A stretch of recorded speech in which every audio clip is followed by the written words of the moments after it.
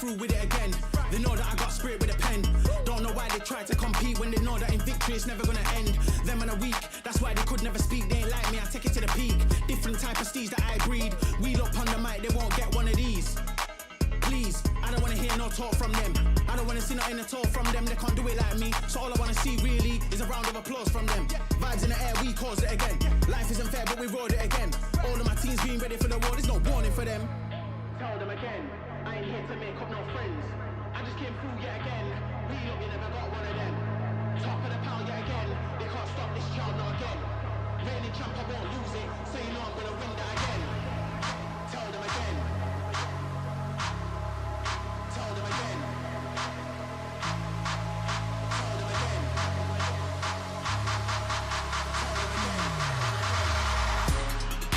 Tell them again. I ain't here to make up no friends. I just came through yet again. We love you, never got one of them.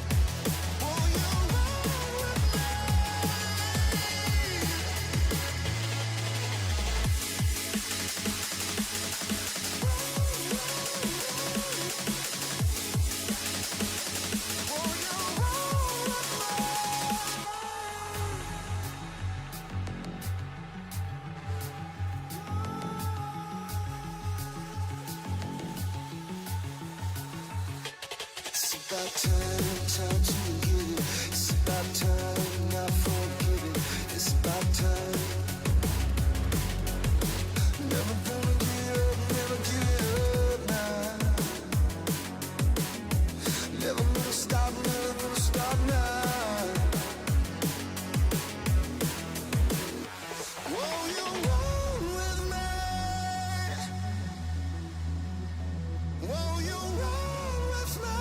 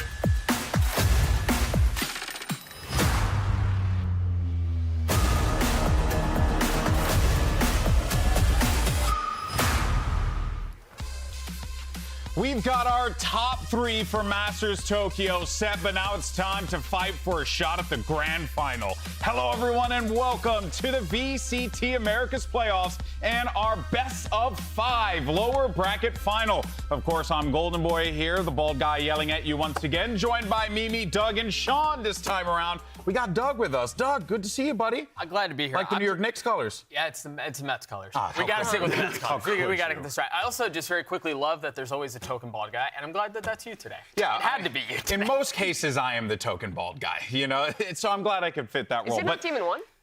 Oh, yeah, I guess it would be. You're fired. I just wish that it only, like, this helped me in game. Outside of that, though, we got only one match today, all right? But it's going to be a good one. It's going to be NRG taking on Evil Geniuses. And, of course, the winner of this will move on to the grand finals tomorrow to take on the Brazilian powerhouses over in Loud. But this is going to be an exciting matchup, Mimi, because we're getting EG, NRG again. These two teams had already collided before, and we're being treated for it a second time. It's going to be such an exciting one. For that NRG core, they've still never won a regional title, despite being so good throughout the last 2 years. So getting to the grand final is definitely expectation for them. But for EG, they've already upset NRG before in this bracket. And this team continues to prove that they just can't be underestimated. And that's all true, but today is a little bit different for EG. It's best of 5 day here, right? And this is NRG's domain. Their map pool is going to be flexed today. And can EG hang? I mean, they obviously defeated NRG last time the two met,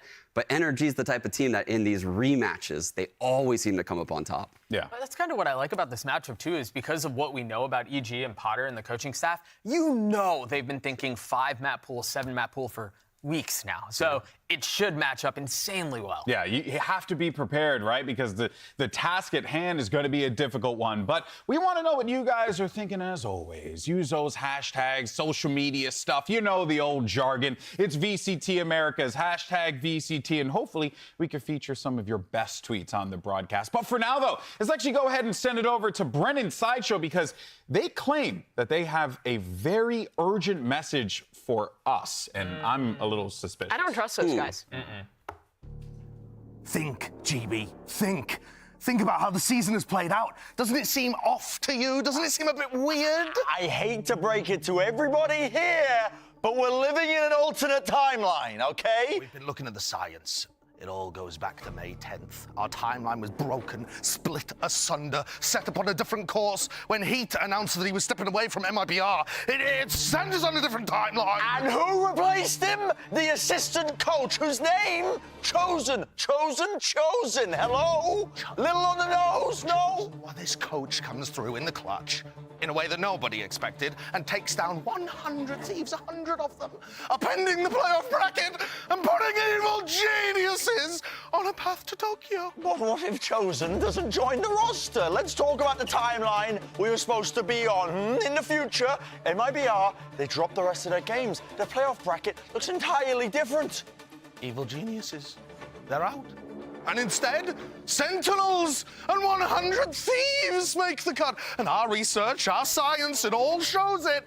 They would be dominant. They would be a force of nature, both squads dominating the competition, becoming the league's most powerful team. This leads to a clout war between the orgs. It consumes the internet, eventually taking down all of society. And when nature feels like he's slipping behind, he decides to use the Doomsday device. And what, pray tell, is that Doomsday device?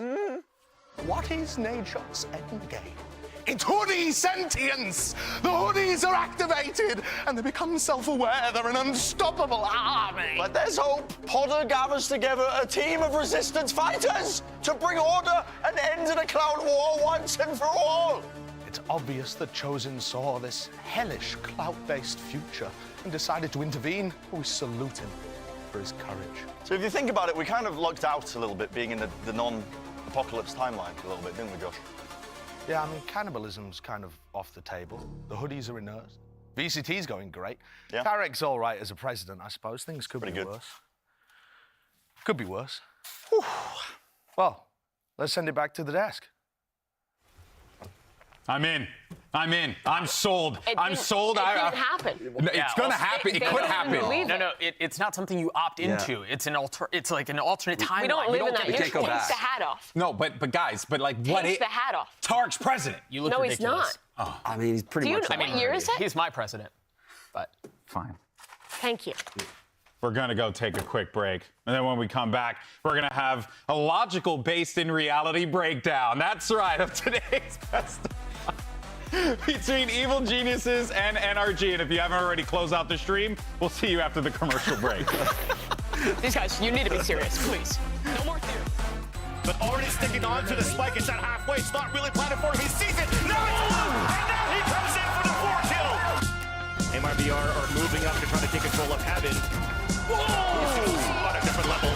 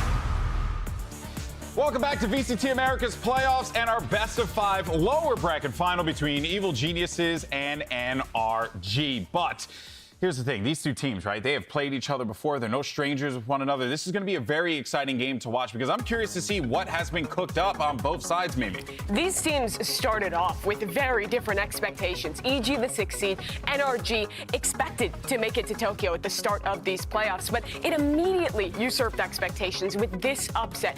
EG sending NRG down to this lower bracket where they've been on a run. That was the first round where they got knocked down, and they've ran it all the way back to the lower final to meet the team that knocked them down again.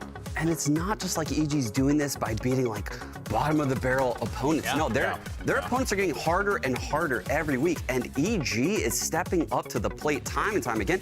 They just keep on getting better in these games, and every time they lose a series, they learn. The first series against NRG, they let Bind through.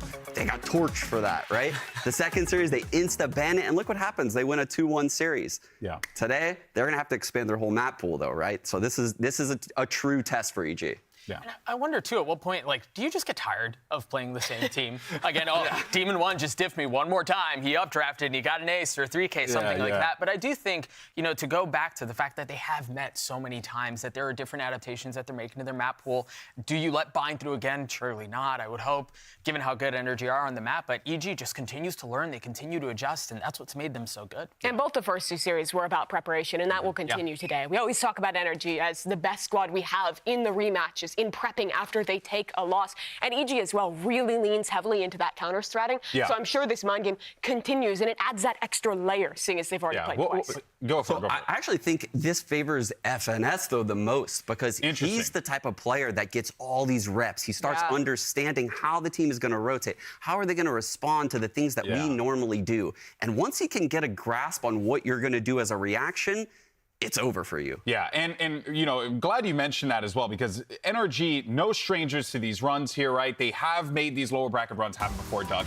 And what makes them so deadly is exactly what Sean was talking about. The fact that they're able to download their opponents, come up with strategies, come up with plans in a short amount of time, too. Let's not forget that this is only just a few hours removed from when they last just played. Yeah, I think that's the point I wanted to make, too, was they don't have time to prep. They don't have, like, 2 days or something like that. They don't have the luxury of being able to really sit sit down and download their opponents. They're doing this back-to-back. And it's not like they're playing the same team day after day. So for them to be able to adjust and have this pedigree of success in lower bracket runs is actually insane. And that's true, but both of these teams are under the same position where they take a win for NRG, a loss for EG yesterday, and now find themselves with very little time to prep for today. But the question about this game is, can NRG make it to a grand final? They almost always do, but despite their dominance in the past, they've never taken home a title in North America. And now it's Americas League, it's a new era, but they still want to break that streak and finally get the #1 seed into the global event, get a trophy at home,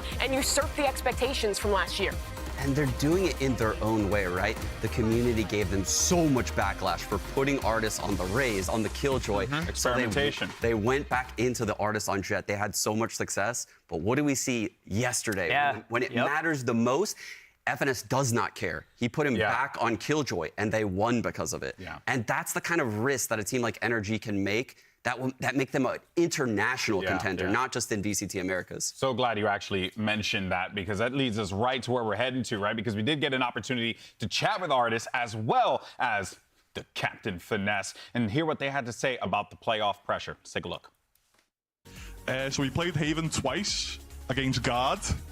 We got dominated. We got absolutely manhandled by Guard. So let's just say we were optimistic going into this game, but somehow we won. So only 2 scrims, and I'm happy we won. Let's just say that. Yeah, this is the most stressed I've ever been. I'll tell you that right now. These last 2-3 weeks even have just been very stressful because we came off of a good regular season towards the end there, and then losing to EG kind of just put us right back in that mental slump for like 6 hours. So it was pretty rough, kind of bouncing off of that and then, like, you know, going into the next matches, but we knew what we were capable of when we play well. Him talking about the pressure is what sticks with me there, because they've always gone on these runs to make it to global events, but they continue to have harder and harder events, yet they continue to adapt and come up with new things when the pressure is on them, like you're talking about, stealing now 2 of their opponents' comps and beating them with them. I do think, too, that kind of shows a little bit of how much they want this one. Think about all the lower bracket runs they've made in their time together, and this is the most stressful one. This is where Finesse feels the most pressed.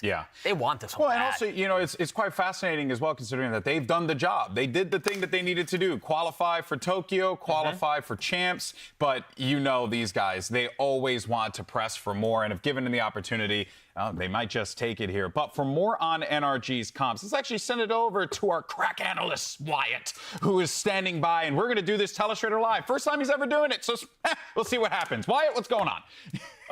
So right now, we're looking at C9 versus NRG. This is one of the games where NRG actually just straight up stole the comp from their opponent, C9, who have been making this Neon on Lotus so prevalent. They've been so good with it, and wow, those circles not exactly going where they're supposed to go. All good. As you were saying, GB, still can't use it. But one of the things that NRG were doing really well in this game was taking control of A Rubble, which is what they're doing right now, which is what C9 excelled at all season. The reason C9 were so good on this map was because they were able to control A over and over and over.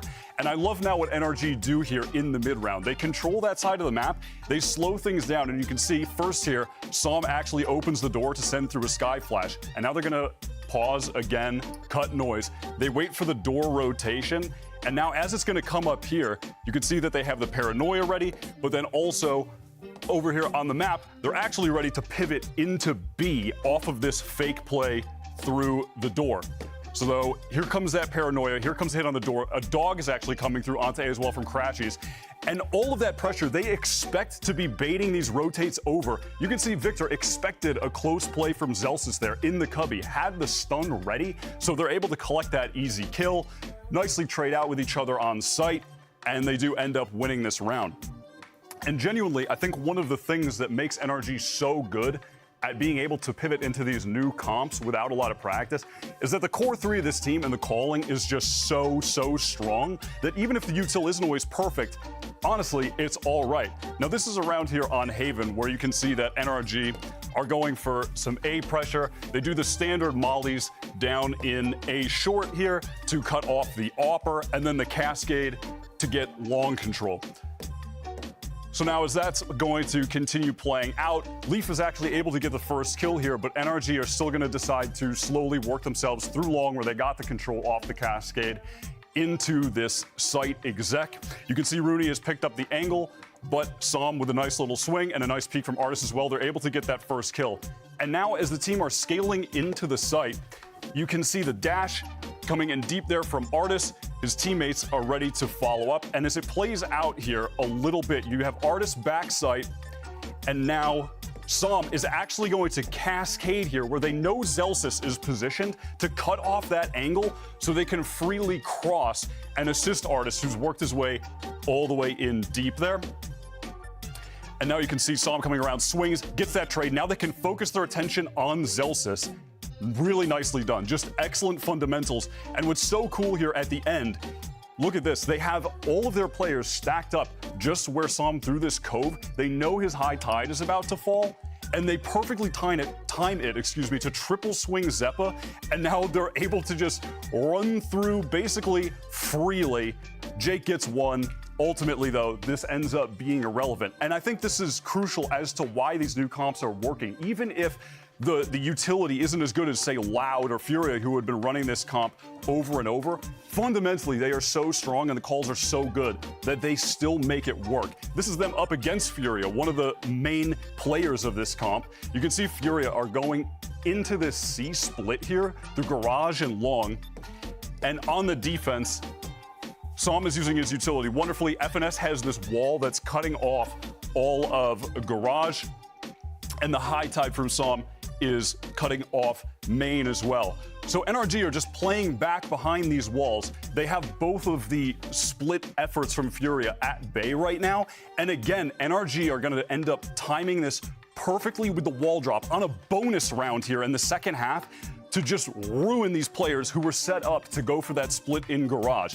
It's simple stuff with this comp, but fundamentally, they are just so damn good that they can make it work even in a short amount of time, which is just extremely impressive. So, I mean, I expect to see more of this from NRG today. GB, back to you.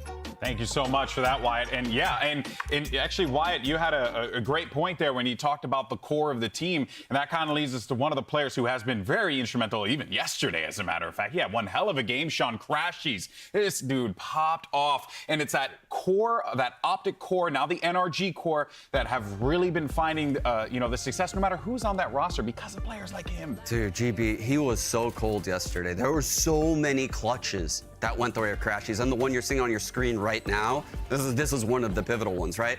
This was all throughout the series. The one on Lotus, the 1-on-2 with the Sheriff we saw. I felt like he was carrying through NRG in a lot of those moments where some of the players weren't showing up. And you know, the fun thing I think about Crashies is that it isn't, honestly, this isn't where he gets most of his value. I mean, he's outrageous in the stats. You see it internationally. He's going up against some of the best, but I'd venture so far as to say that where he makes his meals is in the information that he gets from his utility. And that's something that you don't necessarily see on the stats, but the info that he's able to get finesse to manipulate the map the way that he does is outrageous. And we actually heard in an interview with EG that they just find him annoying to play against. The way that he manages to find value in these clutches and also in consistently finding information for his team is just so hard to play against because he's so proactive on that defensive side at getting info, at giving finesse the things he needs to make the right call. And he has to change his playstyle so much in the past year. We went from that double initiator meta where his util didn't matter as much. Now he's the single sky in a lot of these comps, and every piece of utility matters so much. Well, you know, I tell you one thing about VCT Americas is we give you the hard-hitting analysis, we give you the whimsy, we give you everything, all right? We ask hard-hitting questions as well, kind of like our Ghost Reel, for example, right? Those are things that we always wonder, right? Other things, too. In any case, why am I rambling? Let's just go ahead and take a look at the next installment of Profiles.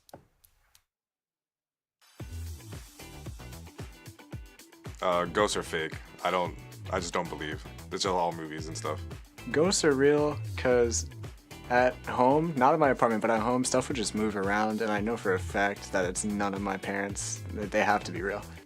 Sim, já vi no cemitério. Bizarro, eu e meu primo, nós tava andando, era num pedaço sem saída, tinha duas mulheres andando, elas desapareceram, era fantasma. Não. Eu não gosto de acreditar em coisas que eu não consigo ver, assim. Ghosts are real because I decided they are real right now. No. Why not? I mean, they never like beat me up at night or nothing or woke me up until they do. You know what I'm saying? Like they pinch me in my sleep. I wake up and I'm like, oh, who did that? No one's around me. It might be my cat though, so I'll just blame my cat. I dip my French fries. I got two choices. I either do ketchup or hot sauce. Both of them I feel like go really well. Ketchup, sem dúvidas. Ketchup and ranch. Eu não molho batata em nada, só com a batata mesmo. Eu não gosto muito de ketchup, maionese. Ketchup normalmente, pero yo creo que uno de los dippings que más me gustan es salsa de queso. No, spicy ketchup Whataburger, like boom, that's it. Honestly, I dip my French fries in like whatever sauce the place that I'm getting the French fries from has their branded sauce. I mean, if I was an NPC, I guess hopefully I'm like a villain or something. Like I'm down for that. Pô, aqueles villagers do Minecraft. Pô, os caras têm dinheiro demais, mano. Uma casinha, várias esmeraldas. Os caras ficam assim, ó, Mac. I would hope I would be, you know, a cat or something, just so I could chill out, sleep all the time. Like, if I'm an NPC, what do I care? I've been playing a lot of Stardew Valley. I would be like Willy, where I just fish and then I sell people fishing supplies, and all I do is fish all day. That sounds like it would be really relaxing. Dono de balada. Se tiver lá, se no jogo tiver balada, eu sou o dono. O cara que trabalha numa loja que tem todos os itens, assim, praticamente. O chefe. I cut it diagonal. I don't have a reason why. I like biting the corner more than I like biting like the edge. That's never even crossed my mind. That is ridiculous. Nenhum dos dois. Amasso. Normalmente verticalmente, porque en Chile existe el pan batido que se parte a la mitad, entonces ya viene como precortado. Like a homemade sandwich, diagonal, 100%. Like meat and cheese, that's all you need. But not straight. Like who does it straight? That's dumb. Don't do straight. Porra, tu tá louco, Diagonal, é loucura. Quem faz isso é maluco. Caralho, você é maluco quem faz isso. Today I learned a lot, but also want to have some sandwiches with Giacomo. All right, well, let's go ahead and move on though to Evil Geniuses. Now, they weren't able to take down Loud in that upper final, but silver lining is, Mimi, they did manage to take ascent, and they looked relatively good. Like, they looked like they belonged on that stage with them, which is exactly what we wanted to see from EG. And our question of EG was, can they still find the confidence, the reason to play, particularly for Demon One after finding out he can't make Tokyo, to continue after already kind of making a miracle in qualifying to actually push to maybe even win the event here in Americas. And I think they showed that potential versus Loud, particularly in winning that Ascent map, like you were talking about. That is, I would consider, Loud's best map, and they looked incredible versus them. Now one of only 3 teams in history to beat them here. I might need to like take that tinfoil hat from you. Want the tinfoil? Here you go. I swear there was a world where EG 2-0's Loud yesterday, and they win on Fracture. That was such an impressive start to that best of 3 against Loud. And like Mimi said, Loud all time before this game was 26-2 on this map. Like they just don't lose. They lost to Optic and Fnatic on it before. And to continue in with the conspiracy theory or tinfoil hat, whatever have you, that was Loud's second half on defense, right? Statistically, they should have won that map. They had the lead. They were going into the stronger side, and EG just diffed. And that shows the progress for this team. From in the first few weeks getting criticized so much for their lack of fundamentals, their decision-making on their attacking side mid-rounds, to now still having those cool gimmicks, the good ideas, but also being able to adapt and call their attack sides well versus the best team right now in our league. Yeah, it really is awesome. Now, Sean, I understand you do have a telestrator, so we're going to do something different. You're going to tag out Wyatt, and then you're going to go. What do you have for us here today? Okay, so I want to talk about their Ascent, because they dominated NRG on it. They beat them 13-7. Whoa, no! And basically, when they played Loud yesterday, they did some things that you typically don't see on Ascent. So I chose this round deep into the game that actually EG loses. And I chose this because they're a team that learns very quickly, and they're going to learn from this. It looks this round like they're about to get blown out by Loud. Aspas is in a great op angle, and you can actually see Sadak on the minimap right there actually holding the angle for Cat. And when there's any pressure, what ends up happening is Sadak is going to molly it off, the counter smoke comes in, and EG gets stalled out. So what happens now at this point? You can see the pings coming in mid from Kawanzin. He's basically saying, well, we have no alarm bot in mid, so I have to stay here. I have to patrol this area. And meanwhile, what you're going to see is Boostio ask for a smoke top mid. You can see he has the lockdown, if you pay attention bottom here. And what's going to happen is he's going to lock down the center of the map. And that's how EG is going to get by Aspas on short. I did not see this coming when I was watching the game live because it is such a creative play for this scenario. Meanwhile, you can see In addition to this, we have a turret holding the B push, we have the Omen holding the A main push, and the Sova is regrouping at A main. Kawanzin is going to dart mid to clear it. But you can see right now, Bustio has done a really good job of setting this up. He's taken mid right here. There was a dart into market to clear it. He puts his alarm bot down. And this is okay because he had his turret previously on B. He's already recalled it. And if you notice, it has been picked up right away from Demon 1.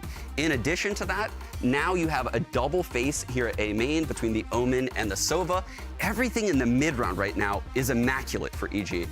And when the lockdown comes in, you can see the rotations come in from Loud. At this moment, they have to hold mid. They have no information there. Kawanzin is rotating around.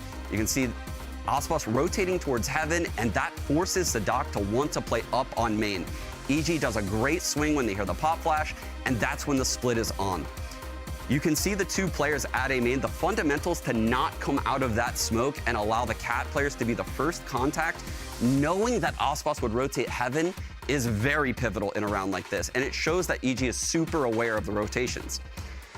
Later on in this round, and this is where I think EG is going to learn, something Loud would do if this happened to Loud, they would actually probably win this round. And the way they would win this round, they would wait for this lockdown, they would get this kill, and you would notice this would probably be Aspas right here. He would have no smokes. But how would Aspas probably approach this situation? I would guess Aspas is the type of player to updraft high. I mean, that's how he got the whole Jira meme, like the tornado thing. He updrafts, spins around, draws attention, and that would allow a peek to come in. In this game against Loud, unfortunately, the way they approached it was Demon just took a dry peek and Aspas torched them from this moment on.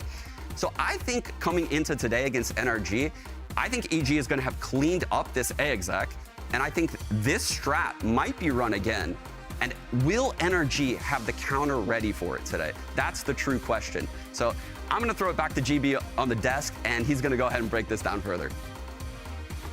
Thank you so much for that, Sean. And yeah, and I think, Mimi, it just, even though, there were some losing efforts there from Evil Geniuses, it's still really great to see the ideas come through for this squad. The ideas are really good. And I think as well, after that, the adaptations, that was 9-11 at that point in the game. They managed to rally back against Loud, make that comeback possible, and win on Ascent. And I give a lot of that credit to Bustio as the IGL for this squad.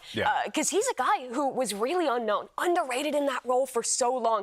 And I think he outcalled Sidak, one of the best in our scene in that game.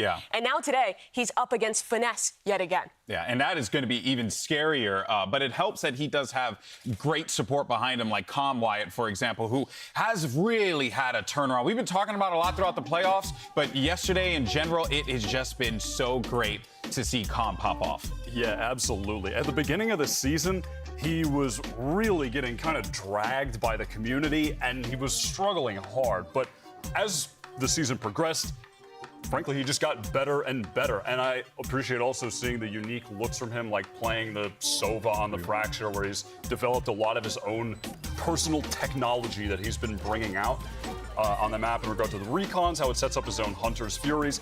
This clutch, though, in that map against Loud on Ascent was a pivotal turning point. It's what put them in position to actually win this game. And it's the second time he's done that. Think back to their first game against Loud on Haven. It was Calm's clutches that almost had them 2-0ing Loud the first time. For this guy, beyond just what he does as an individual, what you're talking about with the little gimmicks, the way he plays on his agents is so cool. The Fracture, it's built on his Sova. A lot of other game plans, for instance, their trap plays on Ascent with the Hunter's Fury.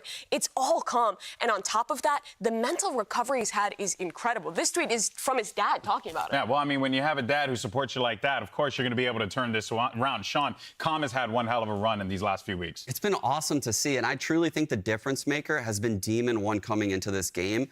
A great duelist will help a great initiator, and they'll both benefit from it. And I think that's what helped Calm a lot in this split so far. Early on, he didn't have Demon 1. Late on, he did. Yeah, here's the thing. It's going to be interesting to see if the sum of all the parts of Evil Geniuses is good enough to take down NRG again, a team that is statistically very good at those rematches. It's going to be quite interesting to see how this plays out. But, guys, we have two of NA's best, and they're going to be fighting to take the first ever America's Grand Finals crown against Loud tomorrow. Will it be Evil Geniuses or NRG? Let's find out. Day 5 of VCT Americas playoff starts right now.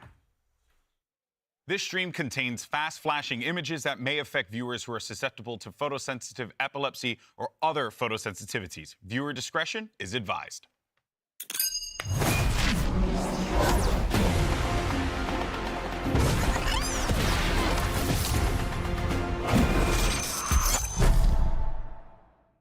This is do or die for a lot of these teams. It's a culmination. Who's going to be going to Masters? Quer finalizar esse cara? Vai contra outro! One enemy remaining. Who's that? The knives in his hands and 4 kills! If there's one thing we've learned about VCT Americas, is that there's always a chance.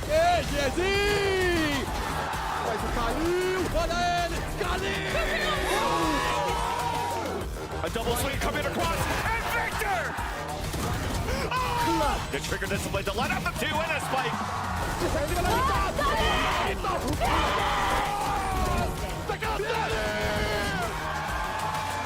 What was that? He's gotten down to 1v1.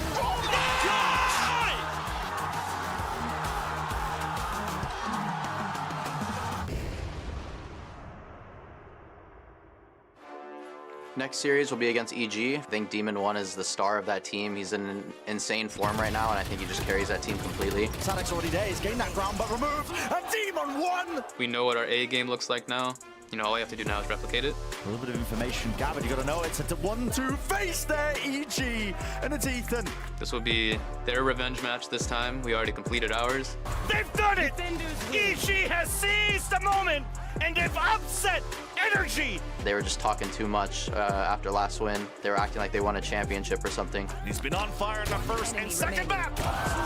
Looking for that! My gosh! We're coming into that game super ready, and they better be ready because it's going to be a battle. Riot Games Arena, let me hear you! Man, you guys sound good. Let's kick off this lower bracket final and start off with NRG. Up first, Crashies, Victor, Finesse, Sam, Artist, and head coach Chet. Once again, NRG!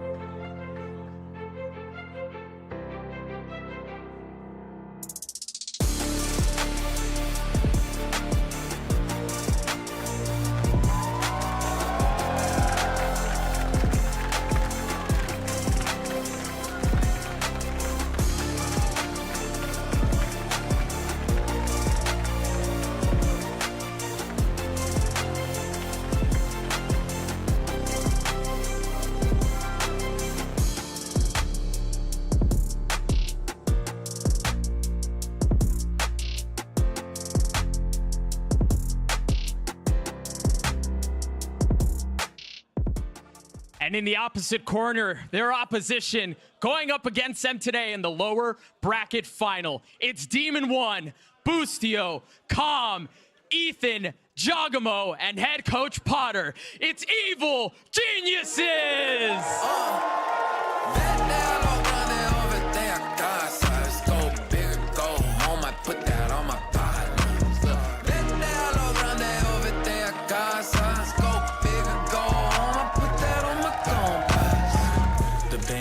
The fans are with me, the enemy coming, I can't protect them. Another one shining, another one diamond. I live the victory, I'm never dying. I've been at the top, made it straight from the bottom. I never give up, and so no one can stop them. No one can stop them. I picked it up in the wood I could drop. Never get a check from the blood and the sweat manifest what it means when you gotta be the best. From the red to the set, put the body in the bench. That's muscle what it takes when you want a big flex. Never knew the taste of defeat. I'm the king in the street, know the taste of my feet. Kissing the ring to the beat, yeah, had to go big, not a price ain't cheap. EG is looking to stun the world yet again with another defeat of NRG, but if NRG is able to do what they do best, win those rematches, this could be a dangerous game that Evil Geniuses is playing. It's NRG versus EG, and it's about to go down, Mimi, and I'm excited. For the past 2 years, NRG have been the kings of North America. This core has not failed to make it to an international event. They are always in the finals here regionally. But for EG, they've slowly been on the come up from Tier 2 last year to making playoffs, to making it into the Partnership League, and now making it all the way to a lower final. They have an opportunity to set themselves in history here in a first grand final. EG have just been looking for an opportunity to even have a decent run in a North American playoffs before. We thought that this could happen around this same time last year in Stage 2. They played so well during the regular season, but then when it came to playoffs, they faltered, and frankly, they kind of choked. Their expectations were high, and they didn't make it far at all. But here they are now with a chance to actually make it into the grand finals with a rematch against Loud. When we look at the individual form for these teams, I think you're siding EG here. They are hitting. Really? They are really hitting in the Bold servers. proclamation. What they did to Cloud9 was unreal, the way they dominated them in the server. Now, that's not going to play a factor today, in my opinion, because I think FNS and Chet are the type of players to really take star players out of the game. And when someone like Demon One says they're not scared of you and is shooting the bodies, man, that's going to really rile up FNS and Chet in the rematch. Remember, NRG is the only team that managed to shut down Osbos, to beat Loud in the regular season. They have a history. But for EG, this will be their first ever best of 5. It's a true test of their map pool here. And both these teams will return to their bans from the last BO3 we saw them in. EG gets rid of Bind, but that does mean NRG get their Haven as an option. Yeah, absolutely. And EG, not too bad at Haven for sure, but I mean, Haven is just the FNS playground. His mid-rounding on that map is just second to none. Yes, absolutely. I mean, it's just unbelievable. Watch them play it all day. Like, it's just too good. They're too good. But a map that EG, the Heineken 0.0 cent. They 13-7'd NRG the last time they played on the map. And they just beat Loud on there as well. They're incredible on that map. But Lotus is one where questions arise. EG have not played this for quite a few weeks. Back then, they were running a solo controller comp, which the meta has not aligned with. And NRG has looked good. They've learned how to play this map. Split is an interesting one for me because at the end of the regular season, I thought NRG Split was unreal. Their attack side was the just sheer amount of different looks that they had to take map control was specifically in their game against Loud. Loud were just confused. They didn't know what to do. They couldn't deal with NRG's attack in any way at all.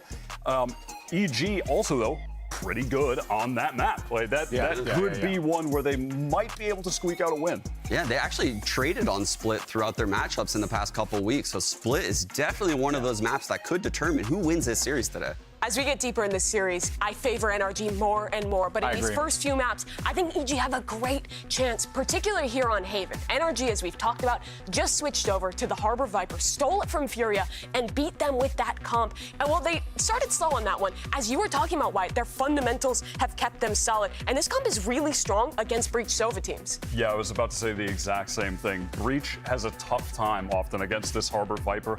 The flashes are really often just going to get blocked off by those walls. So we'll see if they're able to get much value there. Cloud9 were able to still keep it very close against this comp yesterday. They were running the Breach themselves, so it's not out of the question. Yeah, I think what EG is going to struggle with, they're starting on the defensive side right now. They're going to struggle with getting information in a lobby. There's going to be a Viper wall there. There's going to be Harbor Cascades coming out, and they don't have the info. If that dart is broken, it's over for them. They're just gambling at that point. I'm watching these post spawns for NRG in the first half. Despite playing against Breach Sova teams, there was times where they were struggling to close out these rounds, particularly in those A post spawns, and I'm sure EG were watching the VODs. And we are ready to head into the first map of this best of 5 Riot Games Arena. Let's make some noise because it's a marathon, not a sprint. And let's go ahead and send it over to your very sane and rational commentators, Brennan Sideshow.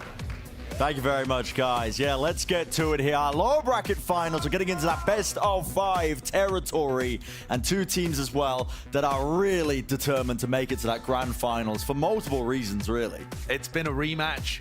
It is going to be a rematch of rematches. So much is going to come down to the reads that both teams have. But I am so intrigued as we head deeper into this. How are the players that haven't played a big BO5 going to keep up?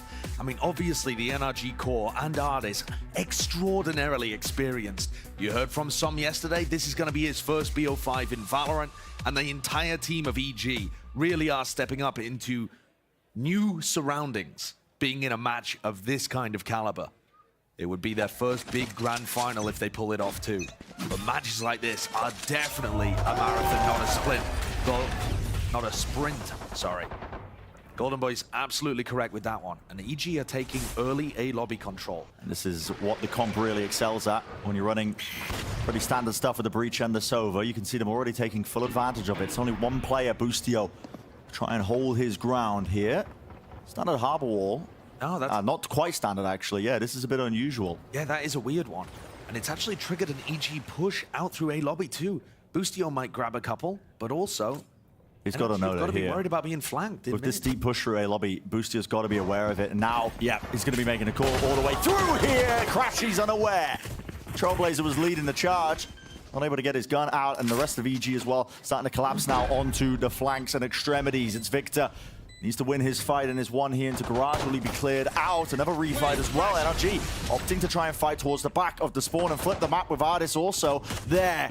Comes out of this, doesn't it? Victor now starting to back away. Looks to take the fight again, actually. Second guesses himself, and it's just down to Ardis.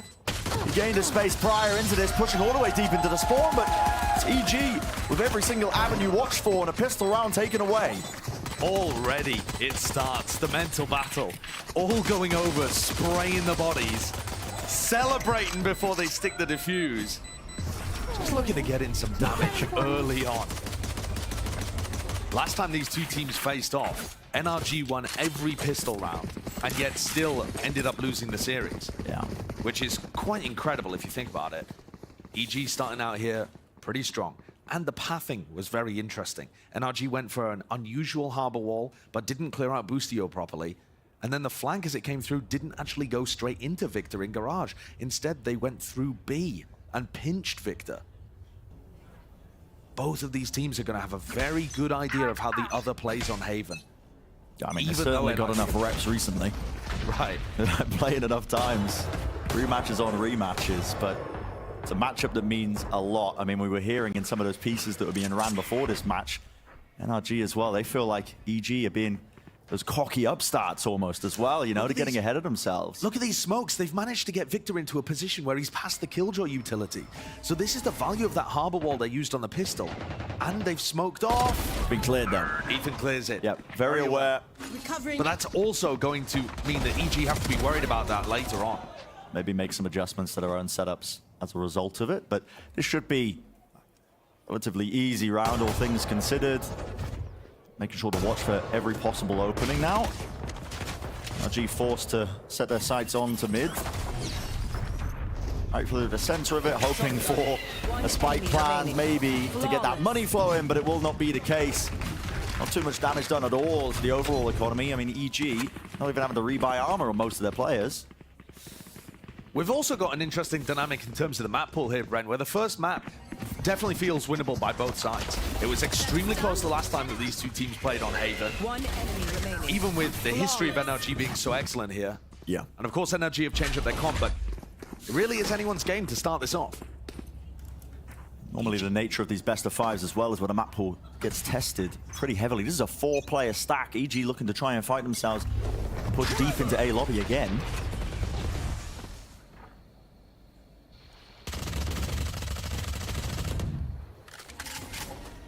This is the thing that EG's composition excels at. With their recon dart, with their stun, they can take A lobby control much easier than NRG can. Oh, finesse. He's posted in an uncommon position, forced out of it with a utility. This is a reaction, an attempt by NRG to try and make the most of it as well. Again. Moving forwards into B and C, splitting up. Boostio at that angle, he's always getting value from that position, but this time doesn't know. At least not aware of the fact that Victor slipped into the backlines of B, and that space is granted and gained to them. All the footsteps rummaging into the backlines as well. Flipping the map, that's EG grouped together. Com is ready for this. Look at how he's holding the A connector. He knows it's possible that NRG could try and pivot. This is something that NRG do a lot. They take that B control, start to move into the A hit if they think that it's been pushed up deep through into A. Lobby! Close! Two, it almost claiming two, but listen, the gun not quite ideal for the job, but he's done enough damage, surely done enough work. Crashies forward. Left. This position, it doesn't get cleared. 1, 2, can he make it 3? Yes, indeed! What an incredible play by Crashies. Take a look down at the bottom of your screen there. You saw Crashies take a moment while he was tucked in the corner, wipe the perspiration from his palms, and pulls off a 3K. Left. Just incredible. One enemy remaining. I think that's it. So calm in that moment. Yeah. And he saves his team. And he has been a consistent top performer this playoffs for NRG. You talk about that Crashies consistency with every single event that they go to, tournament, when the pressure is highest and mounting, you can always rely on this guy to be performing. Demon One's going to take a meander down mid here. They have the turret in a position where that Viper Orb that Finesse is throwing is not going to allow them to creep in. Oh, and this here he is. Dangerous, but it's not being cleared! Spray through the reactions, 2 for his troubles, and he's out of there! Awesome play. Really well done. Finesse has been putting down that Viper Orb, and NRG have put a focus very early on in this half of trying to lurk into B. And Demon One counters it by taking that walk through. They can hear the turret. They know that there's still Killjoy utility there. They don't expect the jet.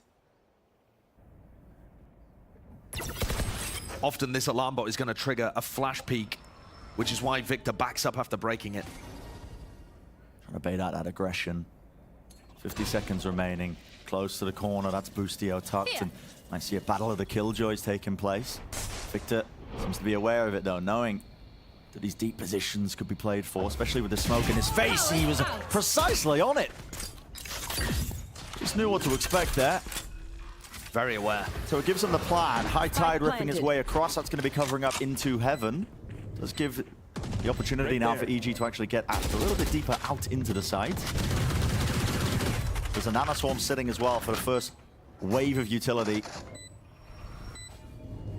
Just at that choke point. It's broken though. Snakebite to replace it. This is going to be pushing them further back. Time is starting to tick. Ethan holding his flash, and will there be a push off the back of it? Just a swing from him, seeing if he can gain anything. Fight's being taken all over the bloody map. One player remains, it's Victor. A draft play to the side here, nobody quite sticking it. The shorty swing, Nanoswarm stuck but fades away, and enough time being bought. EG barrel themselves forwards with a very nice retake there. It feels like NRG struggled more so than we've seen from Loud and Furia to turn this composition into a heavy post-plank. Absolutely. You look at the VODs of how NRG play this, they're really smart at being able to get into sites. It's all of that past finesse, mid-rounding capability on Haven. It's always been excellent. But when they actually get to a site, you watch Loud play this map with the Viper armor comp, it feels impossible for teams to retake. Yeah, they're replacing the Viper Orb, the Cascades, they're alternating that so you can't get through the smokes. But here, the Viper Orb is used in B, that one of the Nanoswarms is on the plant, and so you don't have that same cascading utility at the spawn doors to keep EG out. Normally you ain't getting through it at all. So it's a very different approach to the way that NRG play post plants, and that I think could be something that EG look to exploit. NRG going to take a timeout here, and one of the other things it looks like EG were exploiting a couple rounds earlier is Boostio playing in top garage. And it seems like Som is fairly new to playing Harbor on this map. Finesse was talking about how new he is playing Viper on the map too. There are going to be holes in these wall setups where that kind of stuff is not present when you look at Loud. Yeah. And Boostio playing in that top garage area, we've seen on the pistol round and then in round, I don't know, 3 or 4. There's that massive gap in terms of the way it's being placed. And don't get me wrong, this is hard. I was trying to attempt this the other day for a segment that we were running. It is. It's hard to cut that across, to block off the entirety of that top garage. You have to be really precise with it.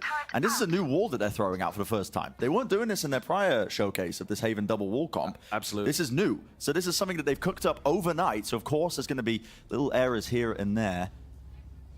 And Boostio so far has been getting tremendous value just in that spot. It looks like they're going to run the Fnatic set play here, which to me Hunter's Fury seems like a bit of a waste when you're on such an anti-eco round. Yeah, here we go. Dart over the top. Flashes wild to push it deep. And attempt to push into mid. Gets that connection, that tag. Expecting there to be more players towards it. One tag maybe there, not quite. No damage done, actually. The Hunter's Fury didn't stretch far enough. And they didn't send Demon 1 fast into mid-window, so I thought they were going to extend Demon 1 and potentially donate a Vandal. Instead, it's just a bit of a wasted Hunter's Fury. Not the worst thing in the world. Victor does have his own lockdown. So there won't be that big ultimate to counteract it. A flash repeat. This is another thing that's been in the playbook of EG. They love to get aggressive in those moments and find those timings. Really great one there. Offered the kill. It is the weaker buy for NRG still, but never know. Might be some danger in it. Victor with the rifle. He wants to lead it in for his team. Only the one traded, shut down, barreling forwards into the site. Demon 1 seeks to contain. Spraying it forwards, a dash to disengage, and Ethan is going to be watching. One of the biggest things that was tripping NRG up the last time these two teams played on Haven was EG's propensity for playing aggressive in spots where NRG weren't expecting it. Jorgamo and Boostio are very aggressive site anchors. For two players that are out here on Killjoy and Astra, they love to swing, they love to disrespect utility, they are hard anchoring and pushing for info in spots like that. And it caught NRG so off guard previously. This is a fantastic start for EG. Standing ahead. Dart taken care of. Cascade in the face of Com. Bit dangerous to spam that.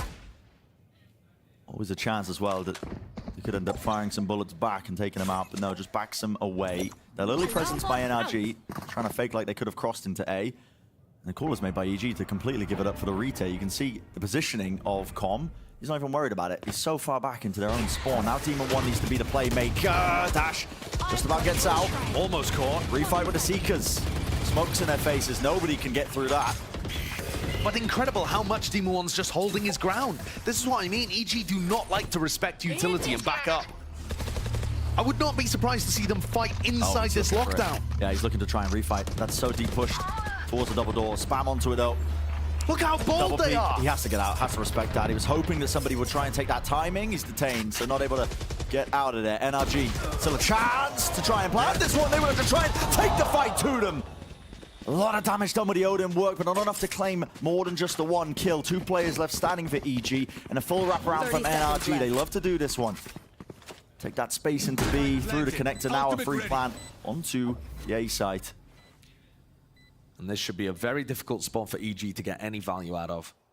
A 2v4. Without really much playmaking utility either. They're going to rely on Jorgamo and Demon 1 to try and frag out. It's Finesse watching the flank. Are EG just playing for exits here? Doing damage to the NRG economy would be excellent in this spot. Toxin screen down. Yeah, hoping to try and fight some players as well who are vacating, saving the guns. It was almost fully purchased out by NRG, so they've got nothing left in the bank. If they lose these guns, it would be quite bad for them. EG hoping, yeah, bit of spam onto the corner there. I'm surprised they're not playing more aggressively to try and deny these. I mean, they can buy for next, but yeah. Yeah, Demon 1 with a Blade Storm online. I mean, they could have tried to fight those NRG players, escaping just a little more heavily. 2 huge ultimates for EG to play retake with in this round and the next coming up. NRG is the kind of team that will often try and play around that, anticipating their team, their opponents rather, to be playing retake on A, for example. NRG is one of those squads that will occasionally mix in a pure contact push into the A site. I wouldn't be surprised to see it here, with EG just play full retake A after Com spams a little at the start. Not as much damage as I thought. It's Crashies who's receiving the brunt end of that.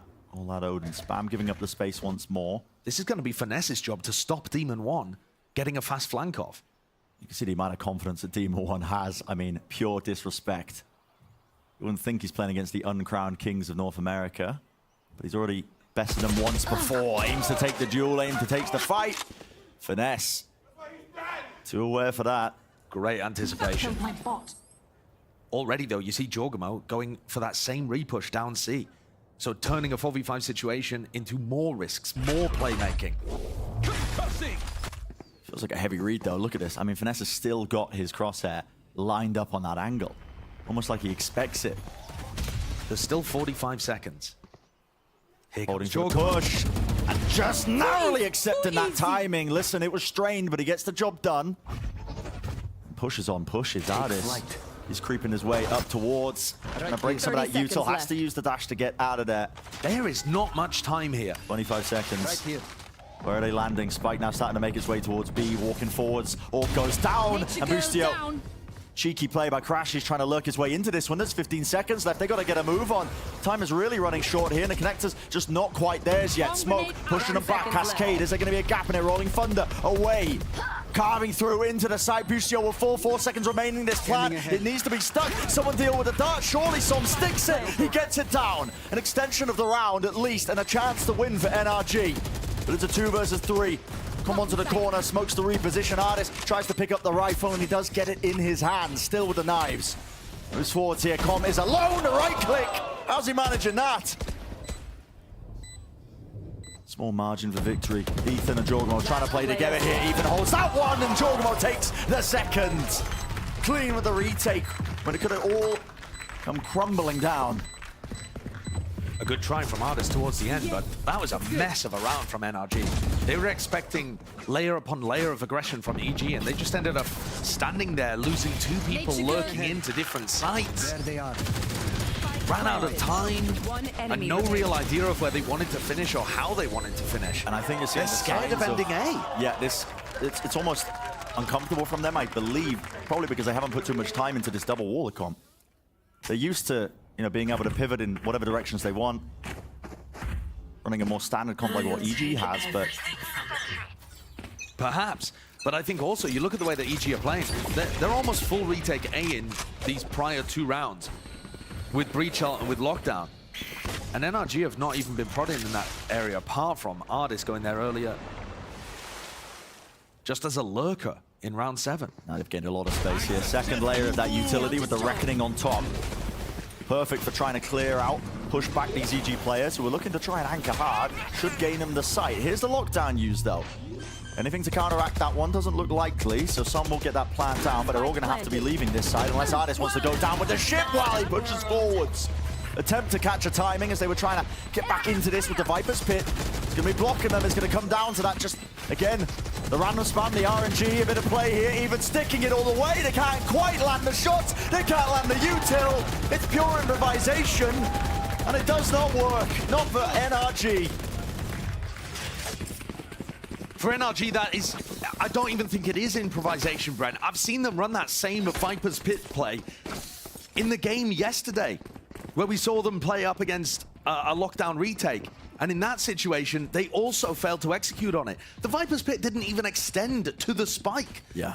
They knew that that was the play that they wanted to make, and yet still there are holes in it. We are definitely seeing EG's more drilled, practiced composition here, finding a lot of success. Finesse was talking about how they wanted to move over to Viper Harbor because they thought it was simply better on Haven, even though they didn't have as much practice.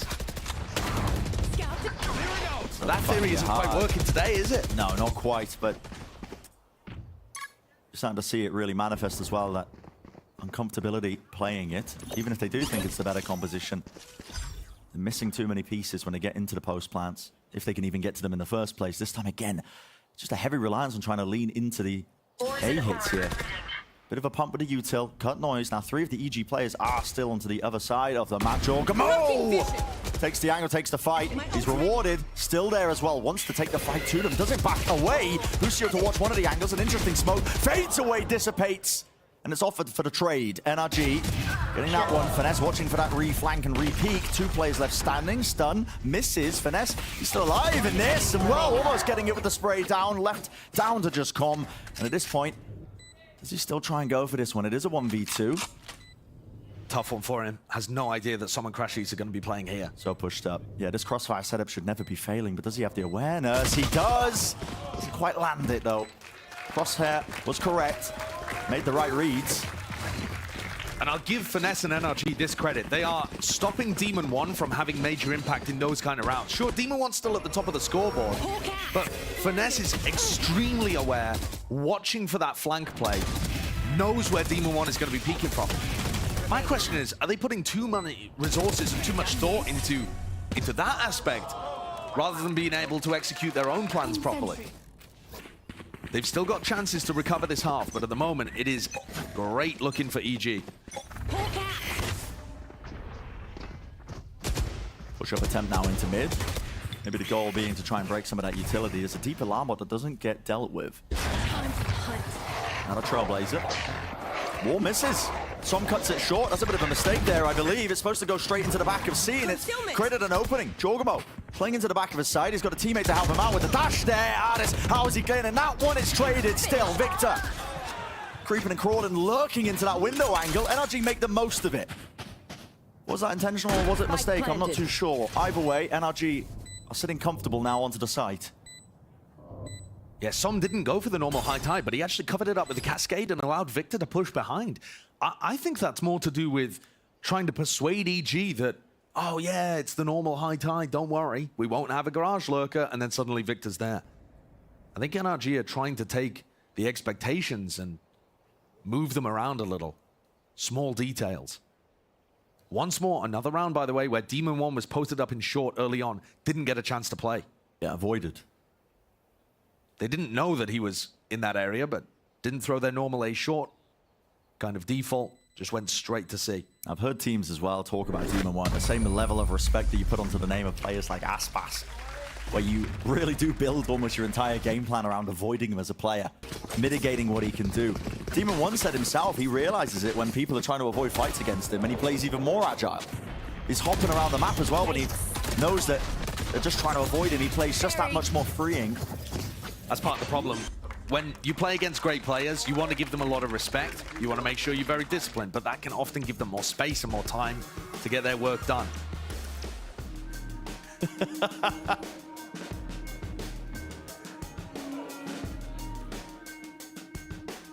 I feel like you would be a better rank player if you let a little rat play for you instead. Me? Yeah. What, just in the top of my head? Yeah, just had a little Ratatouille pulling on Ratatouille-esque. Is this where the drama of our Premier games comes out, Josh, where we couldn't make finals?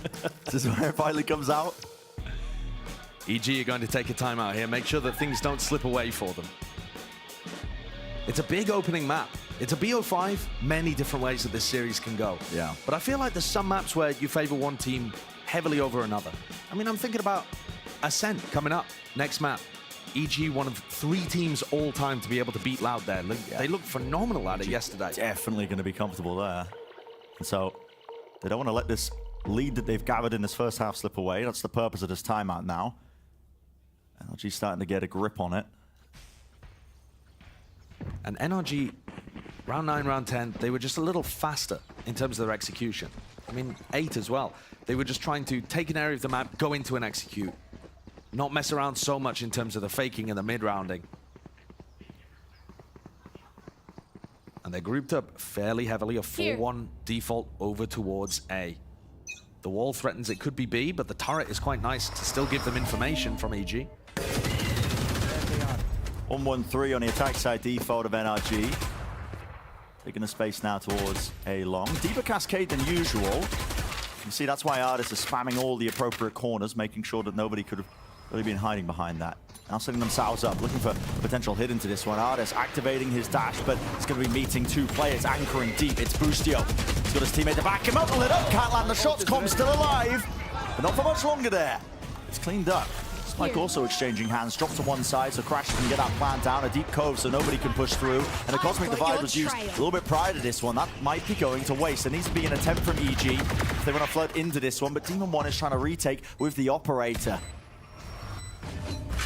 Should be challenging for him. Yeah, we've seen him work magic. Fault line, flash deep down onto the corner. Angles what? Stephen, he gallons it too! Down to Demon 1, the flick shot, it hits! A connection through the wall, damage done, lands it, rifle, it's an upgrade! Time ticking short, Som! Shuts down the Demon before he really lands his mark and makes his mark across the site. NRG getting another one, creeping closer now to trying to equalize in this half. I can't believe what Ethan the Demon 1 were almost able to pull off there. Also want to point out that's Com using his drone to tag Ardis as he comes through and set up for a potential kill. Somehow Ardis survived. I mean, EG on the defense side are so determined to hard anchor these spots. It's not a flood, it's that the 2 people on A are going to hold A until they die. And it's on NRG to push them out. final round. In this half, Ethan and Com over towards A, both initiators as Demon 1 and Jorgamo Very early drone and the Hunter's Fury as well with a stun to connect. And the damage, it's there. Spike down A collection of crashes falling early. Deep pushed into mid, that's Demon 1. Victor was aiming to just get a bit of that spam damage in, maybe just feign like it could have been more of them. It's fallen to pieces before their eyes. EG set themselves up to get that 7-5 half and a refight as well for the back of the site. We know they're not shying away from it at this point. It's a heavy read into it, to the side of the smoke. Som punishing the hubris of Com to try and take that fight. Finesse this time is pushed all the way up. He knows that Boostio is still around here. The turret's active. Boostio only has a Sheriff and a Judge right now. Yep. I'm starting to feel it, isn't he? Snake bite towards the back. That's going to break the alarm bot. Boostio actually doesn't know that this timing could be granted.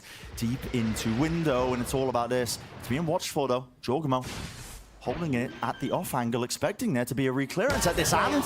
He lands it. I can't believe he's ready for that. What kind of game sense is that? Expecting that kind of play, and Somi's left to do the most with just 30 HP. His position is being quickly approached. The Rolling Thunder, it's set up. It should be the slam dunk, and indeed it is. 7-5 at EG. Keeping their lead going here in this first half of Haven. And overall, an excellent start for them. EG were able to find so much success out of hard anchoring sites, and then also being able to pull off retakes where they've got some level of advantage or 4v4. Because NRG just couldn't quite hold on. This is still anybody's game. Both teams look good at Haven. Just that slight lead for EG. Tendency that they lean towards the aggression, the refights taking those timings. It's also interesting the way they play this map, but it's going to do it for the first half of Haven. It's been quite the pace indeed. Sean is actually standing by the telestrator wall to break down round number 3. Yes, indeed, Bren. So this is round 3, and the reason why it shows this is because it's the exact setup they ran on the pistol round to start the game. And we questioned on the desk, how would EG approach this Viper wall over here at A? It denies all info. And if the Sova dart gets broken, there's nothing for EG to do. If the Jet gets pushed back on short from a Molly, there's nothing for them to do. There's no way for them to re-get that info. So how does EG approach the early stages of this match? They quad push A. And this is such a good idea because of how they have their Killjoy setup situated on the other side of the map.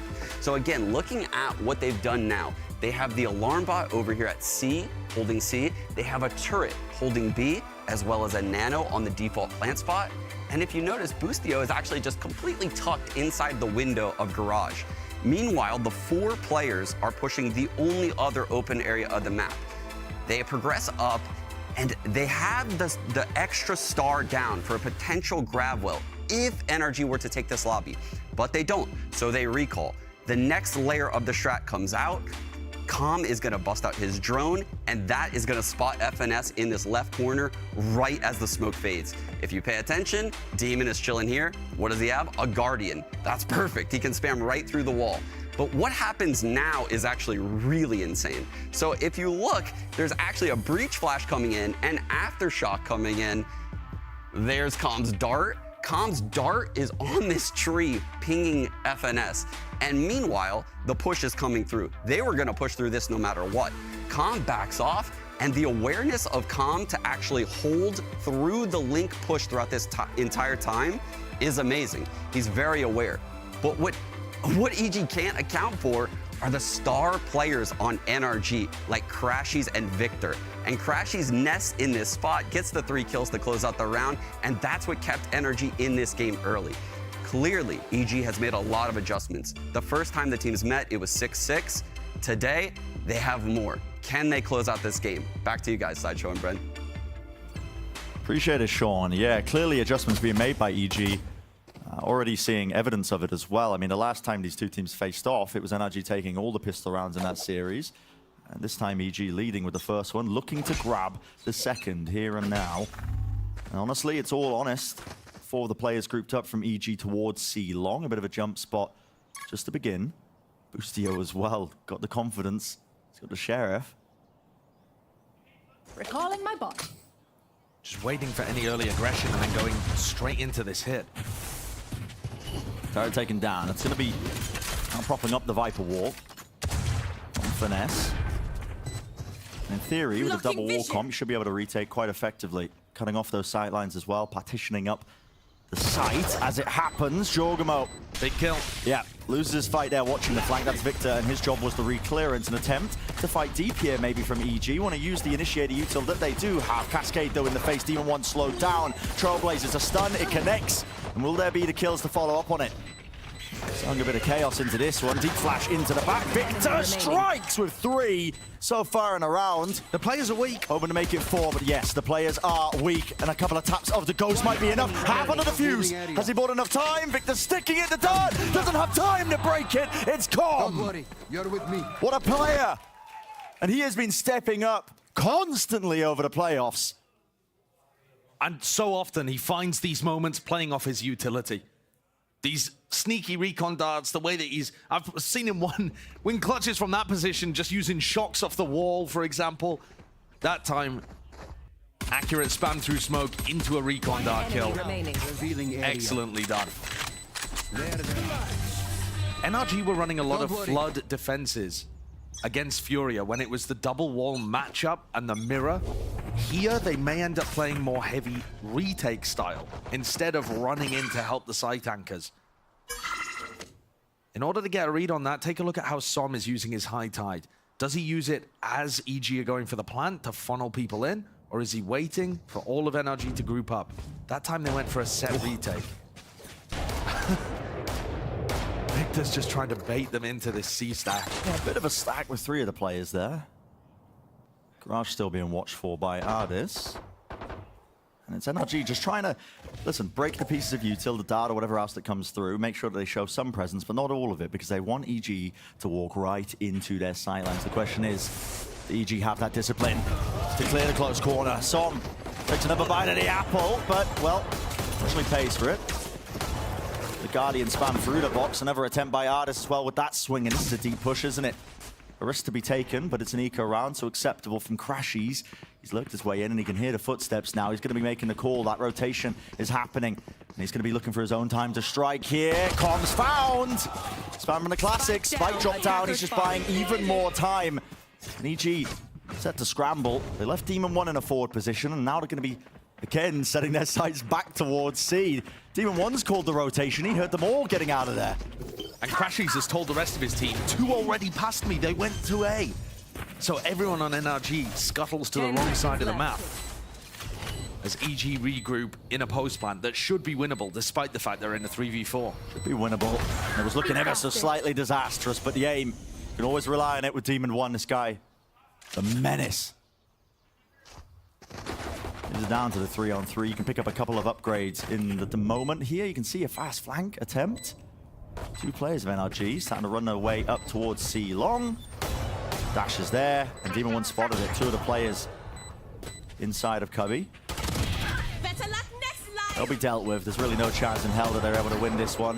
You can see NRG already setting themselves up to go down to the spike, not give away any more ult orbs. This is EG looking more than clean right now. Well versed, well prepped. Both pistol rounds under their belt. They win the anti-eco. Without too much damage done, can set their sights on the bonus, but the map pick of NRG not paying off like they potentially hoped. And actually, it's been incredibly even outside of the pistol rounds. And that's, I think, what you could have kind of said about the last time that these 2 teams clashed on Haven.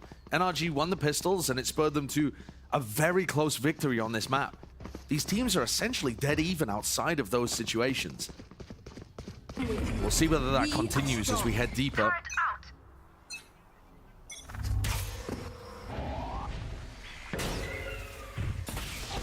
Right there. Double bounce to the Shocky in case there is a deep alarm bot, but we know otherwise. Towards Garage, EG. A bit of mid-rounding here. Exploring towards mid and Garage, just to try and break some of that Killjoy utility. That was their goal, and now they can set their sights also over towards A. Ethan. They've spotted Ethan. Usually the breach would be with the pack. Yeah. But that's not the case this time. Reclearance. Crashies is not set up with any sort of utility. He just takes the fight. Making sure to watch for that one. Som did contain the first swing, but Ethan's there to trade, and Jorgamo wasn't seen. He was not. Could he be a danger? Yeah. Flash. Not seen again? False info. He's pushed up onto the corner. Crashes. Didn't have his crosshair for it, but wasn't a rifle in the hands of Jorgamo, so he couldn't quite punish that deeper swing. Nice idea from EG, though, in this round, but it hasn't paid off. NRG going for those aggressive re-clears of areas, similar to what we'd seen from Boostio in the first half. 30 this seconds time, Crashes doing everything for his team. But I do like the idea from EG of having, weirdly enough, your breach be the lurker in a weird round like this. They're just trying to throw off Finesse's read of where the main stack of bodies is. Aiming to try and get themselves onto the B side. Ooh, the spike. Jorgamo with the plant. Don't know if it's swayed him. The util actually missing, but all the kills collected regardless. So NRG do sail their way through into that bonus round, relatively unscathed. Not giving away too much there. But I don't think EG will pull out plays like that very often. One of the things they like to do on maps like this is take an area early, set Demon 1 up as a lurker, strangely enough, on the jet, and then potentially return to him later on. We actually saw that kind of in round 14 when they went back to Demon 1 over at C. Planted. It was intriguing hearing Les talk about his experience playing against Demon 1, saying it feels weird playing against him. He doesn't put that much pressure on you as an entry. He feels more of this lurking presence. Right. Although he certainly can do it when EG group up for an exec. But they don't really play full execute heavy very often, this EG squad. They're normally a bit slow mid-roundy on Haven. Yeah, they tend to a slower beginning. Make sure that they break that killjoy utility, hunt for picks off the back of it. Now Artis has got his dash active, so he wants to make something of it. Deep push. Down here. Was that the alarm what picked up? Yeah. Why has that happened? Too sure. Did Jorgamo think that Artis had left? Artis might have just found the perfect timing. Yeah, there's a gap in the play if he can exploit it. Meanwhile, like I said, Demon 1 set up as a bit of a lurker over in A lobby. That's where NRG are going towards. Jorgamo had no idea, and Demon 1 gets cleared out too. This is NRG with every advantage going their way, every duel going their way. Spike to be planted here. Fast flank attempt by NRG. All three of them swinging around to the side. An easy collection. Ethan dropped down. Com last one standing. This was an investment from him. He wasn't even aware of that. Seeker right at his back, spotted him exactly. So, all 5 players surviving for NRG, despite losing both of these pistol rounds. Now starting to try and get a handle on the map overall. Maybe bring it even. The common theory with these compositions is that on defense, with the Harbor Viper, you kind of need to fight for mid and garage because you can't control A lobby early. And what NRG are doing is instead allowing EG to take A lobby, and then when they leave that area, re-pushing it. I think that's very smart, and it also works into the way that EG like to play. When they take A, they very rarely end A instantly. They're not an exec-heavy team. Oh. An attempt to get something started here for EG. Strike down A. Sent straight to the dust. It's the half by. They were just hoping as well to see if they could pick off any sort of players. Spikes in the middle of nowhere. Com. He gets a weapon out of that. Yeah. But he is kind of trapped. Very much so. Be hard pressed to try and survive into this one. And it's a real new testing staging ground for EG as well as a team. You know, they've held this lead so far on NRG's map pick. We were talking a little bit about it, but you know, this entire season has been a bit of a marathon. I think that really does showcase as well when you get into the best of 5s, deep into these playoffs, because that's where your map pool starts to get tested. And for EG, Enemy remaining. Ethan in the past has spoke about that lack of endurance that they've had, being able to really close out some of those crucial series. We saw that against Loud when they played them. I think EG will be looking to grab that map win of NRG's map pick here on Haven. If they get that early on underneath them, they can go into Ascent with a lot more confidence, knowing that they can really maybe just close this one out. But it is slipping away from them, that chance. Stun and a pull. Just to put the punish now onto Crashies. He has been flashing from that spot. Once more, they take A control early on, and it's Demon 1 just kind of left lingering around in A lobby as EG explore towards the rest of the map. And Victor and Artis have taken this timing to go and control C. They're set up in a very nice bait and switch here. Ethan may want to play for the orb. or they might just go into the C exec. Either way, Victor's in a good spot. Throw, and Hunter's Fury doesn't clear it. Victor onto the corner, he can't get anything done. He couldn't see for the Hunter's Fury. And talk about the bait and switch. I mean, Victor, the luxury of multiple targets, the deep push down crashes, and Som laying down the bullets, laying down the fire, and everybody wading right into them. No reaction, another day in the office. Look at how quick NRG are to take map control on defense based off those timings. I mean, as soon as the drone is used and as soon as Ardis and Victor get any level of contact towards C, Crashes and Som have already barreled through a lobby, watching out for Demon One. And then That's the last one. lining them all up. EG, they need to call a timeout here because on a strategic level, Finesse has got the read. Yeah, it's going missing, isn't it? I mean, he just knows how EG are working their map control. Dependencies, right? Yeah, he's a little burst of outplayed. it, explore somewhere else. Yep. And Yep, all very NRG are doing is like, okay, wherever they use util at the beginning, we're going to just take the opposite side of the map. We're going to push out, we're going to take that space, and we're going to punish when they start to rotate and go somewhere else. And then we're going to re-clear the first area of the map that they took. I feel like this is a very smart read coming out from Chet and Finesse. But how do EG respond to it? How does Potter respond? I would like to see them go for a big execute. It doesn't have to be necessarily this round. Their economy's in shambles. So as long as you can mentally weather the idea of going down 9-10 and giving NRG the lead for one of the first times, as long as you can still feel comfortable in yourself, next round, go for a big A exec with the breach shell. Get Demon One in, aggressive, set him up for success. Turret out. It's that half buy, fiscally responsible from EG. Not an overinvestment, making sure that they can keep carrying it forwards into the next. So in all likelihood, they will be going down in terms of that round differential. They do need to start throwing something new into it. Here we go, investing in ultimate. Okay, Cosmic Divide splits up the site. The side effect as well of potentially faking like it could be that B hit. Dash forwards. That's going to be heard by Victor. He's stunned up though, close to the corner onto default. Will he get cleared out into this spot? This is a weird spot. Yeah, it's carnage really, isn't it? Two players walking right into Som. Deals with them handedly. The operator watching as well for the window swing. We know nobody's there. The rest of EG now onto the site. Finesse is hunting for that timing. He hears it. Plan starting to go off. Wide face. One still there close. Tries to adjust it with the spacing and the movement. The lockdown would have dealt with it if Victor did not. And so, going up to 10 here for NRG. They did have to invest ults into that. Or at least felt it necessary to invest the lockdown, even against the half-buy. So maybe EG can consider that a win, but they also ended up using an ult of their own with the Cosmic Divide. Yeah, that's an interesting one. I'm surprised that Victor goes for it, but it does secure the round for NRG. This really, though, this round coming up is going to be the one I think that Potter's taken the timeout for. That was a cheeky eco idea, but now we get to see the real strategic adaptation that EG have gone for. It's 9-10. They're feeling the squeeze currently, and like you said, Bren, they would love to get out to a good lead in this BO5 and finish NRG early.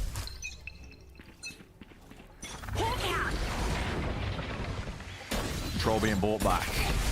Shot dart. Does break the alarm bot here, so maybe now sightlines and eyes are going to have to be allocated towards mid, just in case.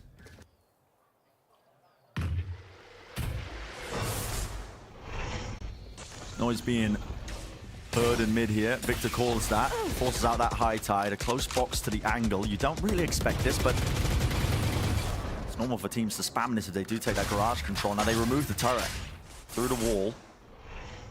And what do they want to land into? Is it a sightline of Ardis? The garage control, yeah, it has pulled everybody away apart from Ardis. Here we go. Drone does spot that, so they know there's an operator onto the site, but the fault line as well slows him down. All the way back. Now the Rolling Thunder as well. This will definitely be carving deep into the site. There's a Viper's Pit that's used and dropped down. Reckoning on top of it! It's all combined. Util towards the back. Demon One is set up. It's a field day for him. What a pull! And look at this. Jorgamo. There, doesn't expect the second. It's returned with the fire, but I feel like the job is done. The job absolutely done there. Gorgeous play. Con throws it. So As soon as Ardis takes contact with the operator, he sees the drone, he backs up, he calls for Finesse to come in, put down a Viper's Pit. We are holding A. That's what NRG are thinking. EG respond by breach ulting and pulling at spawn. Look at these guys. They're stunned up. They can't move. When you're slowed like that, there is no way to escape the pull. And there's even a recon dart that flies in there just to make sure that they can't be a back default. Yeah, great combination. I'd like to see them do that again. Boostio put down his alarm bot early in A lobby so that he has info if NRG repush that area, and then they go into a very standard A exec. I think ideas like that are going to work for EG. It did take some ultimates to make it happen. NRG, something a little bit new. Ardis is deep pushed up now towards A lobby. Flash not connecting. Maybe Crashies will rotate, but still just jiggle peeking. EG, on the other hand, hearing out that turret. That's going to be an aftershock used just for the turret. I mean, it's broken. Stun as well into that garage, taking control of it now as well, trying to clear out that utility. Recovering it. Need that back. It's that standard mid-rounding from EG. Making the most of it.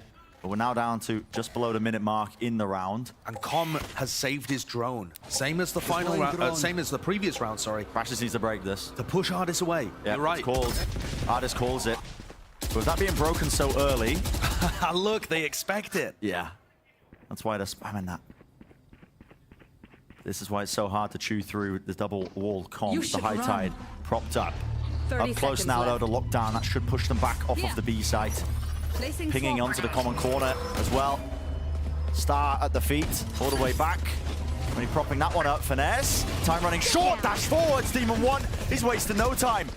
Striking within those minute opportunities. There was a bit of util to set him up on top of it, and this flank, well, flanks on flanks. That's really nice. Ardis is making noise, turns the head of Jorgamo, and they get that pinch play. Yep, this is going to be called now that there's two players that way. Could come down to just these fights being taken. Turret off to the side. Does it get cornered yet? Oh, well, double face, double swing! Ethan! He can't be removed, he can't be denied. He gets his two, and he's made the decision easy for NRG. Hard pill to swallow nevertheless, but they do have to back away and just accept that they're not winning this round. This is EG taking the lead. Great play from Ethan. I mean, he should go down there. The way that Ardis and Victor have played it is nice, but they're just a little shaky on those shots. Yeah. So EG coming out of that Potter timeout have really turned things around. Doctor Recon. That one's like William Tell. Shot an apple off Som's head. They're just insane.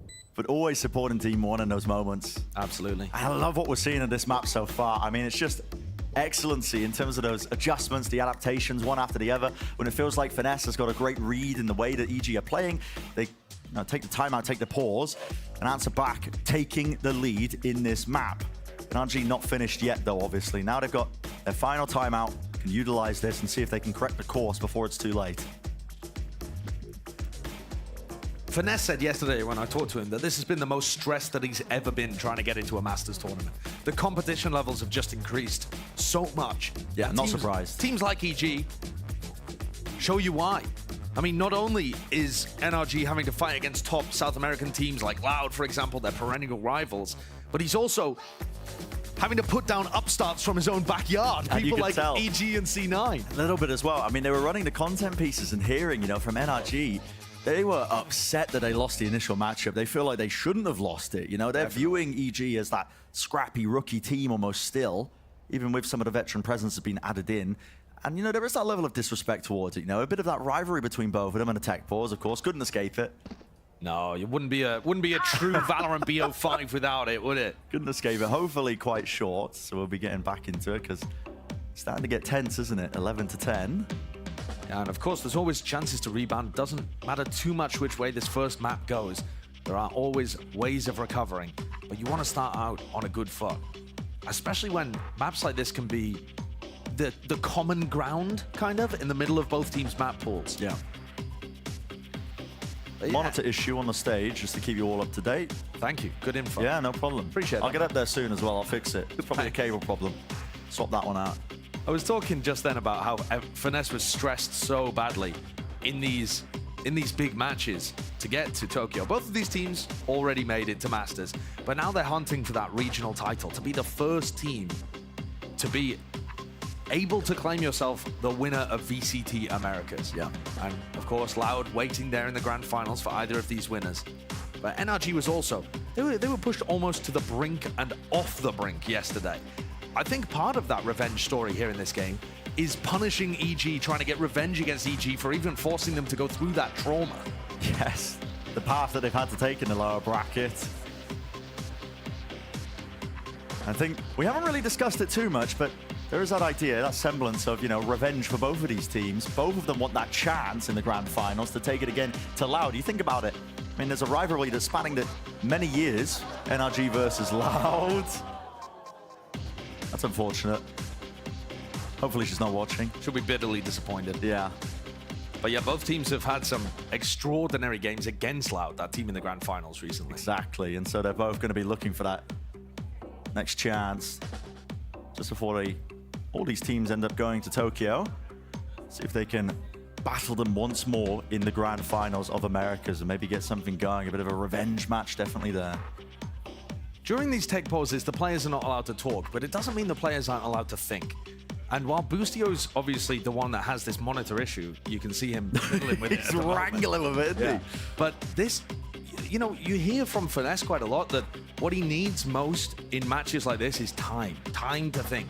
Time to mull things over. And sometimes that comes in the middle of a round where he asks his players just to chill and wait and hold for him as he comes up with the call. But, you know, pauses like this might be able to give him that moment to think and reflect too. Internalize what needs to be done here. We ready to go? It looks like it almost raring, but we'll see. Final tests, making sure that the monitor's in order before we jump back into this one. Obviously, map 1 here, lower bracket finals, best of 5 territory. And with the way that both of these teams have been playing, of how back and forth it's been, I really do feel, Josh, that we might have a full 5 mapper on the cards. It's always the chance of it, because these teams have been so even. Yeah, I think that's quite likely. You look at the map pool, it's pretty back and forth. All right, so let's get back into it. The score 11-10, EG coming off a timeout have managed to retake the lead. Artist Operator looking like he wants to poke down B. Straight down the middle of the map. Someone watching his window. Same play towards A long. It's the pull and the stun. The punish, a flick, an adjustment not there. And Boostio. How does he get away with that? What a reward. Sets himself up nicely for the beginning of this round. Artis, you look to him to try and shut down those playmakers like Demon One, and with him no longer in the fight, hard pressed. Not ready yet. Where does the next advantage come from? Jump spot, info gathered. We use the Trailblazer. He's just jiggling it just in case he gets broken. So he spotted 2 players over there towards A long. There's Demon One. Keep 3 on the side. Yeah, did spot the Jet player, which sometimes means, okay, well, they're probably going to be heavily grouped up over here, but sometimes Demon One does like to lurk in those positions as well. Doesn't actually tell you too much. Still, though, NRG keep 3 players here, and that's allowed Boostio entry into B. The Killjoy utility got put up C Garage early because Artis was playing in this spot. And now he's removed. Boostio's set up on the timing. It looks so good. Yep, 30 seconds. The time running it down all the way. And it's all set up from the flash. Round the back, Boostio does his best, does the work. 3 in a round, was hunting for the 4th. But already, the job is finished just from that one timing. EG set themselves up. This will be that 12th round. One more step away from claiming the opening map here in our lower bracket finals. And it's been close. Both pistols going the way of EG, but they've also put together some gorgeous gun rounds, like this one. All set up from the IGL of Boostio with his gun skill and timing. Part of EG's unbelievable run recently, since squeaking into the playoffs, has just been the raw form that these players are in. Yeah. The roster on paper's got a lot of firepower. Boostio, Jogumo, Demon One, Ethan, you know, like, Com 2 has been playing pretty well off his utility, but in terms of like big fraggers, Jogumo and Boostio used to be heavy hitters, and now they've moved on to more supportive roles. But when they're still feeling it, when they're hitting shots like this, they sun run like crazy. Oh, yeah. This is an EG that's been fixing as well a lot of those problems. 30 The seconds little left. jiggle, Yeah, the little jiggle there. to bait out the off shot, So nice. and then wallbang kill. Enemy It's remaining. just beautiful from Boostio. That's what a new monitor will do to you. He's like, yeah, the problem's fixed. I got it, guys. Don't worry. Would have been doing that all game long. But here we are. One more round. We'll do it. The lead gained. Same setup, same util being used at the beginning to punish shit artists. Wow, nice idea. Yeah. Great way to strike back and strike fear maybe into the hearts of them. Close to the corner. It's a flash. It's dodge. Smoke at his feet just to avoid it. Flashes on flashes to push them away on either side. And well, on the other side of the map, there was damage being done to Finesse. Lucky to escape. 9 HP. Recalling my bot. Boostio's causing a lot of chaos around here. He's already inside this cove. Oh, wait. Oh, the timing is just brutal here, potentially. Some trying to bait like he expects the re-push. Side by side, watches it. I was wondering, using the cove early there, but works out for him. Nets that kill. He knows to expect that re-push as well. An attempt still being made here. Victor holding for the smoke. Does he adjust the aim in time? He does not. It's Ethan who wins it. Lovely bit of spam after shot. Collecting the timing, yet Jorgamo, he wins the fight anyway. And this is a double push attempt to punish that one. 2 players left standing now. It is a 2v3. NRG had such a big lead in terms of that players they brought down prior. Calls made. Ethan and Com moving forwards in towards the back. A late swing from Ethan, only for the one. Running his way up, high tide, cuts his way across. Stun now, ripping through. Artist gets off it, but gets half. Spamming it all the way, forces Ethan to swing, but back onto it, the retap. Artist can just stick it. And safety in numbers. Som, he was watching for it, any sort of a re-push. Ethan didn't have the tools to try and push away that one and win it out. Nice idea from Ethan, just going for the jump peek through the wall, seeing if he can pull the player off the defuse, but they'd lost too many bodies too early. So every round, EG have been going for this, the stun into the pull. And Artist gets up and over the top of it, unhurt by either of those, to collect the first. The small outplays based on what your opponents are doing constantly.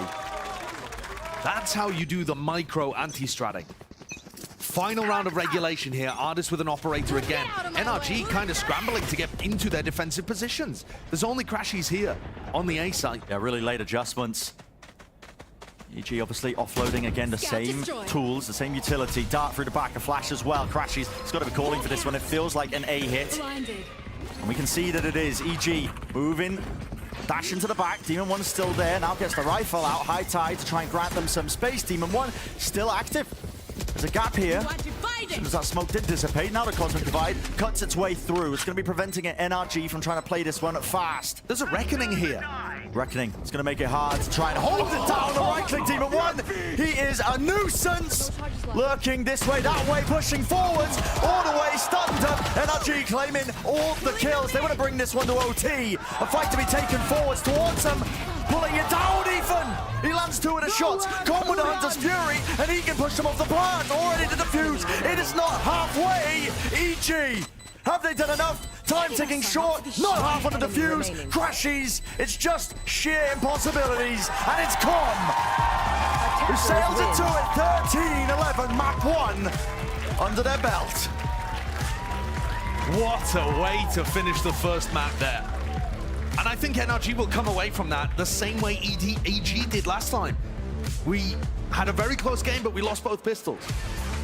Frankly, though, there were so many moments there where both teams had great ideas of how to outplay their opponents. That final round, it looked like EG had pulled off the retake. It looked like we were heading into overtime. And Ethan steps up with a huge 2K, playing fantastically on the breach all throughout map 1. And sets up Com for the slam dunk clutch with his recon dart, as we saw way back in the pistol. Com with his Hunter's Furies, man. Not afraid to let it rip to try and create those openings, but he saved them in the end there. Denying any sort of defuse, the 7 months of it, 13-11. We did not get brought to that overtime.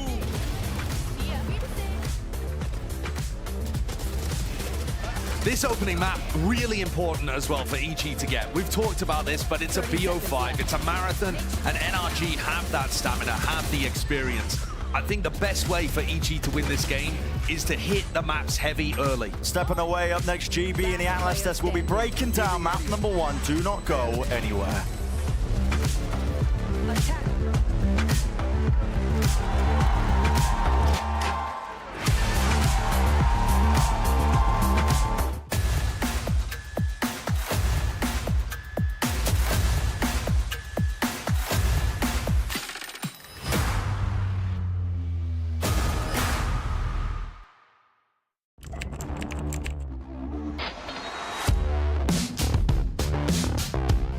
What is this from EA? He is currently unstoppable. True. He is just a consistent demon, El Diablo. Hey guys, it's EA. Welcome to my course on optimal Valorant training. I'm going to be demonstrating now some angle clearing. I'll slowly come around the corner as well, making sure no one's on these off angles.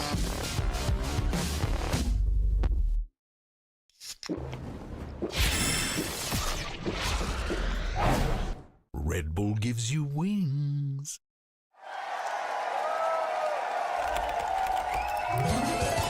Red Bull gives you wings.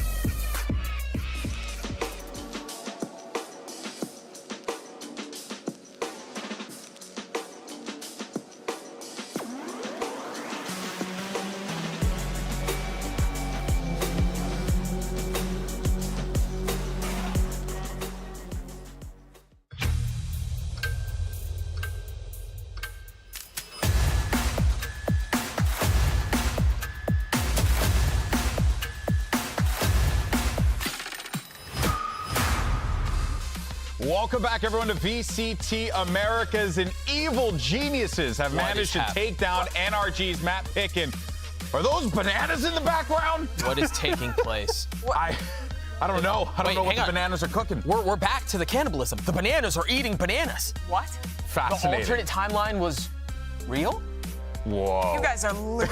Take Where's off the tinfoil hat? I need it. I don't know. Tactic Bear's got the tinfoil hat on for both of us here. But welcome back, everyone. GB alongside with Doug, as well as Mimi and Wyatt, as we break this down here. And, you know, just jumping right into this one, it is just so impressive, Mimi, to see how EG not only took it to NRG on a map that we have praised them for being so good on time and time again, but also to show growth as the map was going on as well. A fantastic game by EG. And we started this day hearing an interview for Crashies where he had said a certain something along the lines of, CG team's fine, they get carried by Demon One's individual performances. And already off the gate, EG is proving what pushes them over the line isn't just one individual player. It's the consistency across the board for all of these players, and it's the game planning again. Yeah, 100%. Also, they're sleeping on their own friend, Ethan, which is messed up. Yeah. Because Ethan has been crazy this whole playoffs, man.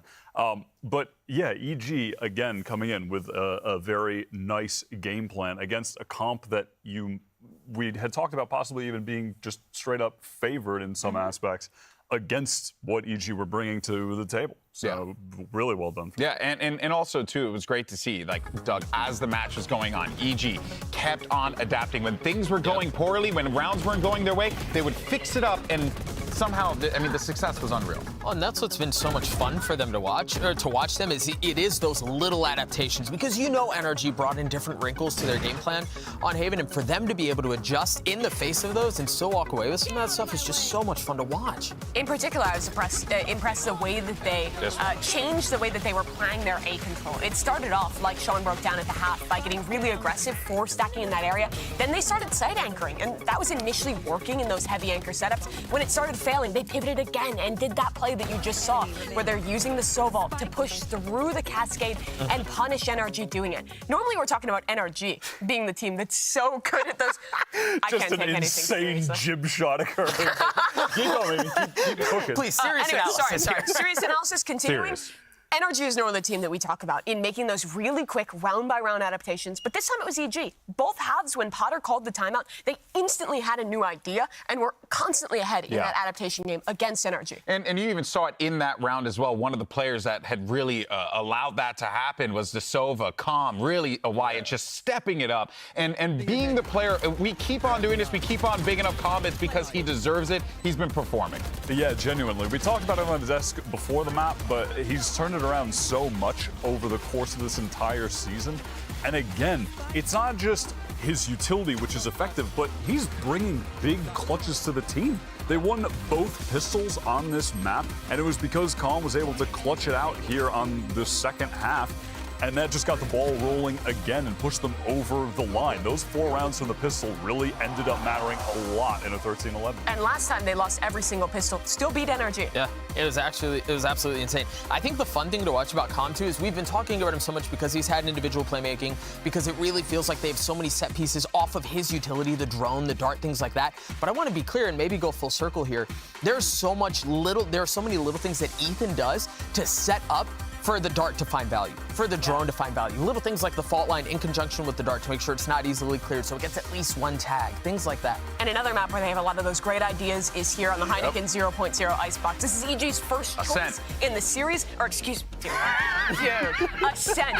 You should have let it go. I should have, but maybe it would kill me if I didn't say it. But they just came off beating Loud on this map. When we considered Loud best on the league, their attacking side has improved infinitely since the start of the season for EG. I mean, not going to say that NRG needed Haven, but it seems extremely likely that they're going to go down 2-0 now. We haven't really seen EG on the following map, the one that's going to come up after this, Lotus.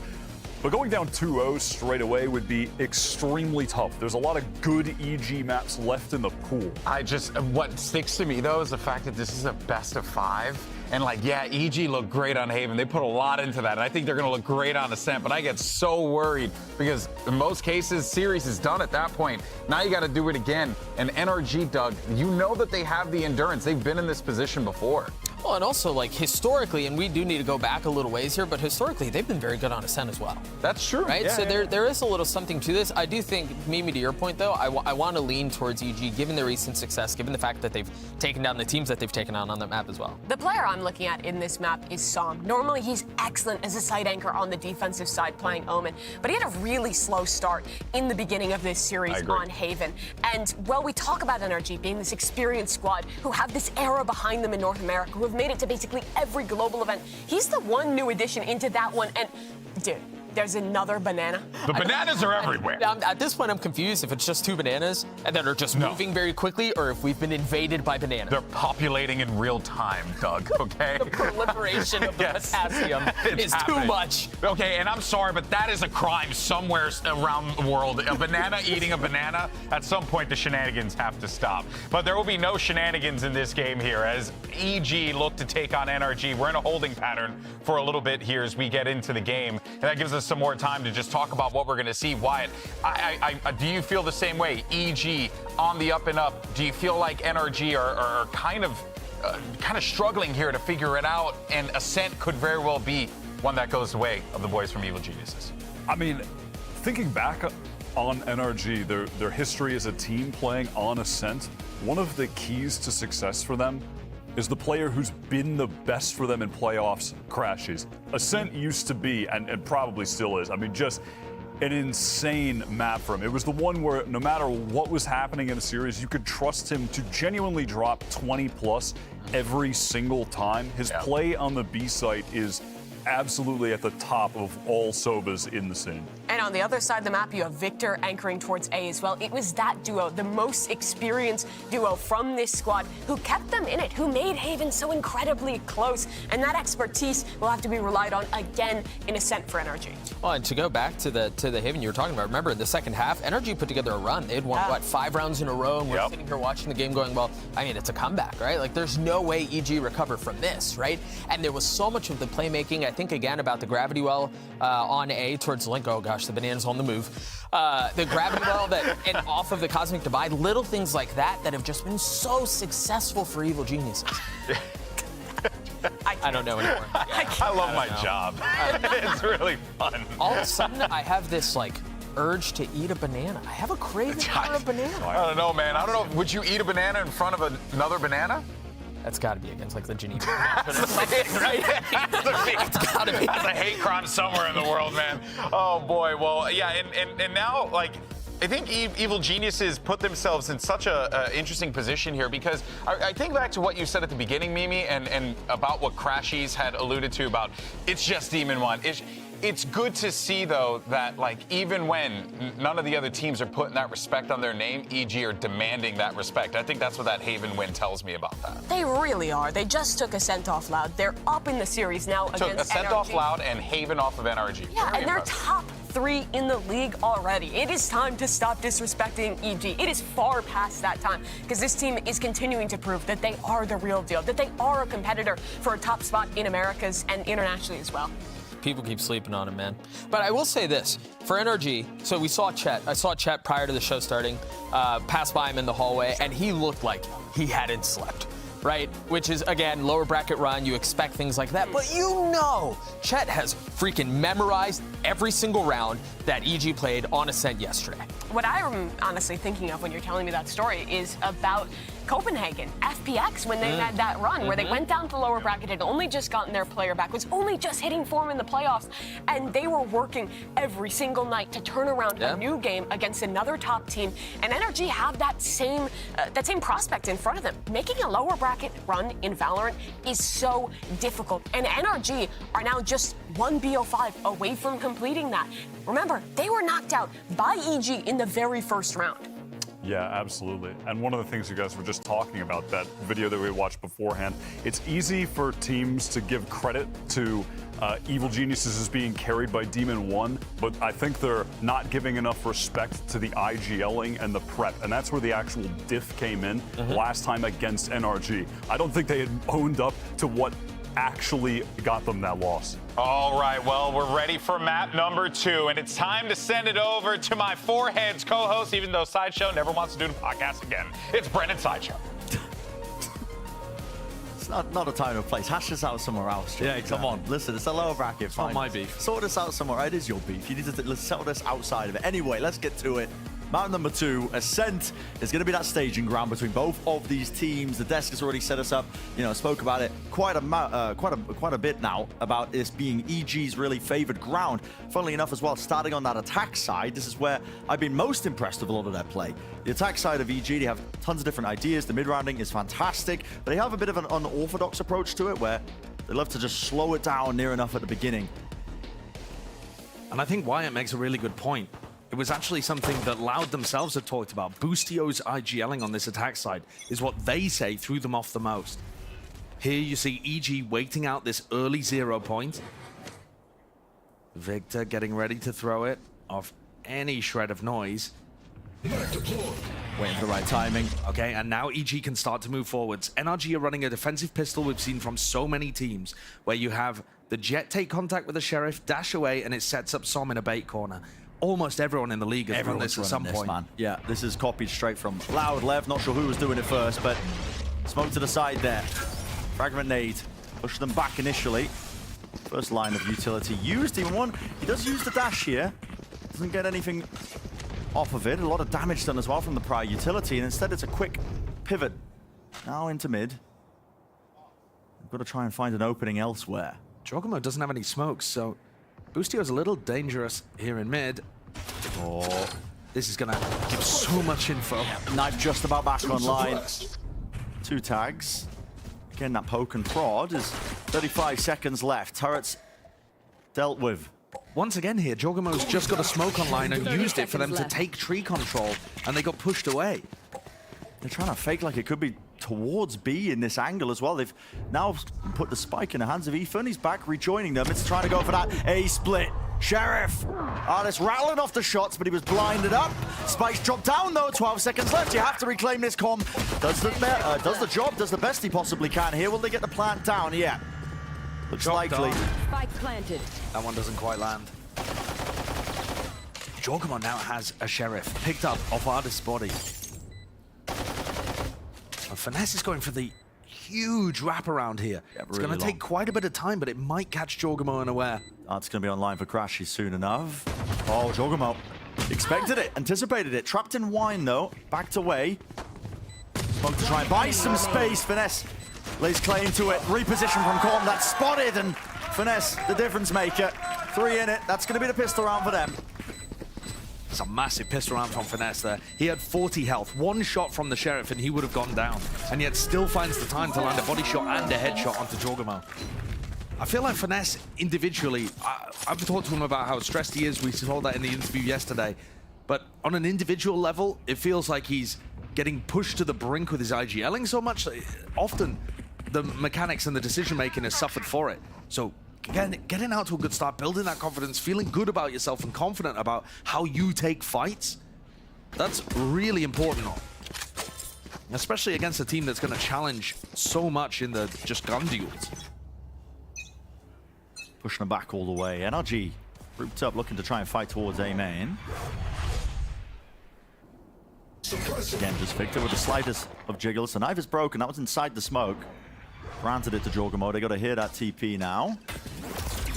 Flash and dart up close, top to the cannon. Avoiding it, but he knows that someone's tucked deep. Giacomo.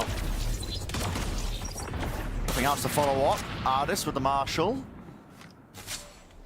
This is NRG just looking to contain, make sure that nothing goes unnoticed. There's a lot of space in mid though, not too much watching that particular area here.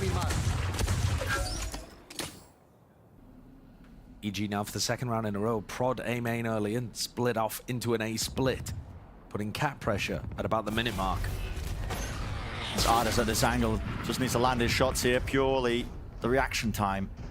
Weaved it in between them actually, just alternating. Team 1's on it, still dealt with. Didn't need the headshot, but got it anyway. Yeah, picks him out. Now, he's trying to move the way onto the B side. Crashy's feeling it, tagged up. Classic doing a lot of work here, and they still all survive. Guns are handed over in exchange of the weaponry. Spike can start to get planted. Nothing to push that one away. Players are low, but still finding it through the wall. Not enough damage, not enough pen. Landing the short. So Boostio doesn't grab it, doesn't get it. Caution. Here.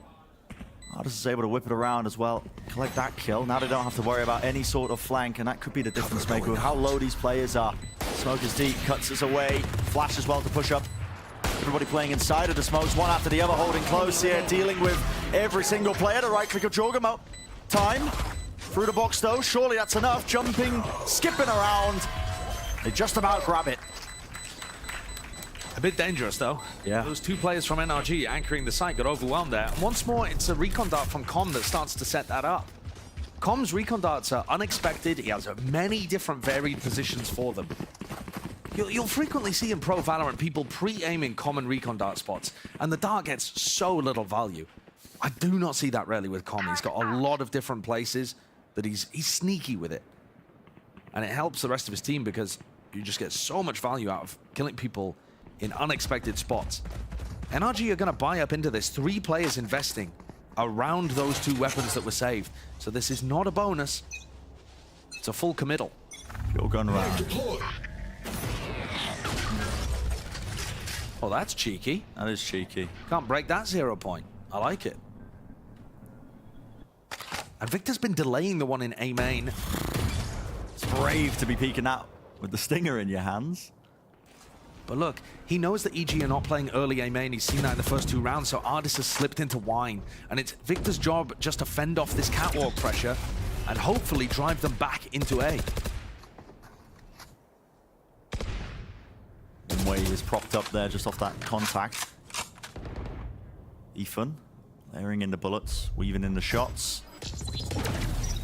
So far, standard stuff for EG. We've mentioned how slow they play these attacking rounds. They are just hunting for these kills, these openings. That's what Demon One's job is, really. EG were very good at these B-split situations and throwing fakes in their attack rounds against Loud. We've already seen how difficult it was for Crashies and Finesse to hold on at B, even when they had weapons and EG did not. The push and pull, that's what matters here. It's a bit of a fake, though. 30 seconds left. Ethan applies pressure here. Instead, it's coming through Cat. They did this last time, and it landed and ended in that A hit. Now the smoke just dropped down there towards Tree. No time with 18 seconds left. There's a paranoia for the paranoia, but no one can gain any ground all the way forward. What a beautiful flash! Victor, it's a menace there, setting his team up for the slam dunk. And Ethan, he's left scrambling, scattered, hoping to save the rifle. The timing around is whittled down, but his position is known. It's going to be hard for him to evade all that attention now, all the way around the corner, but he does save the rifle. Still, it's NRG. We're in firm control here, and I think just that patience from them as well. Not willing to re-peek and force the issue by fighting into it. They know how slow EG are playing this. And crucially, Brent, they're not using any utility in the mid-round, right? If EG aren't going to force it out of them, NRG are just going to save it. They still had paranoia, flashes, all sorts of stuff to work with there towards the end in order to stop that hit from coming through, and there's 20 seconds left. I do like the idea of EG running these slow rounds, having Ethan fake where you expect him to be with the pack. It's cool, it's very metagamey, but NRG have got the read currently. Now knocked down to the weaker purchase. Demon One does have a rifle. Scramble that together. Oh, but Ardis pushed up deep into mid. Knife against Som, has to use that paranoia. Ardis is there and he wants a little bit more, doesn't he? Not afraid of taking the deep push. Now he knows that this hit from EG is coming through. Victor, wide, shots landing. Flash connects though, does get that 1 kill for him, but out in the open, Jorgamo.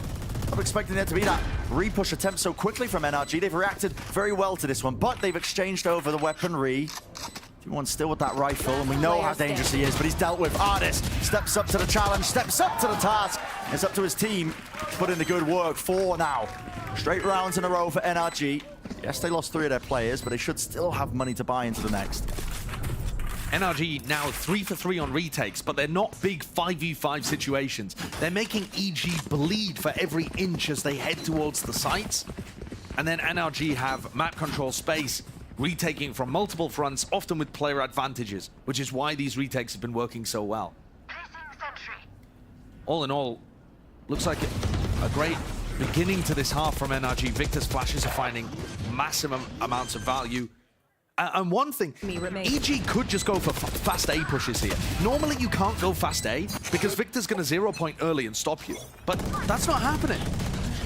And yet the adaptation not quite come through. This NRG! What a tiles crunch! Going for the tiles crunch as well, but they were stunted through main with the util. They even used this no command as well. It rips away the knives from Ardis, and he only gathers the 1 kill before eventually being stopped in his tracks. Slowing it down now. You make the call to at least temper it. But only for a moment now. Another repush by NRG. They're looking their way to the backside of mid. Com, he was open just on that angle, but now back to safety through main. His team been gifted. The side, it should be there, so gets a bit scrappy. It's a bit dangerous there. Looked like it should have been a lot of damage, but in fact, Com and Boostio get away with it.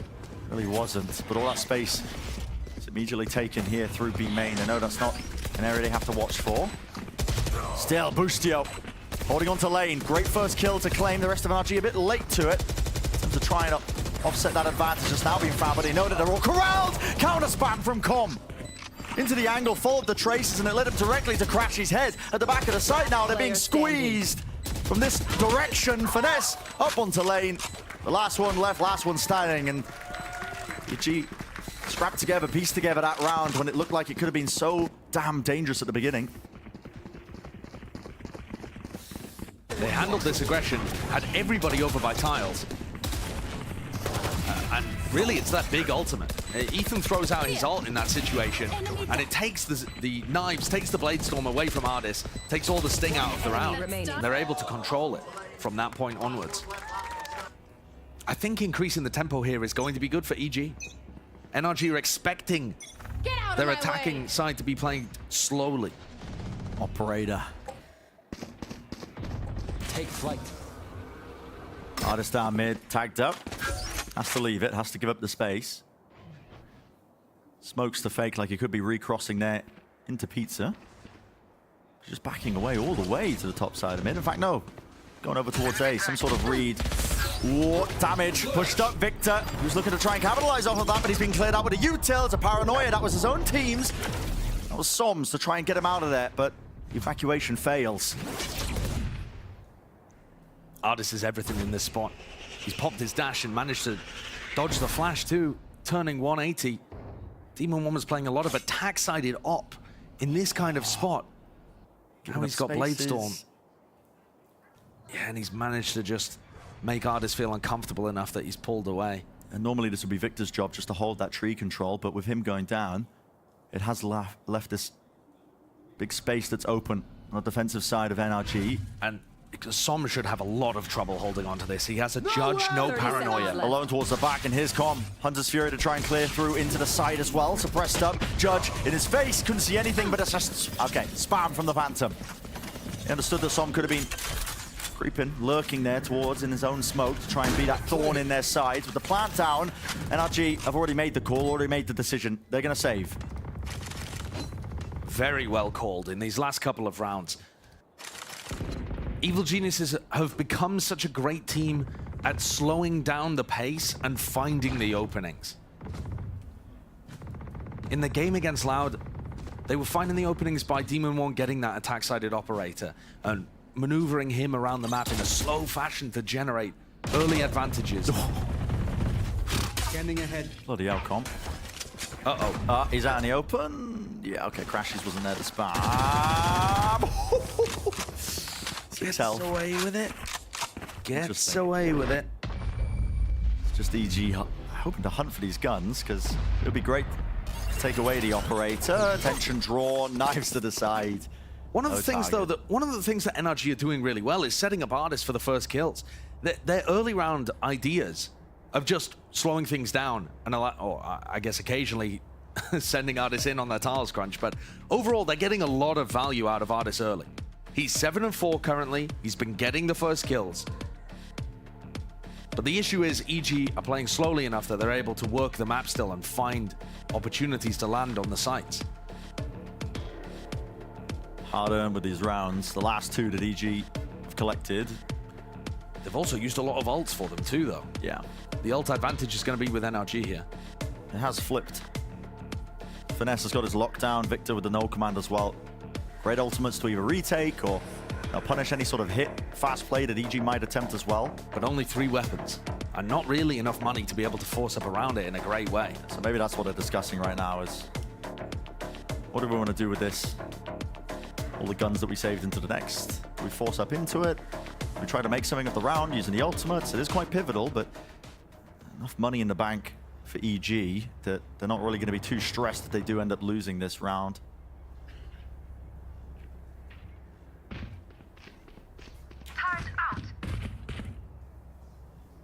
One away from the lockdown of Boostio. Maybe the goal now looking towards B main. See if he can farm up the orb. Get that ult online. Ardis looks like he's got a bit of a read on this as well, though.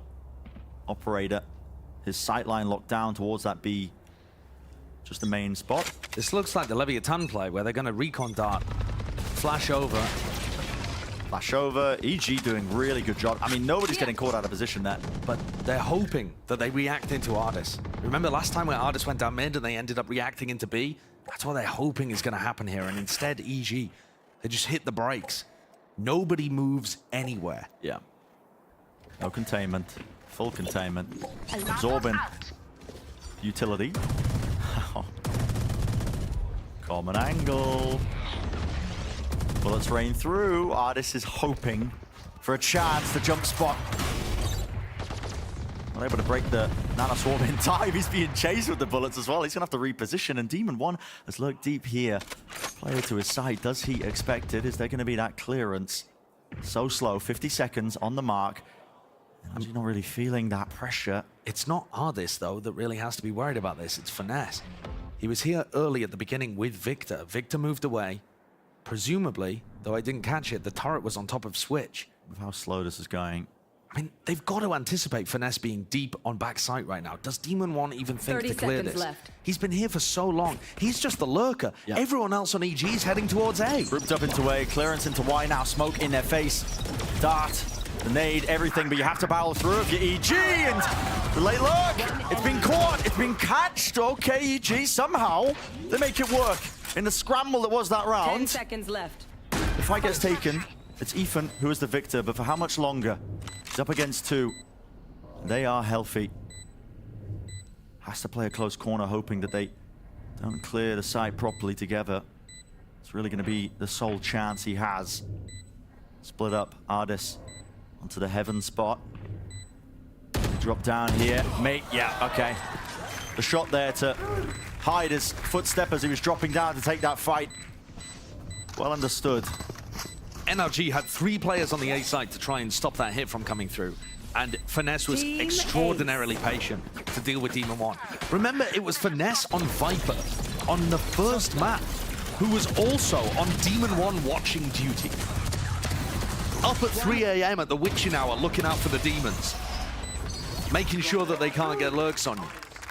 I mean, they have a very good understanding of how he wants to play on this map on the attack side. I would like to see them put an op in his hands. They've got the money for it, but they're not going for the strategy that worked incredibly well against Loud. Still with a rifle. And he's really, I mean, slow crawl to the beginning of the rounds from EG. It's just not pulling enough utility out of NRG. They're not feeling pressured. I mean, when that hit was dropping down in that last round, down to like the final 30 seconds, they had a paranoia, they had a nade, they had a dart. Smokes as well to push them back. This time, everybody on EG, apart from Jorgamo, is grouped up in mid. Ardis is on an extremely deep line with the AWP. This is so risky. I mean, you don't know where the KJ player could be lurking on either side. There's lots of possibilities where Boostio could be playing this. Is he looking to re-clear it himself? Boostio's a very confident player. He's He together. does have comm with him, though. It's This Dart. recon dart play could be so good. Dart, jump spot though, it's too wide. Shot landed by Ardis. Collection there of the kill. EG might be left scrambling. It's up to Heroics, and it's not enough for any chance of just trying to get through that. Tree control for Victor, jump spot from Som. Sees the opposition, knows exactly where this one's landing in the slow beginnings to these rounds. Again, just to reiterate the same point I was bringing up. Not doing enough here to find those chances, the openings, and when it does get slowed down to the final few seconds, they're not even drawing out enough utility. 30 Yeah, seconds EG left. need a tempo shift here. The slow play may have worked against previous opponents when you're able to, you know, insta-kill somebody that goes for that info peak. But at the moment, you know, Crashies just drones Ardis onto a deep angle, and that's it. They have Ardis set up in a way that EG really struggled to punish. And like you said, Brent, they still had... left. They were in a 5v2 and they still had nade, they still have paranoia, they still have tons of utility that's going to be excellent at stopping hits from coming through. I'd like to see EG threaten some kind of fast A hit to drag out utility early. Threaten an A split. Giacomo gets away with his life there. It wouldn't have made too much difference anyway. The economy is still in an all-right spot for EG. They could have afforded to lose one more rifle, but not too much. Victor here chooses an off angle that's even more off than the usual off angle. And that nets him those two. Yeah. They're expecting him to be tucked into that corner, over towards tree perhaps. Holding and taking the duel. And the confidence is there for Victor as a player. And Ardis on top of it has been set up consistently. I mean, I believe 4-0 so far in terms of the first kills on this map. And this is why I was talking about in the previous round. Where's the attacking operator from Demon 1? He's been playing much more like a lurker at the moment. He's not going hard entry for them. We saw on one of those rounds he was actually in mid with the other 4 players hitting the A site. The attacking op was generating him so many early picks, and now they don't have the economy for it. They did in the prior round. They could have started a snowball, but they didn't opt for that for whatever reason. Maybe they're scared that NRG has an answer already cooked up. This has been a surprisingly quiet game from the star player. It really has. And I don't think all of it's because NRG are shutting him down. I think NRG are very aware of him playing that slow, lurky style. But if EG empowered Demon 1 to hit the sights a bit more, I think they'd still get a lot of value out of this young star. Deep breath. Looking towards round 9. Can EG put something else together? Any more rounds they could claim? Shock Dart's going to be landing into the bottom section of mid. Ardis has already taken up that space. It's a flash. Dodge. Triple face step. He's got his teammates as well. The hold is back, and Demon 1 just walks right into the angle. Anticipating it to be clear. And he's removed early in that jet head-to-head. Really well done there by NRG, but again, they can commit 3 players to mid at the start there because they're not worried about any fast hits from EG.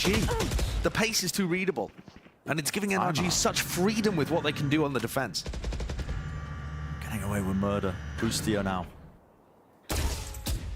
Stalks his way forwards into spawn. Angle watch for double face. NRG make the call as well.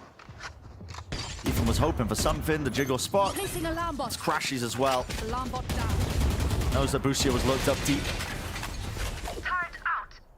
And look at this deep push from Ardis. I mean, he is all the way through B main. Boostio doesn't stand a chance. Ardis has taken over this map. And the way that NRG are setting him up is just so chilled. 10 HP from Jorgamo, looking to do the most into this round. Com lights up one of the targets towards the back, a jump spot. No reveal though from Finesse. Holds a tucked position, he knows his teammates have got it. Full discipline, and they face it all together. 7-2 for NRG, they are looking in prime form. It's a team that has got just a complete read. I mean, site anchors are not being tested early on in the round. No. Right? Because otherwise you'd be forced to take early fights as Som or Finesse, etc. Here's again another round where 20 seconds are burnt off the clock and Ardis can get into position. That's there. Shock Dart pushing them back. Ardis crawls forward, still holds it. No punish. 7 first kills in 10 rounds. He cannot be stopped. No command ripping through. That's Ethan letting loose still into the side here. Lane being held, the TP forward. Jorgamo is brought down. Another re-peek, another re-swing. It's all enough. So much firepower gliding through the air. It's so easy. It's just way too good. The coordination between Crashies and Ardis is winning this game almost single-handedly. But also, Bren, Crashies should be forced to save recon darts in some of these spots because he should be worried about a fast hit coming out. They're just not worried. You know, there should be some pressure in the first 20 seconds and there just isn't. And this feels to me like the big read that Chet and Finesse have got on this map is that, yes, EG can be very dangerous on their attack side, but they just don't do enough in the first 20 seconds. They don't have enough fast hits in their range. Talk about that lack of pressure.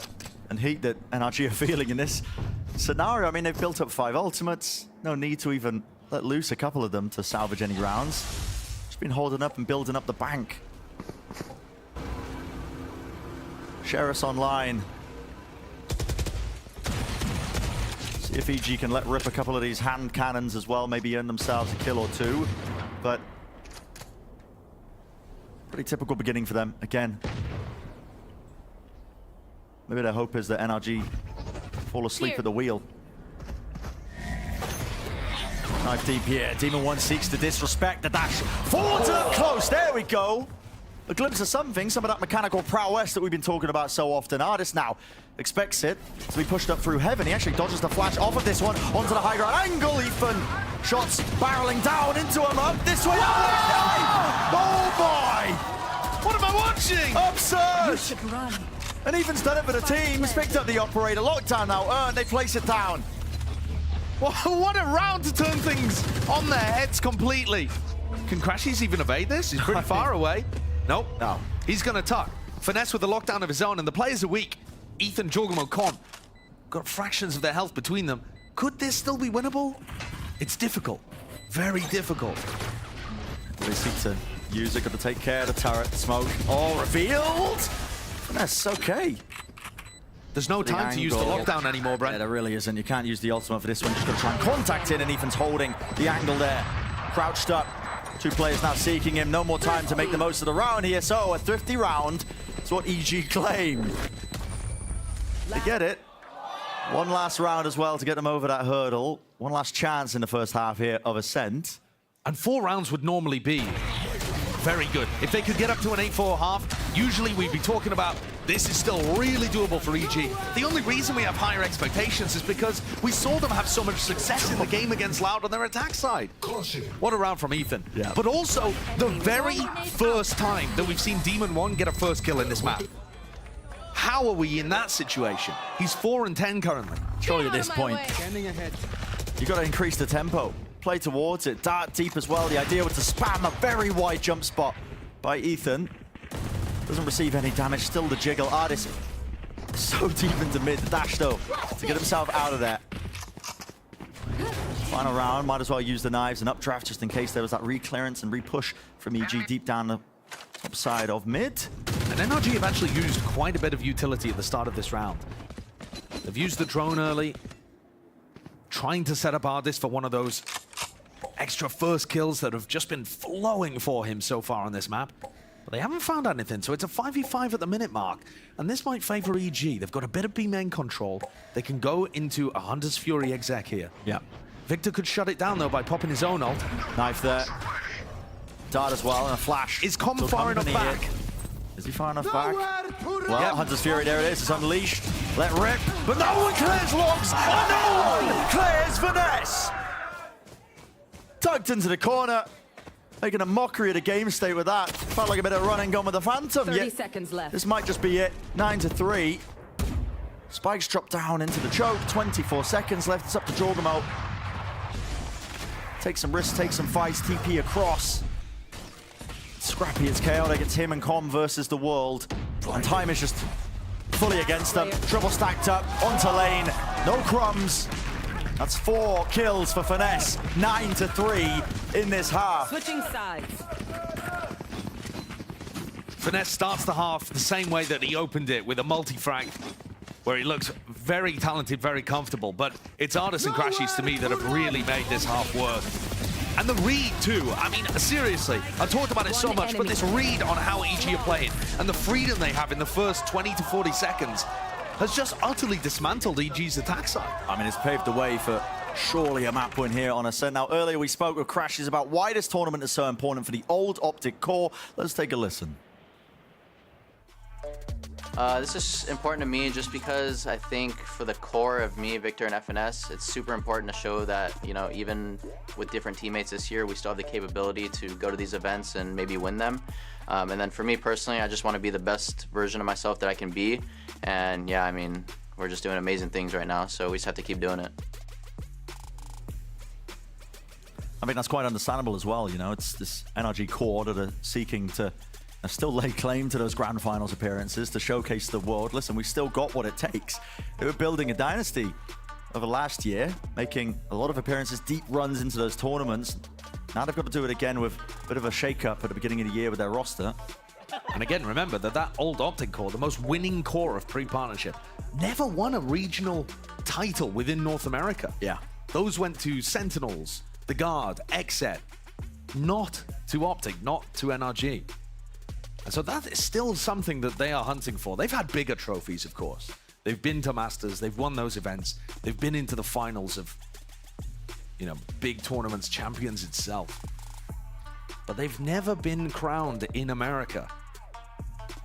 If they seek to do it now, it's only gotten harder, hasn't it? It definitely has. I mean, Loud is now waiting for them. The combination of all the regions, it is Loud who's waiting for them. Listen, no strangers to that rivalry. They'd love to play against them again. But already, this match not going how I'm sure both teams were expecting. Rematches tend to favor the team that went down the previous time. I feel like EG had a great idea of what they wanted to do on Haven, and NRG have clearly learned from what EG have been showcasing recently on this map. We're seeing it here. The map picks as well for either team.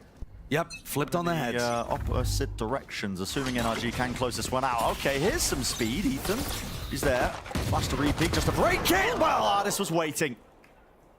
What a read. I mean, just tucking himself into the corner there, gets one, dashes away. Yep. Sometimes you'll have the Killjoy play in that position, but they don't have a dash to be able to get one and get out. That's his 8th first kill in 13 rounds. He's dominant. He's controlling the game. Taking over. Set themselves up now in a 5v4. Should be an easy hit here. Boostio is the only one left here. He's got a Sheriff in his hands. No util. What more can he do? Well, it turns out quite a bit. Great reaction times.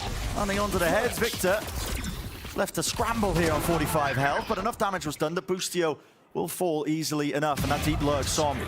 Clearance now onto Com. Takes him out. Free side for them. Getting that plant down, but it's still a 2-on-2, and damage has been done to Victor that could be taken out just by the stray shot. B main control.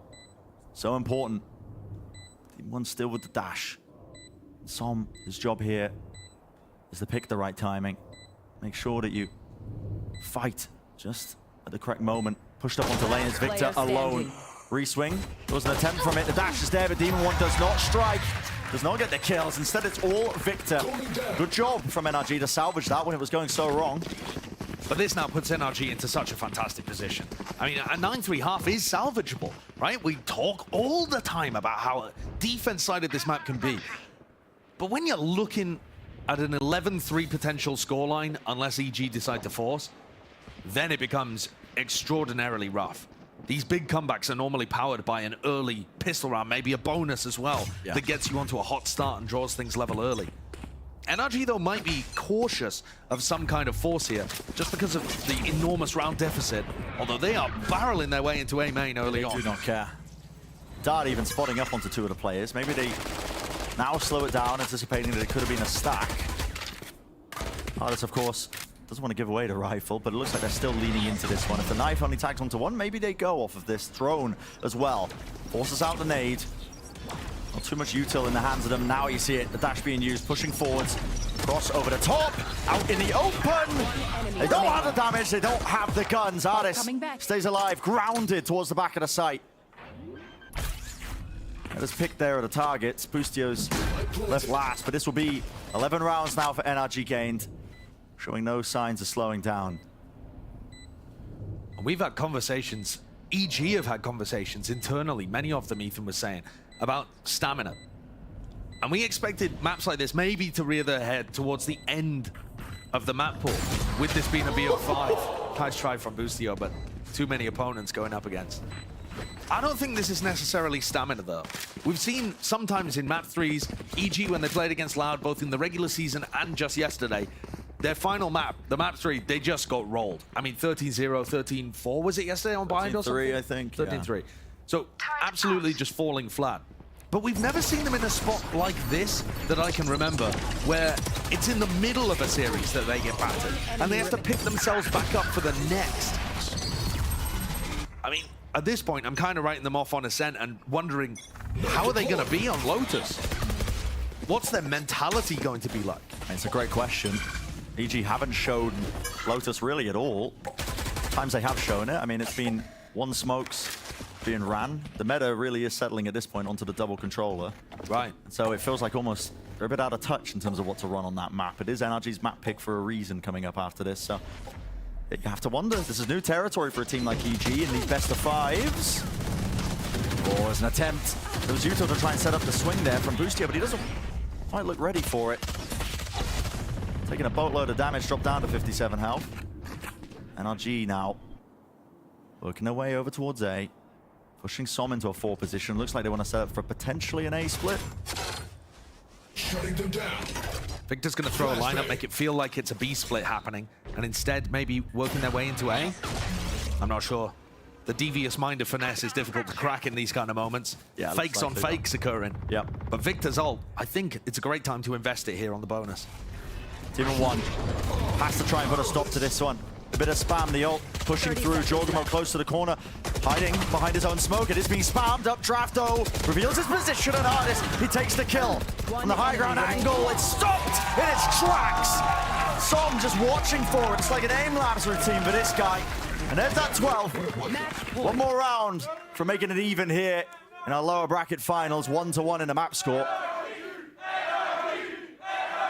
And what a shift in momentum as well, Bren. The Des was talking about the idea that with Haven being 1 to start for EG, they were expecting this to be a 2-0. I mean, I think everyone was expecting Ascent to be an EG win. You can't write this NRG team off, though. They're so good at recovering instantly on maps that look weak for them. But what a momentum shift. If EG were expecting to go 2-0 up and feeling great about it, to now looking like they might be 1-2 down if you're looking ahead. It could just be over in the blink of an eye. Clearance now.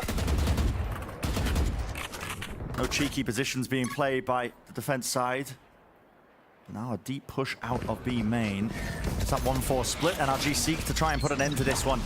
Right away, dash over the top of the nade. Paranoia into the back of it through Jenny. Ethan's close in. The smoke needs to be dealt with. Demon 1, he's got his teammates back. Pushing through, he's dealt with Artis, and the spike is in the middle of nowhere.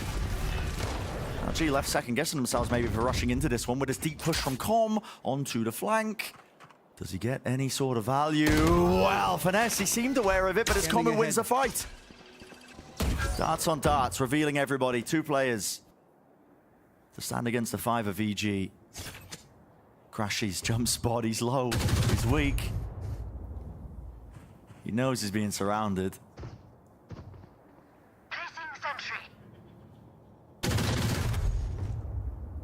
35 left. EG have no intention 30 seconds left. of letting this round slip away from them. You can see the way they're playing this when they're triple grouped up.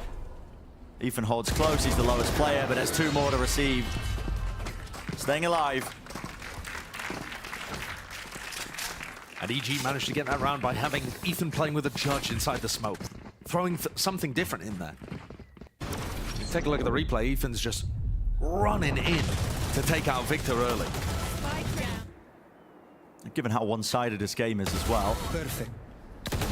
Might have evaded your notice, but I mean, Artis is quietly having one of the best maps of his career. Setting themselves up, what is it, 17 rounds being played. I think he's 9-0 in terms of the first kills. So half of his kills have been first kills in the round. Yeah, it's just ludicrous. Just ludicrous from him. Steps up to the challenge.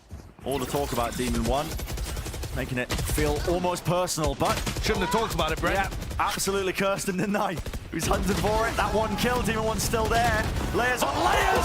Spam down! Not enough to reset to get the 3rd. Finesse puts a stop to it, but now just, again, 2 players left standing here for NRG. A minute 10 in the round. Ample opportunity to take a bit of a breather here. There's a 2v3, and it was always winnable.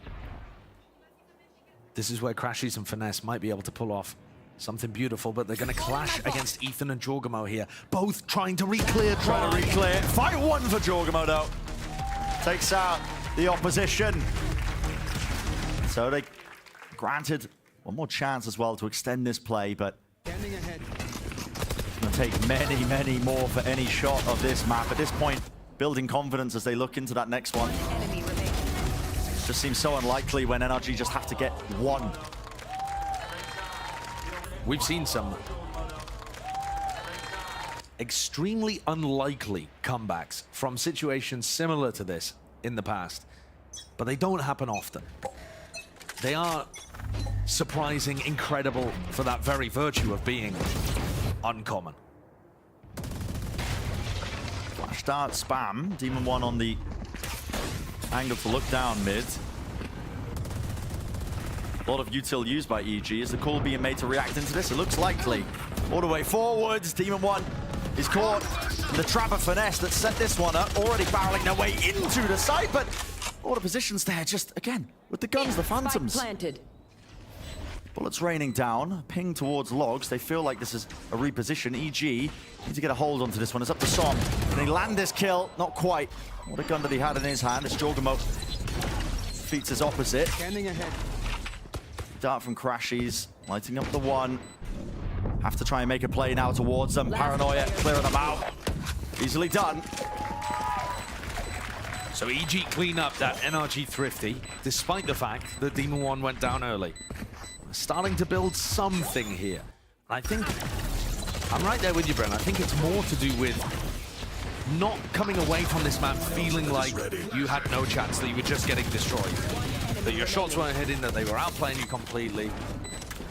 You come away from it on a bit more of a measured, all right, okay, we lost, but I'm still feeling all right heading into Lotus. Yeah. A timeout for NRG, though, here. They've had 14 first kills and converted those into 12-1 rounds. So they've been extremely good at taking first kills and turning them into round wins right now.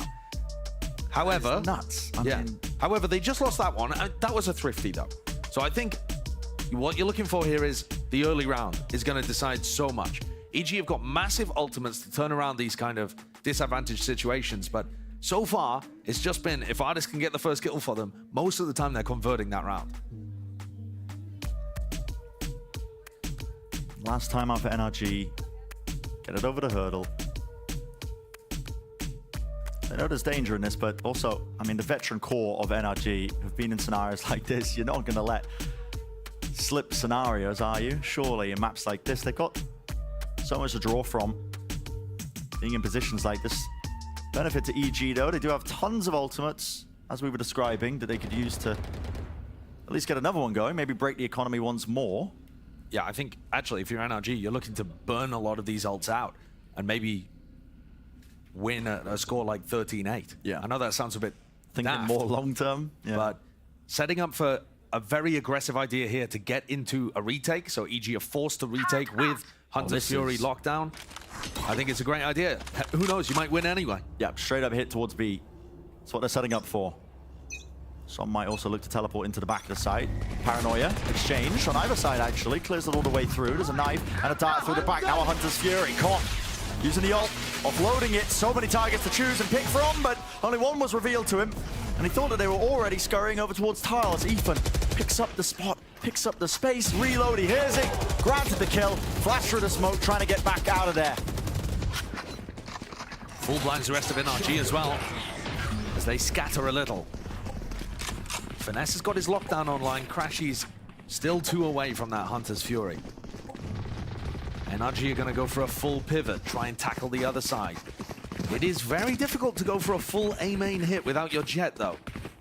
So I would expect NRG to want to take some mid presence. It's not the case. No. All NRG 4 head into Gelato. All the way through into main. At any point, this area could have been compromised by EG with a deep push. You almost need to contact this, I feel, into the site and all just be holding angles for each other. You don't really have a way of bursting out. But that is going to be very difficult to contact in against Demon 1's op. You should run. It's pinged out, so they know he was holding that particular spot. They're going to use the lockdown. It's committed. On all for it. Deep smoke off to the side. Is the goal to TP in? It is. Cuts up the angle. Demon 1 forced now to hold it away from the choke. He missed it. He didn't see him. Som's there. Player detained in the back. Com takes back up that space again. Time running short. It's 11 seconds. A spike is dropped in the middle of nowhere. They have to grab it. Space being bought there. Hearing it reload. Backing away. It will be that plant. An extension for them. Lockdown. Planted down. Boostio pushing them back. It's do or die. Have to stop for this. NRG one away, of course, and Victor wants to go down. They're both going to get detained in this. All of them going to get detained. Trying to take the fight. 3 players fall. Com Take your pick, take your time, son. They all crumble. What is going on in this map? What is going on here? That went about as well as it could for NRG. And they still, all three got mowed down while being detained. Hoping that all 4 of them were going to be coming through. I mean, that is an incredible gamble. And they knew the lockdown was there. They knew that that was going to be a factor on the retake. Okay, but they've bled a couple of big ultimates out from EG. They have, however, allowed Com to farm up almost another Hunter's Fury, which he used at the beginning of the round.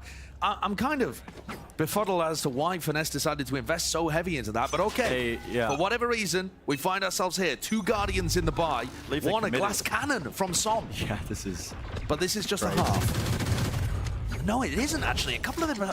2 of their players have invested. 3 of their players have invested. I mean, this is while really 2 odd. half buy. It's very weird. The money is all over the place now for NRG, and maybe that semblance of confidence that I was reading into, you know, that collected demeanor that they were carrying is starting to fade away. I believe in the prior round as well, Josh. They ended up using it. Here. Oh, here we go. Enough about the prior round. Let's talk about it here and now. Team of 1 wanted to take the shot. There was a flash and a repeat. Revealed. Spammed. Odin as well to support. Team of 1. Keen to take another fight. Keen to get a third. Pound for pound reaching. The players do fall and topple. Again, it's NRG with only 2 alive. Can they make anything out of this? They were in a player disadvantage situation in round 19 and decided to throw everything in to win. Yep. Boostio, I mean, he was watching the top side of mid. Now expects them to be lurking because 30 no noise has been seconds left. made. It's contact. He's holding for it.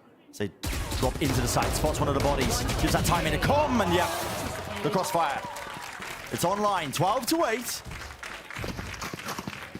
Have NRG, have they lost enough rounds here with a loser's bonus where they can buy for next, or have they absolutely bogged themselves to the economy? Yeah, I'm not sure.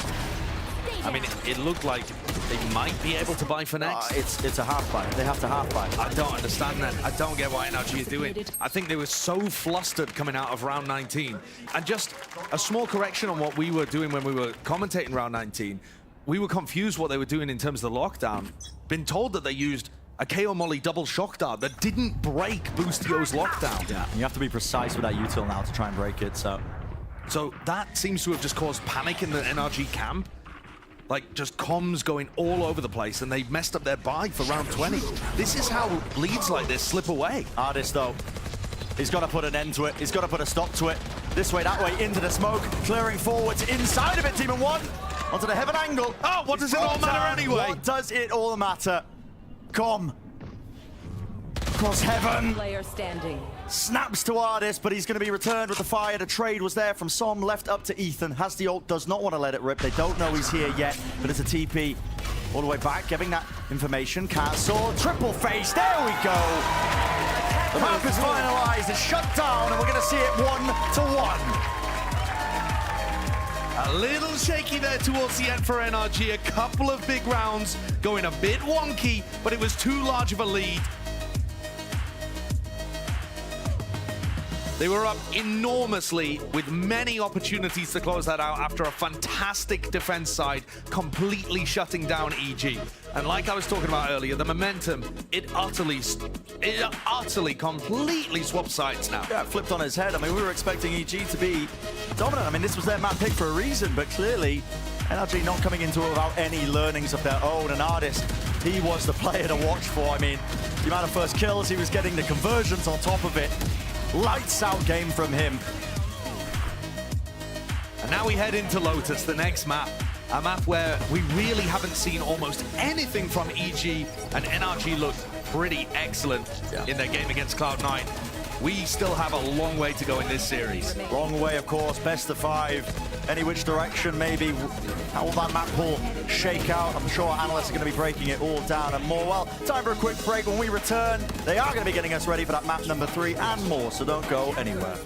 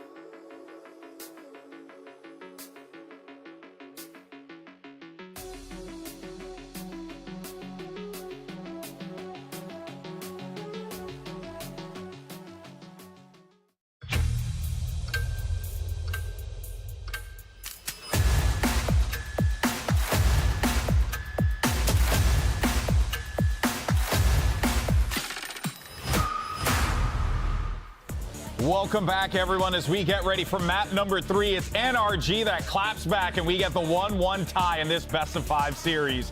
But, of course, we'll see, though, how all things play out as we get ready for that map number 3. Of course, Golden Boy here alongside with Doug, Sean, and Wyatt as we break everything down and dive into it. And I think first and foremost, the number one thing you got to point out is the fact that Artis had one hell of a game, Sean, and that is exactly what you need to see out of the ace player for NRG. Dude, Keith was popping off. So many first bloods. Nice way to connect with the kids, bro. It was crazy. He had like 8 first bloods in the first 13 rounds or something, 9 in the first 13. He was single-handedly opening up these rounds for NRG.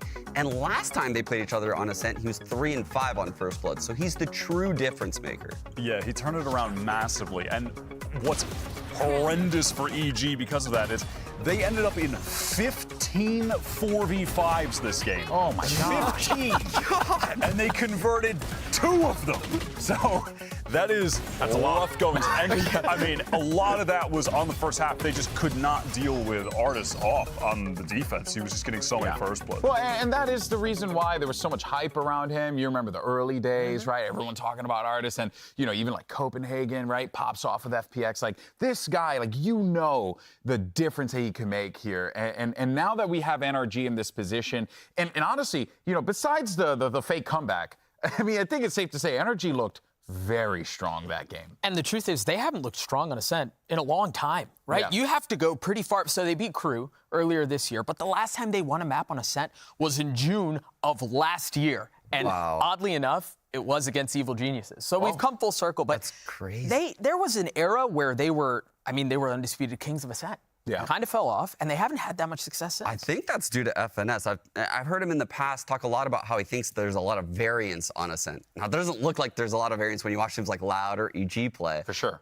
So maybe he's kind of solving a lot of the variance that he was seeing back in the day with new protocols and new ways to approach the map. Yeah, and we did see some, unique ideas, especially as EG were trying to make that comeback happen. But at a certain point, it was just so far gone that it was next to impossible. Of course, so, that also leads us to some of the other problems that EG had as well, Wyatt, which was the side execs. And honestly, it just felt like Demon 1 at times was just not there with them, and you kind of need the Jet for some of those. Yeah, unfortunately, I don't think the attack game plan was coming together nearly as nicely as it was against there for 5 years. Yeah, there was this round where Demon 1 was actually on the lurk in Pizza, and then you can see this site exec haphazardly come through A, where Jojimo the Omen has to TP through the smoke that's covering main because they don't really have any other way to actually get past the mollies that were going down to actually create space.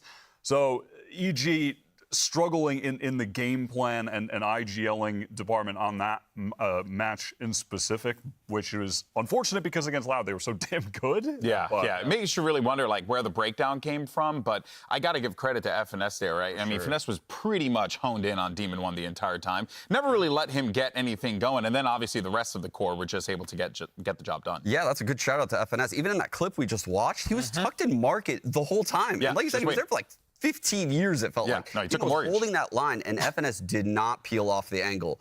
And if FNS moved and was the first death in that round, I promise you it plays out very differently. So him staying true to that position actually probably won NRG the round. Yeah, it's just so many critical moments there. And it also helps, too, when you have players who always find ways to pop off. That leads us to our aim lab shoot-around. Obviously, we're going to talk about Crashies from NRG, who has just been so great this split, great this postseason. He's just been having a great time in general, Doug. It truly has been a marvel to see, but also just the consistency that he's brought to the table has really allowed NRG to just weaponize him effectively.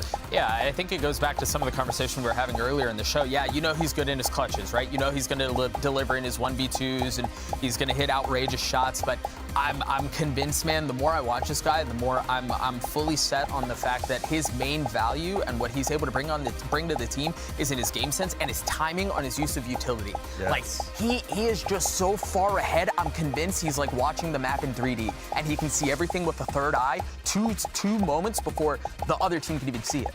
My favorite, I agree with everything you said, and my favorite realization is kind of similar to yours, actually, where it was throughout this split, I noticed Crashies is playing with different role teammates, right? So Artis is sometimes the Killjoy, sometimes Vic is the Killjoy.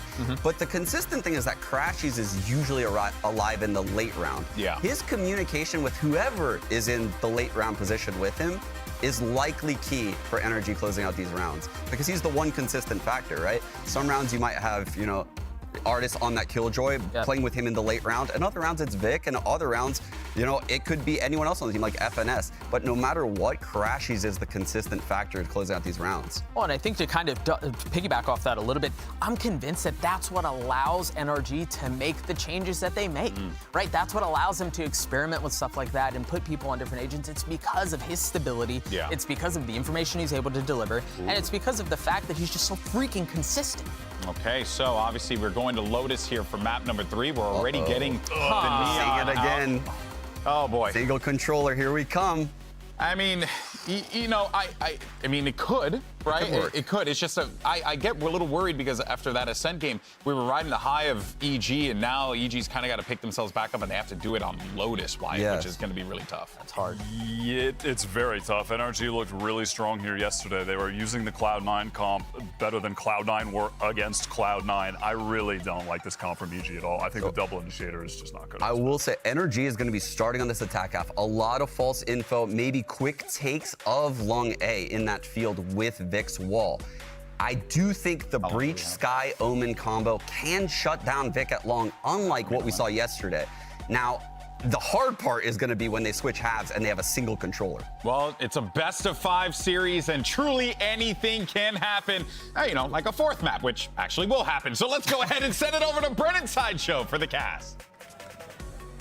Thank you very much, guys. Yeah, I mean, a 4th is on the table. In fact, it's just likely at this point. In fact, that's how best of 5s work. So, yeah, exactly. Yeah, Golden Boy learning how BO5s work. Yeah, there won't be that close out. But we head over to Lotus, and you know there was some umming and ahhing from the analyst desk when we were seeing these agent selects and these agent picks because. Listen, this comp that EG are running, it's a little bit dated at this point. We've seen enough evidence that double smokes, the Neon comp, that is currently really at the top of the game in terms of win rates across the board in almost every region that is running it. Yeah, Solo Controller has a really bad non-mirror win rate on Lotus. EG, they've only run it once. It was in week 6. They've only played Lotus once this split. They destroyed MIBR. But MIBR was also at the time playing very poor Valorant. Yeah. So all expectations here are for NRG to come out sailing with this map win. But so far, expectations have been flipped on their head. Both teams' map picks have gone the other way. If you looked at the prior matchup too, they've all gone in the opposite direction. Let's see how this one goes. Quick tap there with a spike. Victor was all the way into B, seeing if he can bait out the util. An attempt to flip back in. Com is blind. Nanoswarm helping him, but NRG Swarm taking those angles. And Nanoswarm gets a second. What is going on here? Players just falling straight to the floor. They're not going to be any more. Ethan around the side. Demon 1 trying to strike here, but with 10 health. Doesn't have the resources to work with, but he's got the bullets certainly. It's going to have to be accuracy. A shot to the head. Can't react in time. Low enough that a single shot from Artis brings him down. A pistol round for NRG going their way. Bizarre way for Boostio to grab a couple of kills there with the nanoswarms, but there you go. NRG showcasing an interesting way. Honestly, everything that they were doing on this map was lovely. They had stolen strategies from Cloud9 and were using them against them wonderfully. The variety of walls that they throw, the way that they were taking A control, the pivots into B, the reacts into C. NRG have really fleshed out their pool on this map, their strat book. And a lot of it comes down to how selfless Victor is able to be on the Neon. And we've seen from this team in the past when they used to run the Neon on maps like, like Haven, for example. Haven at times. He's just down to go. Yeah. He's down to play whatever his team needs of him as well. Always thought that was a great strength for Victor. It's been showcased throughout this series. Map 1 playing Killjoy, map 2 on KO, now on the primary duelist of the Neon. And it is very sacrificial, but if he gets fired up as well, starts winning those duels, his team right behind him. This is interesting all the way through. No one watching the main position. Boostio, hard time a bit with the jumping around, but he still lands 2. Brings him down as well. Crashies left to contain. He does hold the one extremity. Demon 1 with only a classic, not likely to get too much done here. Should be a cleanup for NRG in this round. Boostio, though, still looking dangerous with that Sheriff, wasn't he? 2K in both of these rounds. Means he's going to have that lockdown ticking forwards. does not really look like there's too much danger here, but Con may be playing for some kind of exit. Definitely don't want to be saving the pistol. That's for sure. Could be right behind the turret here. I mean, he's only got 6 HP as well. He's taking a duel with the turret right now. Should just go down, and that's the cleanup happening. Again, if you look back to the last time that these two teams played, there were 3 maps. You had Haven, you had a Split, you had Ascent. We haven't seen Split just yet, but with this being a BO5, you also get Lotus and Pearl in there. 2 maps that we really have no idea how these two teams are going to interact on. But for both of those maps, EG haven't played them since week 6. I'm going to take a tech pause here as well. Yeah, it's an interesting point to bring up as well.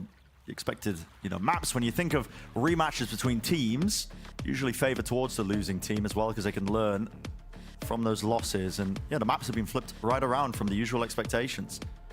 Here heading into Lotus. Great start for NRG. I mean, we touched on it ever so slightly with the compositions as well, but just to, really drag out this this talk a bit more. We've got the double controller comp. The theory behind it being Lotus so attack-sided that you shore up your defenses by running a really defense-sided combination as well. The smokes to try and choke out any attackers. I mean, it's not just that too, but you also get to obscure so many different areas around the map. You can set up the Viper into lurk spots. You can deny a ton of information. And really, Lotus is set up where the defenders can't actually take too much room. Okay, you lose A as the defense side. Are you going to be pushing Mound, pushing B? It gets awkward in those spots. You will see teams do it, especially with the Neon comps that can more quickly rotate on the defense side. But the theory behind the double initiator is that you've got really good ways of setting Demon 1 up with the breach and good information coming out from Ethan too. But I don't think the info is going to be enough. NRG are going to get spike plants down very consistently, I think, with this comp. It'll feel like it. Well, head back into the action. Short tech pause. Now we see if NRG take another one here. It's going to be a true bonus round, so no investment up to buy around those rifles they've got. Artists are sticking with the Ghost. And a swarm over the top there. That's to clear away the position in case Demon 1 was posted onto the corner. It's a stun. Try and push them back. I mean, look at that. It's a trap play off the tap onto the orb. And instantly, they tap it and run out, and they're already on A. Yeah, it's a disengagement. Through, all the way back. They spotted Ethan onto the corner. It's going to be pinged out now, moving forwards. Flash doesn't actually connect onto anyone at all. Doesn't do anything to push them back. Stuns now, rattled all the way through. Victor into the back. Ethan! I mean, that's just pure blind fire. Yeah. He hears the glide, he hears the slide.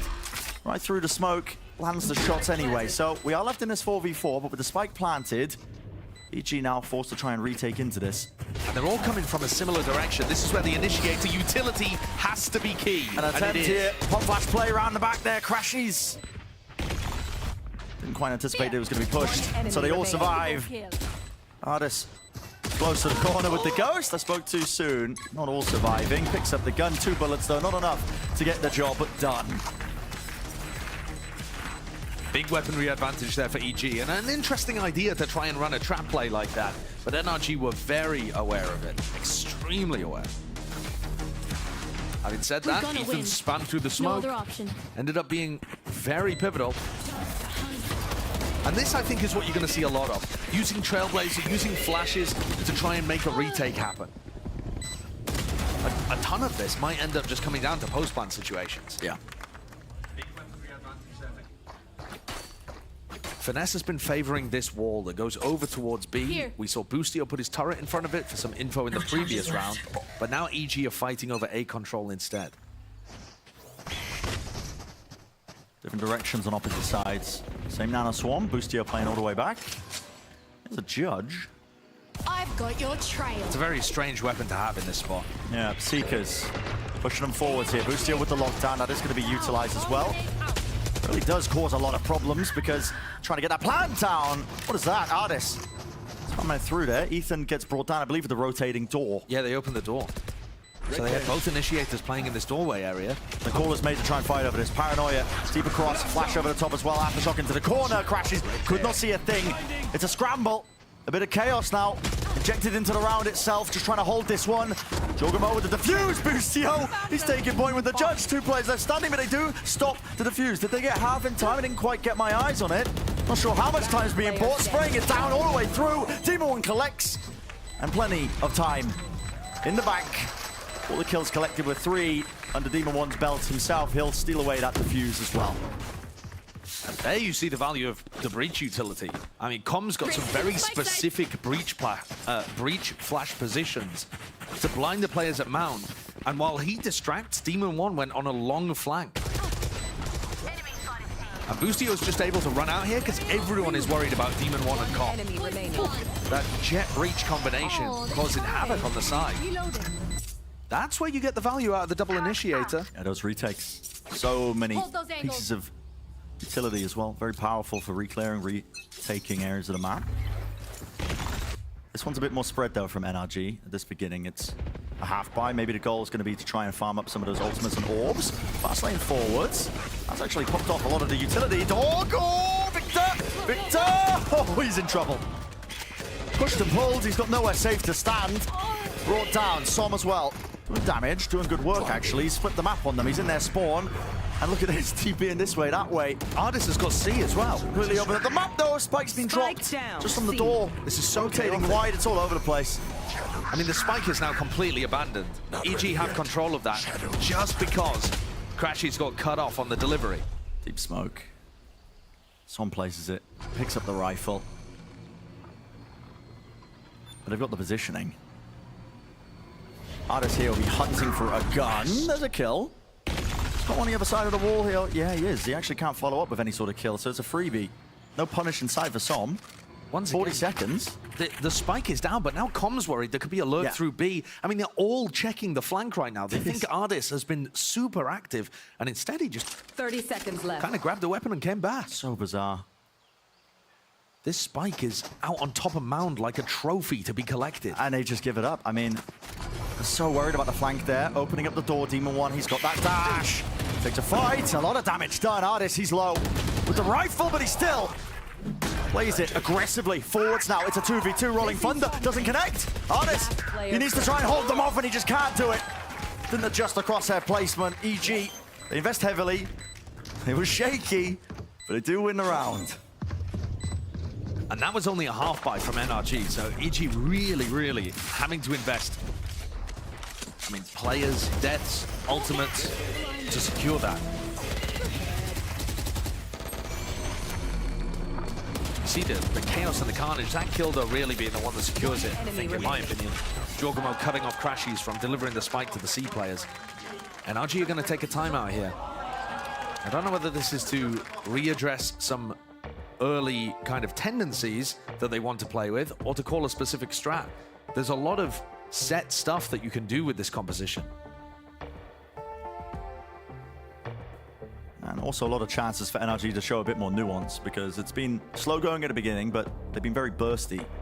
Trying to pull rotations and maybe trying to pivot into things, but overall, the rounds have been slipping away. Yeah, it's been really solid from EG. They've managed to get vast value out of their initiators and set up some good retakes. 3 rounds in a row that have just been off the retakes for EG. Now, having said that though, Brent, they had a big economy advantage in round number 3 and round number 5. So the only gun round that we've seen so far was round 4. I think, you know, we're still going to get a lot more of those as this progresses, including this round coming up here. It is definitely still anyone's game. Yeah. It looks like with the lockdown online for Ardis, EG are anticipating a C push. And so they're setting up once more for a very heavy Mound fight. And Finesse is going to be the only one over there. Deep push maybe as well. There's going to be a stun straight down B. Into the middle of the map. Maybe looking to try and fight and squeeze anyone. I mean, I think Com is just going to hold this off Boostio's contact. Oh, this is interesting. He's holding the stun behind the boxes in case there's anyone there. A is just open. Yeah, A is completely open. I mean, they're holding this for a trap play. Do NRG know that? I don't think there's any way to tell. I mean, are they going to hear this re-clearance now, surely? Turrets destroyed. Maybe not. It could have been out of range there as the Trailblazer was its end. Artis is still watching it. Now you start to see the hit come through into A. Com. Doesn't know which way to look as well with a util pulling out everything. See it. Seekers, all broken. Lockdown now as well. Pushing them all the way back, but they have to stop this reflank attempt. Wow! Vibers Pit! He's decided to pit to stop the flank from coming through. And this is really hard to get through. Very on-the-fly decision there. Super heavy investment. EG forced to pivot back away now, take a different direction and approach all the way through the broken door. Forwards, Paranoia meets them as soon as some utils used. How do you navigate this? This is so odd. There's two players that are basically isolated, clearing them, trying to take the fight forwards. EG, they realize it. There's a bit of a weakness now onto the site. They try and take it fast enough with Finesse falling, so does the pit. Down and out, EG claiming all the kills, flowing in their direction. Really, on the fly thinking there, prevailing for EG. They didn't rush into things when the Vipers pit went off. As soon as they realized they had the player advantage on the site, it was essentially over. I mean, fantastic decision-making from EG. But also, NRG had put 2 players on site, 3 players inside the pit. 3 inside the pit?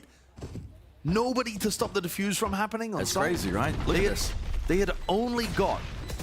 I mean, even if they win this fight, right, stopping this one player here... How do they stop the defuse? How do they stop the defuse? It's not set up for them. Right. It's so odd. I think, again, this comes less down to the compositions and more down to the positioning and the decision-making of the players.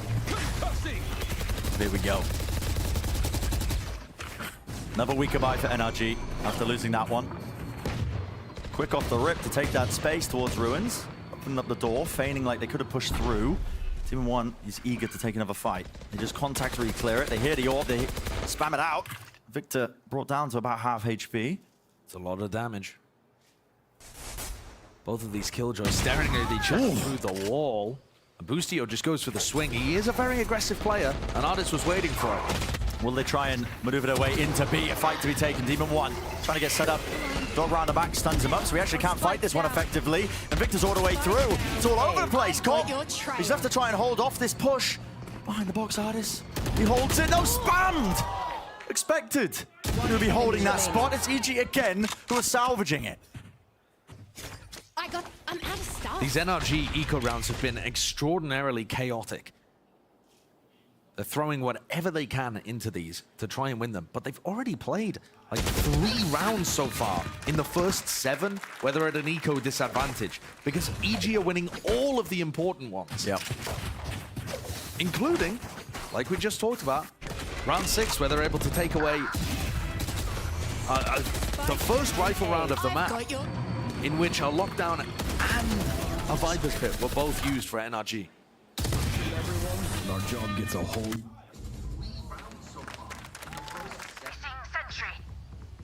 Great lead for EG. Watch them falter. Even when it comes to the map score, and this was a map where, by our expectations, we were expecting the opposite kind of scoreline, but... All expectations have been flipped in this match. Exactly. Part of the course, hasn't it? In this lower bracket finals, best of 5, anything can happen. Heavy group up from NRG. Now starting to re-clear towards Mount Jorgamo. Fight taken. Teleport to disengage. A lot of damage done on the side of Boostio. Has to back away to receive a heal, so he gives up that space. NRG didn't fight for A rubble control early in this round, and they're not using the Viper wall that helps them take control over there either. They haven't even been using the Viper orb that helps them take A control at this point in the round. No Trailblazer, they're just forced to contact through. Demon 1 is opping. And that's why that gets dangerous. Slowly walking into the sight line, no util being used. I mean, Demon 1 will take that any day of the week. Orb to push back that angle, but maybe now starting to flip the switch. Yep, there we go. Door rotates, Demon 1 wants to strike, he wants to take the fight! Flick to the side. Doesn't land it. 30 seconds left. And look, they're exploring C again. These lurkers doing a lot for NRG, giving Finesse different opportunities to call in the mid-round. Maybe that was the goal as well, putting that pressure into A. They forced all the rotations of EG, 20 seconds left. Nanoswarm's going to be popped off here. Needs to hold this one, so Som gets the plant down. Re-push into mid, Victor! Has to be down for it. Even expecting as well the second player just there, but backs away and plays his life. EG in another retake, but this time down a player, much more difficult. Can the initiator utility find value? Ethan barely has any, and Com is down, so probably not. Crash is opening the door himself as well, just to really threaten that they could be taking a fight from multiple directions. Victor's job to stay alive, push them back so they can't flank. 3 left. EG, no choice. Have to back away and save this. Retaking with the operator, not ideal. But EG will look for those exit kills. There's a full purchase from NRG. They don't have any other money sitting in the bank, so any kills they get will be quite damaging. Victor, though, putting a stop to that exploration in mid, so NRG getting that 3rd. And the first gun round for NRG of the map so far. We haven't had many of them where the economy's been dead even, despite the fact that we're 8 rounds in. But that's NRG's first. They have another lockdown. Artis has been actually much more active on his lurking role than I expect from him, but he's found opportunities. And this was, Victor ended up becoming the second wave of lurk in this because they went and rejoined Artis over on C. And I mean, listen, I don't hate it.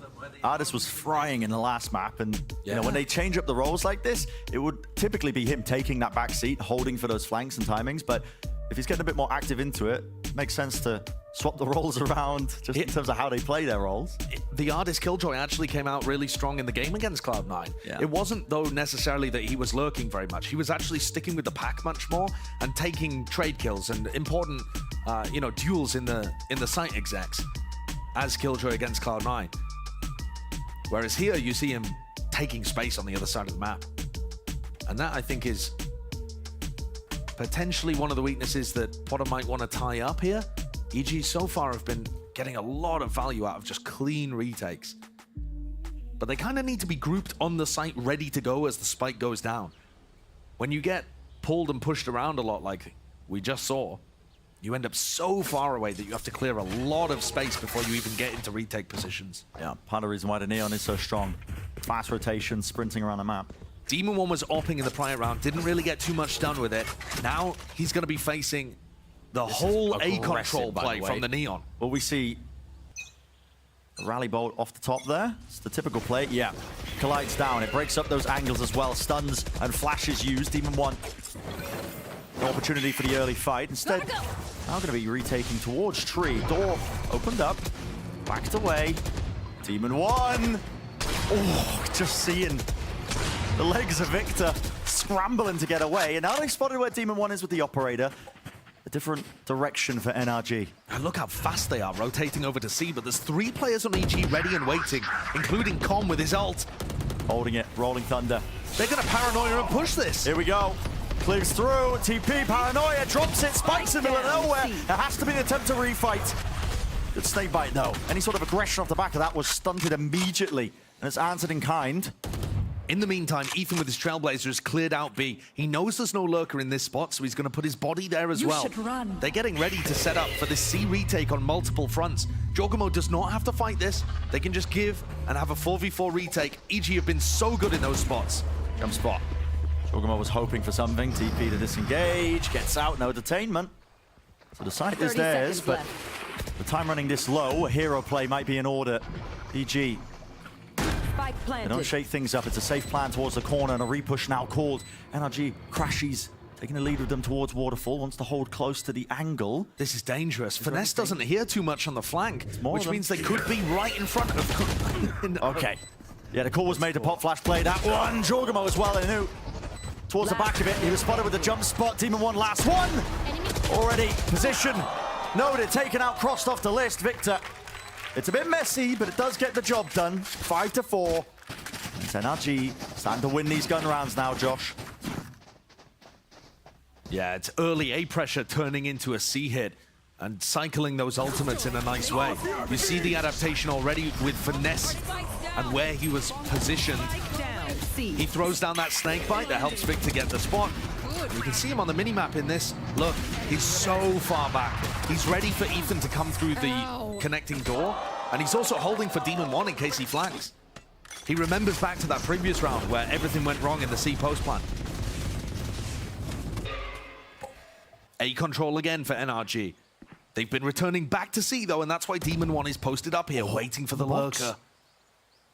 Oh, dropped off. But this deep push from Team 1 should be getting good information. Except NRG have already taken tree control. They're actually committing to A this time. So the correct read in order. How have they got the read? Yeah, I mean, the correct read in order. There was going to be adjustments there. All that heavy pushing and prodding. Okay, Crash, he's almost falling. It was an aftershock as he led the Trailblazer in. Now the lockdown to get the plant down. This is going to get a bit awkward now for NRG because the positioning is more than predictable. You can see where they're going to be playing. Towards Tree. Will there be an attempt to refight into this one? Again, Trailblazer rips his way through. Paranoia now close to the corner. Holding for it, flashing as well. Finesse tried to operate off of instinct and no one is there to fight back. I mean, Com just sticks it the entire time while all that was happening. Serious flashbacks, Bren, of that Viper's pit round over towards A, where NRG have way too many players off the site.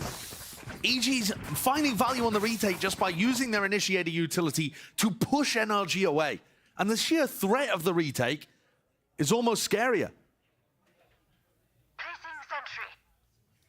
So NRG get the spike down once again, and EG win the round. It's 6-4 in the lead for the team running one controller on this map. Like I said earlier, single controller comps, they have just not been winning on Lotus.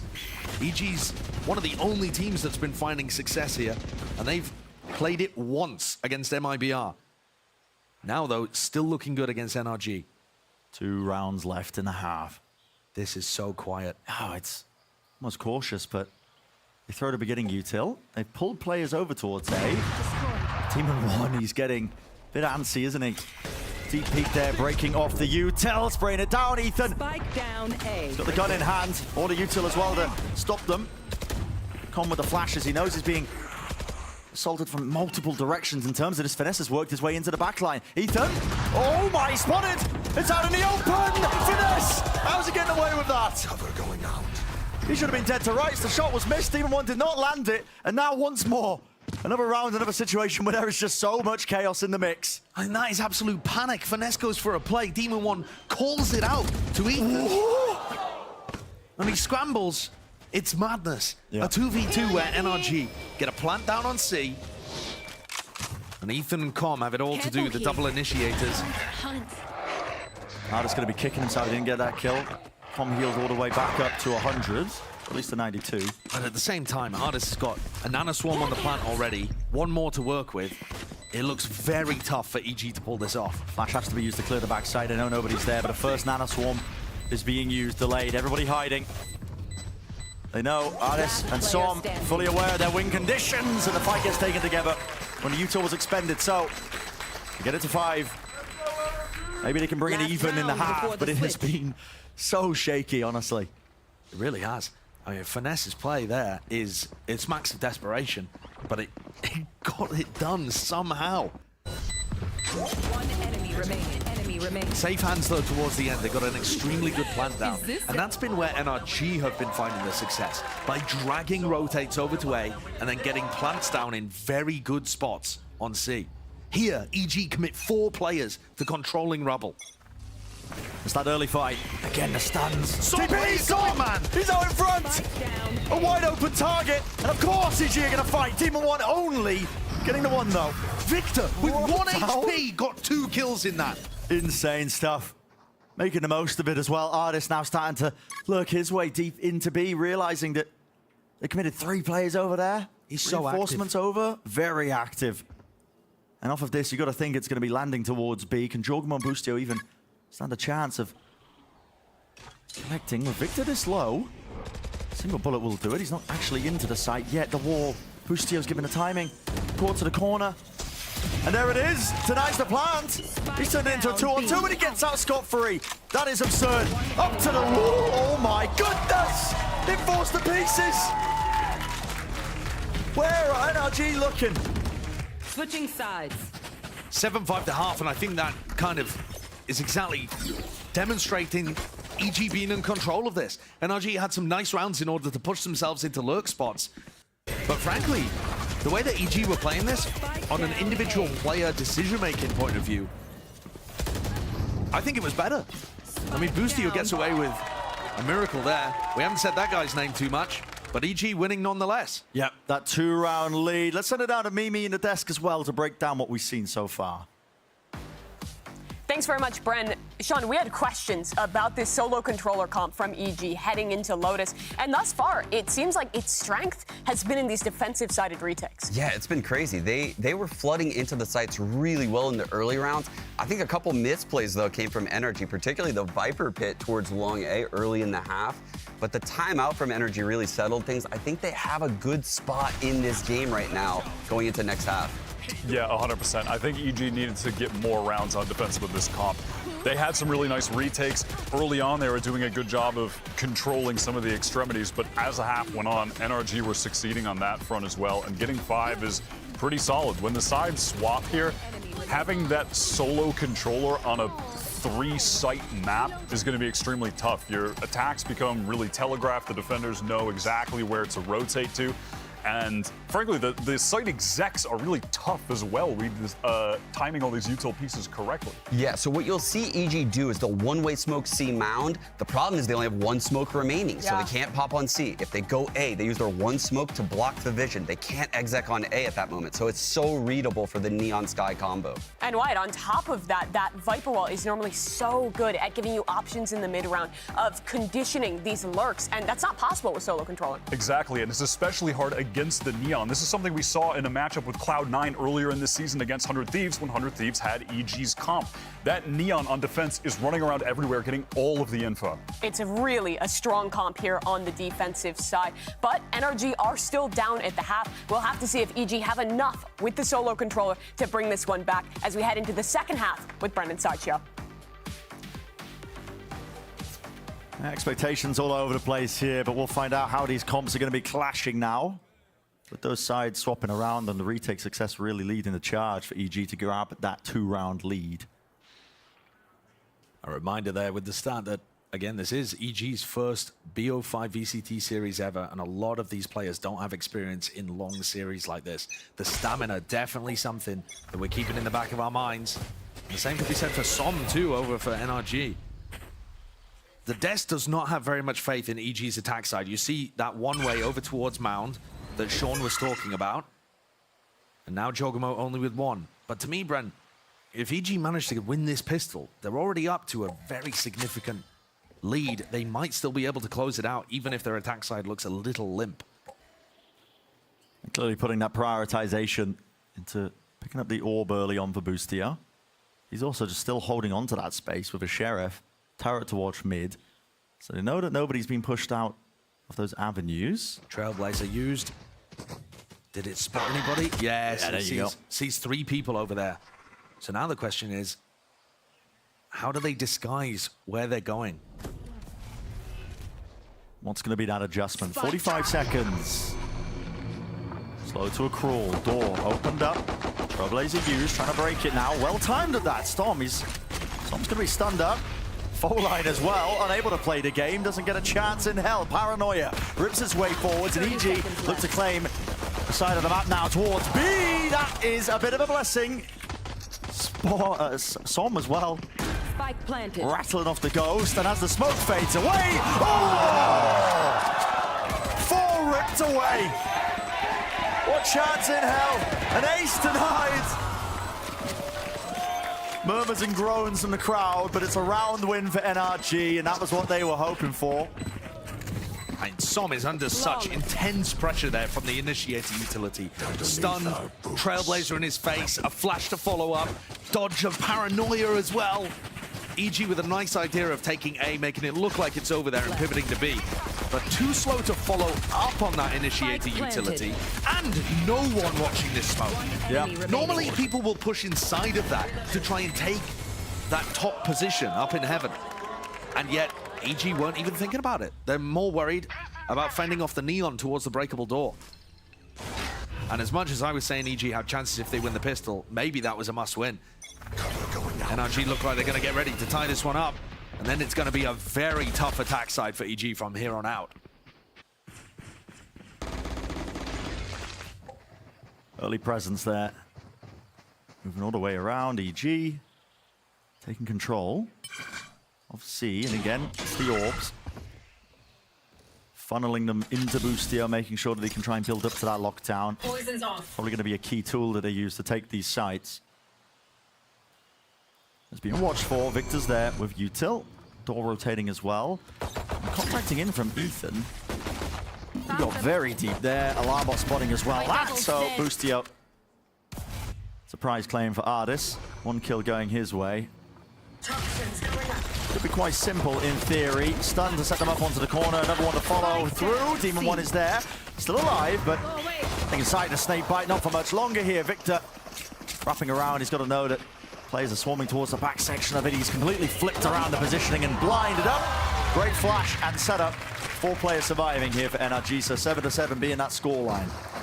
One of the things that was really hurting EG last time these two teams faced, although they won the series, they didn't win a pistol. That's now the 4th pistol round in a row for NRG. So this same issue is rearing its head, and those issues are only going to get compounded in a long series like this. Of course, nothing EG can do about it now, but the score is level at 7-7, and they need gun rounds to win out. This one they have an economy advantage in. They need to generate this into a round win. No big ultimates.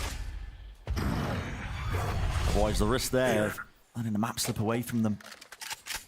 Maybe that inexperience in these best of 5s starting to showcase. Jorgamo has to tuck. Deep stuns. I mean, Jorgamo, he's so close here. He's got his util out. Precisely the wrong time for that.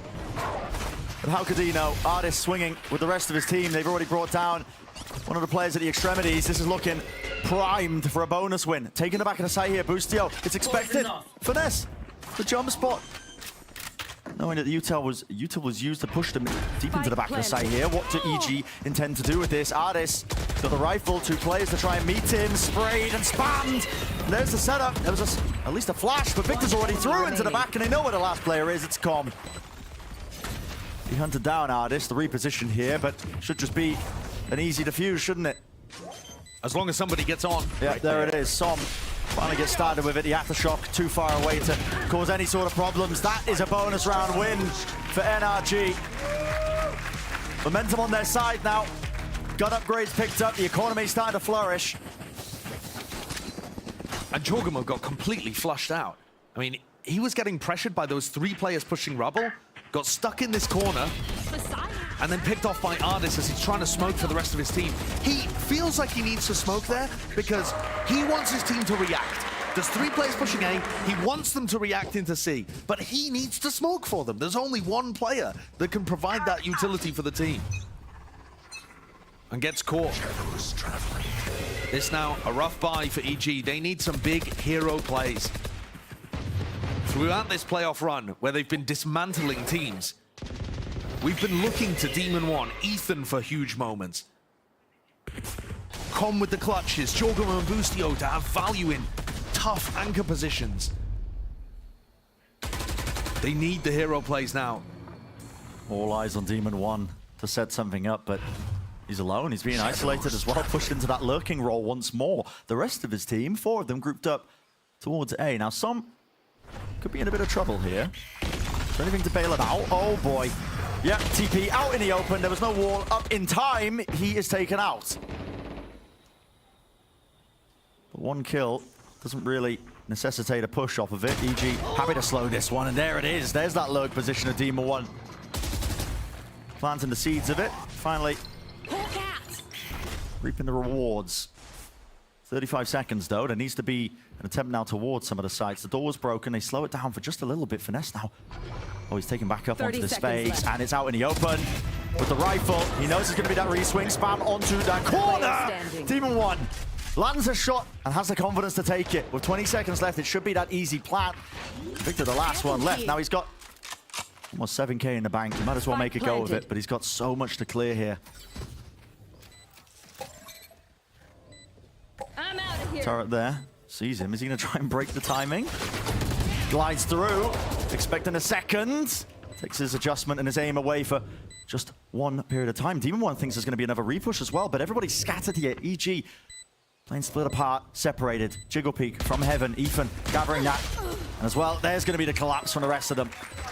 It's a great try from Victor in the clutch, but that's what I'm talking about. EG need rounds like that, where they're disadvantaged, but they pull through anyway.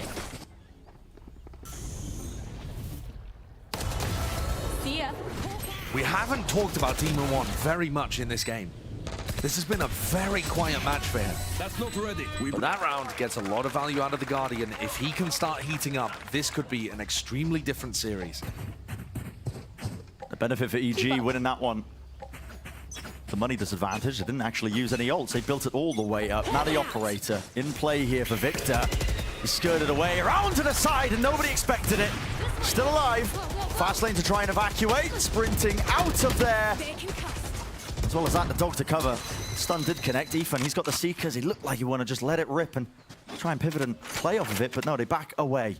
What a decision to go for the operator there. We saw them go for that C push a couple of times against C9. Never really worked for them, but this time generates that first kill.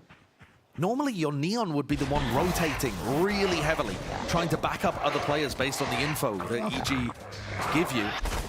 Instead, it looks like Victor's just going to be hard anchoring, so this does put an extremely unusual twist on things. That's really odd, isn't it? EG's attempt is to try and pull players over for the A rotation. They break the door, open up the rotating one, throwing in a bit of a fault line into the mix as well, just to really sell this, but it has pulled players deep towards the front side of B. Trying to find the one-way there, so I'm struggling. I'm looking at Victor as well. He's still got that operator onto the C angle. Seeker's in his face. He has to break 30 that. seconds left. Push and pull, 27 seconds left. Door rotating again. This will be landing towards A, and they've got the perfect ult for it. They've read it. Yep, lockdown. It's going to be pushing them all the way back. Artis is there. Here's that plant now. That's just not quite with the gun. Wow. Stinger. One so bullet low. away. Players push back this way, that way. Now NRG are really going to be tested. How do they play this retake with the players here? Now the Rolling Thunder as a tap onto it. Should set up for an easy kill. Flash forwards and a kill. There, crashes. Be the first to drop. Damage being done. Artis close. And just spams, knowing that there's somebody going to be caught there. Stand up once more, striking back. A nice try by Ethan. Almost landing that spray transfer at the tail end of the round, but NRG, they had the push and pull. They knew exactly where EG were landing, and that ult was really the death blow. Hey, that's a ridiculous round that NRG have pulled out there. It really is. I mean, they are working with an extremely unusual buy. I mean, they have an op, and then a couple of their other players have, you know, Artis is working with a Stinger. The economy's in such an unusual spot, and yet they answer that Thrifty back instantly with one of their own. And you're right, the way that they just shepherded everyone on EG towards A, and then had a lockdown ready for it with 25 seconds left. Definitely a difficult round for EG to call. You can see the struggles that they're working with here. And Potter's going to take a timeout, talk to them about how they want to close this map out.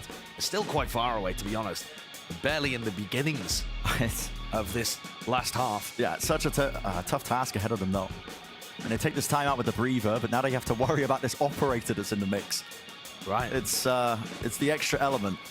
Can't really contact into as many areas anymore. You have to really spend a utility to claim that space early on. And with a map as wide as Lotus, that can be really challenging. You're not going to have that util then to try and take sides. Definitely, especially when the initiator utility isn't as refreshable as something like a Viper Wall, where it just goes up and down all round.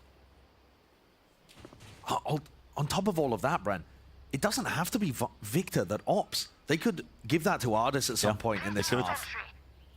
And that would still get a lot of value whilst allowing Victor to rotate around. Victor will be still opping. I mean, he's got the overdrive in his back pocket, so he's not worried about not having... But what does he do here? Is he supposed to throw the stun, or does he get onto the line with the op? Go, go, go. I don't know. Yeah, looks like he's just setting himself up there with a sprint, stun, backs away. So this does fake almost like, okay, well, if they're going to be using that stun, he's probably not holding it with an operator, and he's immediately changed position. But he doesn't get onto early op lines. And that, I think, is the big disadvantage of having your Neon be the operator player. No way they push this. I mean... Lucio's tucked in the corner, but they know he's here now. It's broken. Oh, they spotted him. Nana Swarm. Victor! That is so damn cold. Holds his ground, even with the Nana Swarm just picking him apart, breaking him down. That's a lovely kill to collect, isn't it? Left up to once more. Those heavy hitters of EG, Demon 1 with the knives out. Spike though, stun, dog.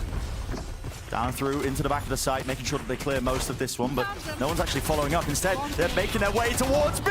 Jorgamo TP's forwards. Demon One tries to follow up. He's shut down. Straight in the air. Knives getting nothing done. And the crossfire is very nice there on the B site. There's no Viper wall to split it up from EG. They can't afford the extra smokes. And this is now Anarchy. With 30 seconds remaining, the two players starting to rotate around. Finesse has watched it though. Spike's dropped. Com nowhere near him. Doing his best to hold on to the weaponry. Denied even that luxury. 10-8, NRG. I've got a tremendous read now on the defensive side of this map. Yeah, the operator too. All of this plays into the fact that EG only have one smoke to work with. Som is able to play at breakable door. They're not using that B wall that's become so favored. The op has so many different sightlines that they can play in because so little is getting smoked. And on top of all that too, that is 2 rounds in a row where Victor's opt Boostio at the start.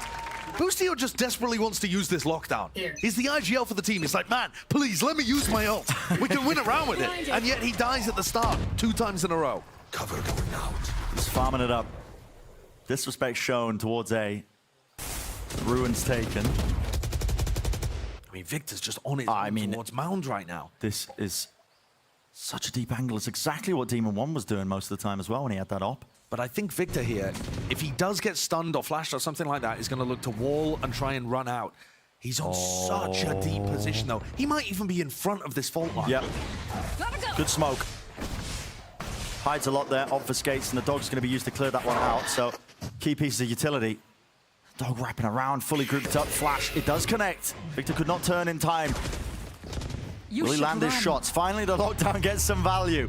Drop down, should be pushing him back, and maybe there's an opening, maybe there's a chance here. Victor, is he willing to go down with this? Playing it all the way to the final few seconds. He's got his own sprint to just disengage and get out of there. There's a stun towards the back. It will push them all the way through. Flash! It connects it to their own face, and Victor's there right behind him. Shut down that attempt to push deep into the backside. No one taking control. And NRG now look to reclaim all this space. The Seekers pushing forwards. The guy that is directly where he needs to land his shots. Util's being used very early on here. I mean, it's planted for them in a relatively favorable position. A tap onto the spike, but they need some kills off of it. They need an advantage to go their way. No one's sticking this. A call is made to take the fight straight to them, around to the mound. But Com will fall. Half under the fuse. Presence of mind as well, not to rush into things, making sure that they optimize the ults for the next. NRG, they're running away with this map. EG's game plan there, off the back of the lockdown coming through, was to try and take spawn control really aggressively. You saw Jorgamo throw this extremely long-range smoke. It blooms right above Victor's head right here. And yet Som and Victor are already in front of it. There wasn't enough pressure to even take that area. So they're not even synced up with the smokes that they are using.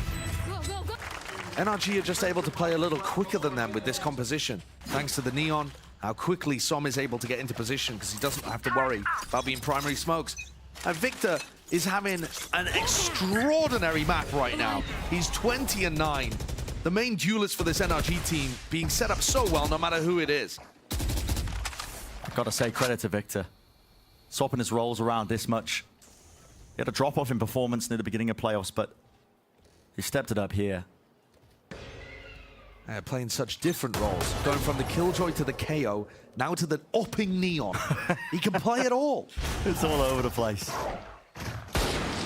Chance for a kill. Ooh. Wide. The martial shots just rattled away, but no damage being done to either side. Screen down. And Finesse is able to play C alone this round because he can reactively use his pit. So you'll see if Finesse is under a lot of pressure. Yeah, here he goes, getting ready to pit. Yeah, as soon as he sees one player, might as well use it. Cuts off any sort of pivot attempt. Now it is going to tether Finesse to C, but it lets the rest of his team become untethered. Oh! Where's the smoke to block that off? It's not there. It's not there. Not with a solo smoker comp.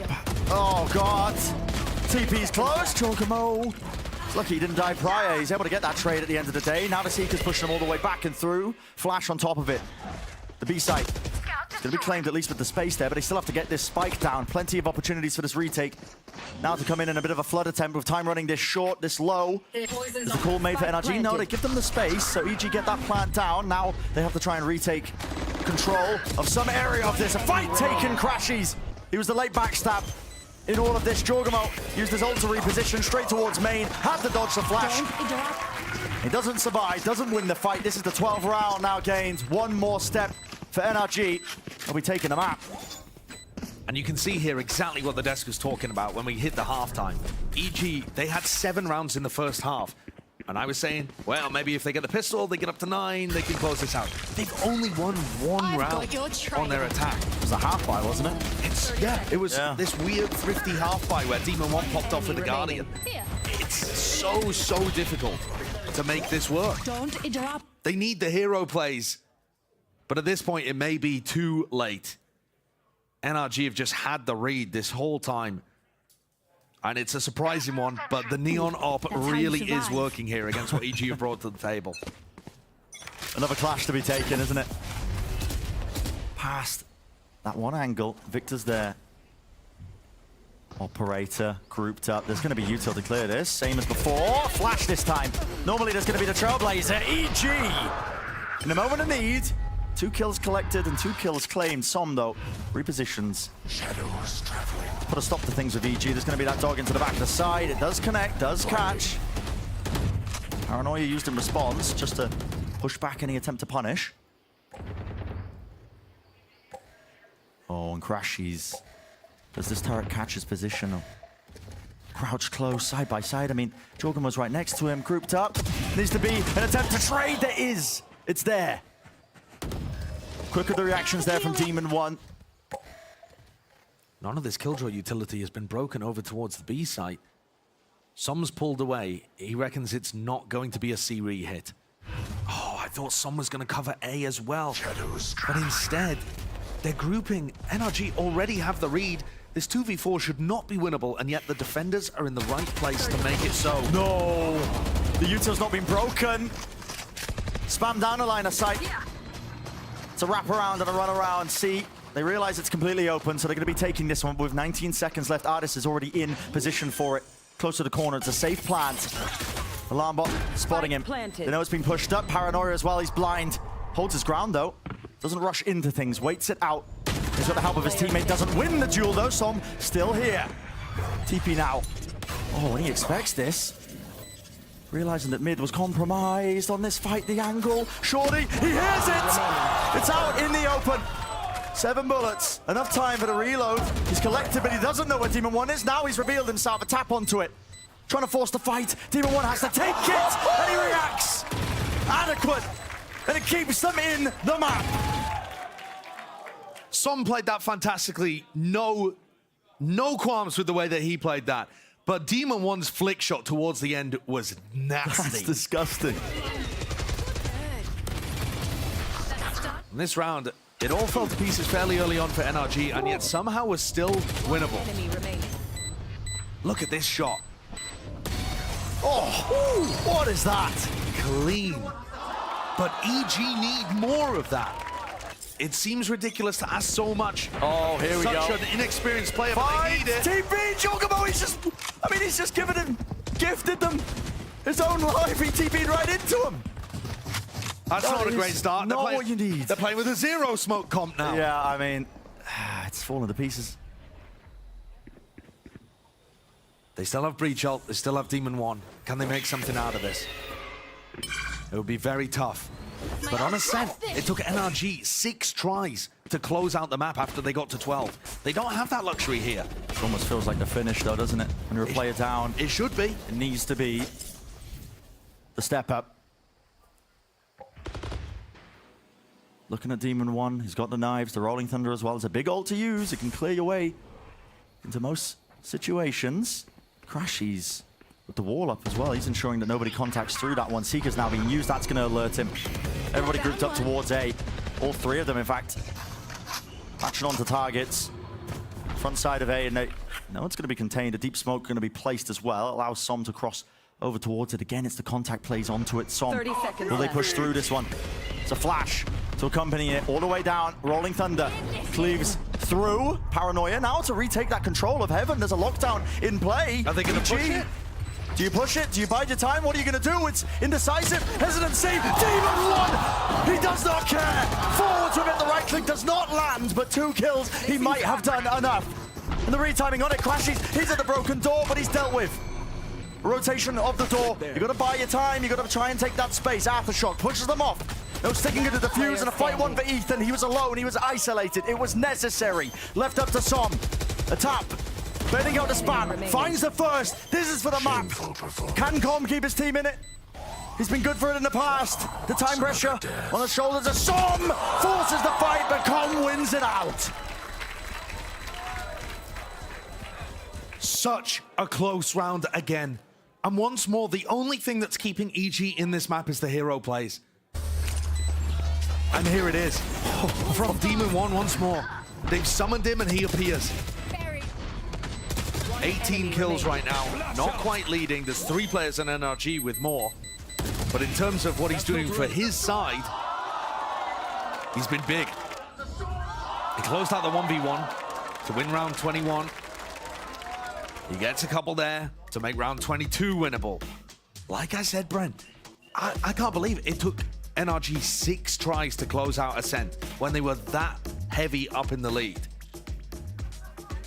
Here, they had 4 opportunities, and they've already let half of those slip. Their eco's still in a decent spot. There's not too much to panic about, but it does feel like EG are the ones heating up on an individual level right now. That was a 4v5 that they managed to escape. That pressure is there, forcing NRG to take this time out. 1-1 with a map score, remember, best of 5. This doesn't decide the outcome of the entire series, but it's one that both sides are eager to win, to just gain that edge. I mean, especially when you look at the expectation being NRG takes this. NRG look good at it. They beat Cloud9 on it. EG don't really play this map, and it's a weird comp. Everyone expects NRG to go up 2-1 in the series after they win on Ascent. Yeah. So for EG, in some sense, it must make you hungrier to try to rip it out of their hands. All you need is one if you are NRG. That's what stands between it. Deep flash. No presence towards A on either side. Faking like they could have been taking control of it. War fades down. An opening for Demon 1. He's keen to lock on to those angles. Here. Spots out the alarm bot, pings it, smokes it. But that's close enough to be heard. And Ardis, he takes the swing, but it was being watched for. Thankfully, Demon 1 had backup from both of his initiators holding that angle. It's a cheeky idea. Down to a minute. Trailblazer, I believe, spotting a couple of players here. Victor, this angle, that is quite unusual. Has to be a stun to clear him out of this one. But it's used in return as well. Paranoia.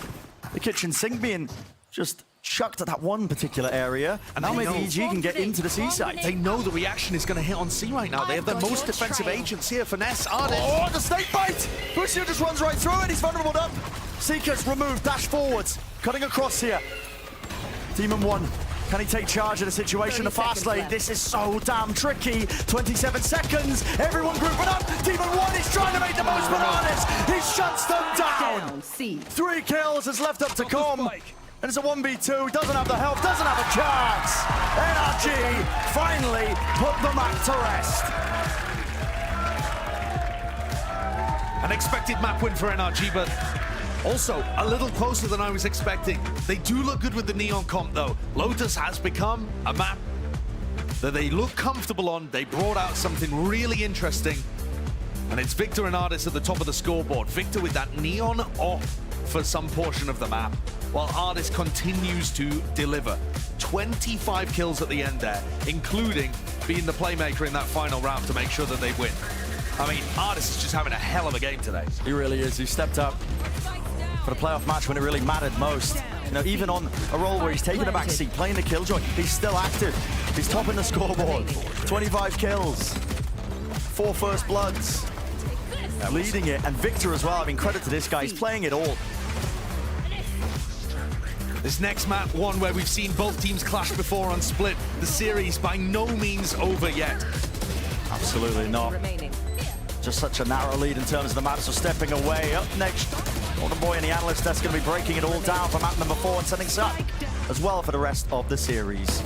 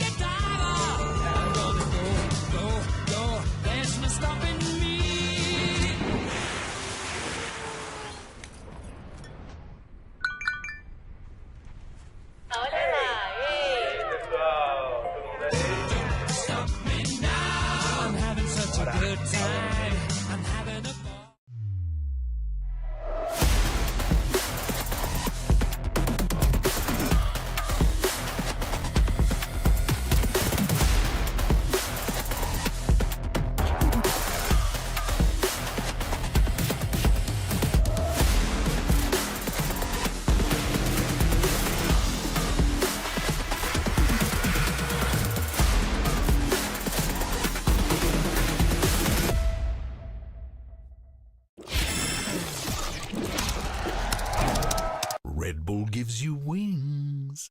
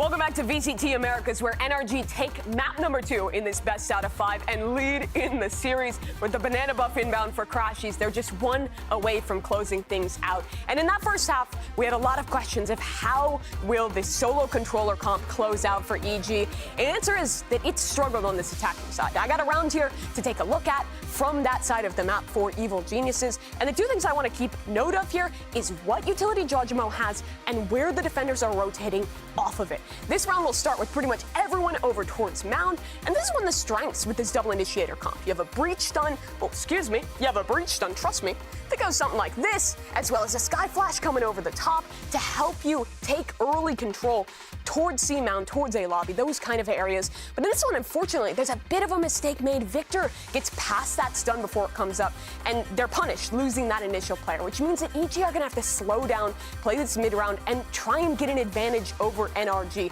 And with the solo omen, that becomes difficult. We'll look back at the minimap now, and they're gonna start pivoting back towards B, pressuring there, as both smokes still get to be used in this one, so there's lots of util left for EG. Now their idea, as you can see from the pinning on the minimap here, is to re-clear A lobby. Normally in the Viper comp, you have a wall that comes something like that. You'll sometimes have an orb here or here as well to help condition your opponent that you're always able to re-clear that space in the mid round. You can put that up at any time. You're not investing anything. But with the Omen comp, you'll see they have to use one of their few smokes to help take this space. You see the smoke's gonna come out, they're gonna dog through and take this space, but they don't wanna commit to it. They wanna try and turn this one into a fake. Calm's tapping the door, he's stunning, and now, because that smoke is already down, you'll notice to walk back and join his teammates on the execute, he has to dry walk across this angle, and there's a big chance that the op could have just been sitting there and taking him down. It doesn't happen in this round, but we'll watch as this continue to play out. NRG is already rotating back towards C when they see that smoke invested, but it's another fake attempt from EG. And at this point, there's only 20 seconds left on the clock, and this is gonna be very telegraphed because the very last smoke of the round from Jojimo is gonna go stairs. And instantly, the Killjoy player knows that this is gonna be a commitment because that's the only controller util they have left. Everyone from NRG is gonna start rotating. They're gonna invest this Killjoy lockdown, and they're gonna be able to instantly flood into this site and shut down as that spike is being planted. The round will go on for a little bit more as I'll zoom through this one, but in the end, it's NRG winning that retake, and throughout that half, with this Neon comp, they were ahead of the curve in these rotations, and EG was very telegraphed with just that solo omen. Yeah, that's right. And of course, welcome back, everyone. And an excellent breakdown. And of course, illustrates one of the core fundamental issues that EG was going to have in that Lotus game, which was it really just started in the composition, right? That's how it felt like. NRG won it at Agent Select. It did feel that way. It felt like NRG won it by EG picking a single omen. And throughout the entire half, like you just showed me, there was just so many tells for NRG to rotate into the sites. There was B hits with one choke smoked, just see Link. So they were just so difficult to take the sites. And NRG just dominated them. Yeah, and you also had a lot of speed on the field to work with, and partly because Victor's running around like a madman, thinking he's playing Apex over here. The guy's like out of this world, but he was out crushing it. And I think that it just goes to show that like Victor definitely, when given that opportunity to be activated in this role, Wyatt, he delivers. Yeah, 100%. And the Neon is, as we were saying, so effective against this single omen composition, rotating around the map quickly on defense, and even seeing Victor pick up the op, which is something that we've seen him do later in this season on maps against comps that only have one controller. He likes to bring out the op in those situations, and he's doing a pretty good job with it as well. And that's something new that they added to this comp that C9 wasn't doing. This is something that actually Foot over in EMEA does, where they're running Kiwi, opping on the Neon sometimes going for those early gambits for space. NRG continues to adapt even in the postseason here.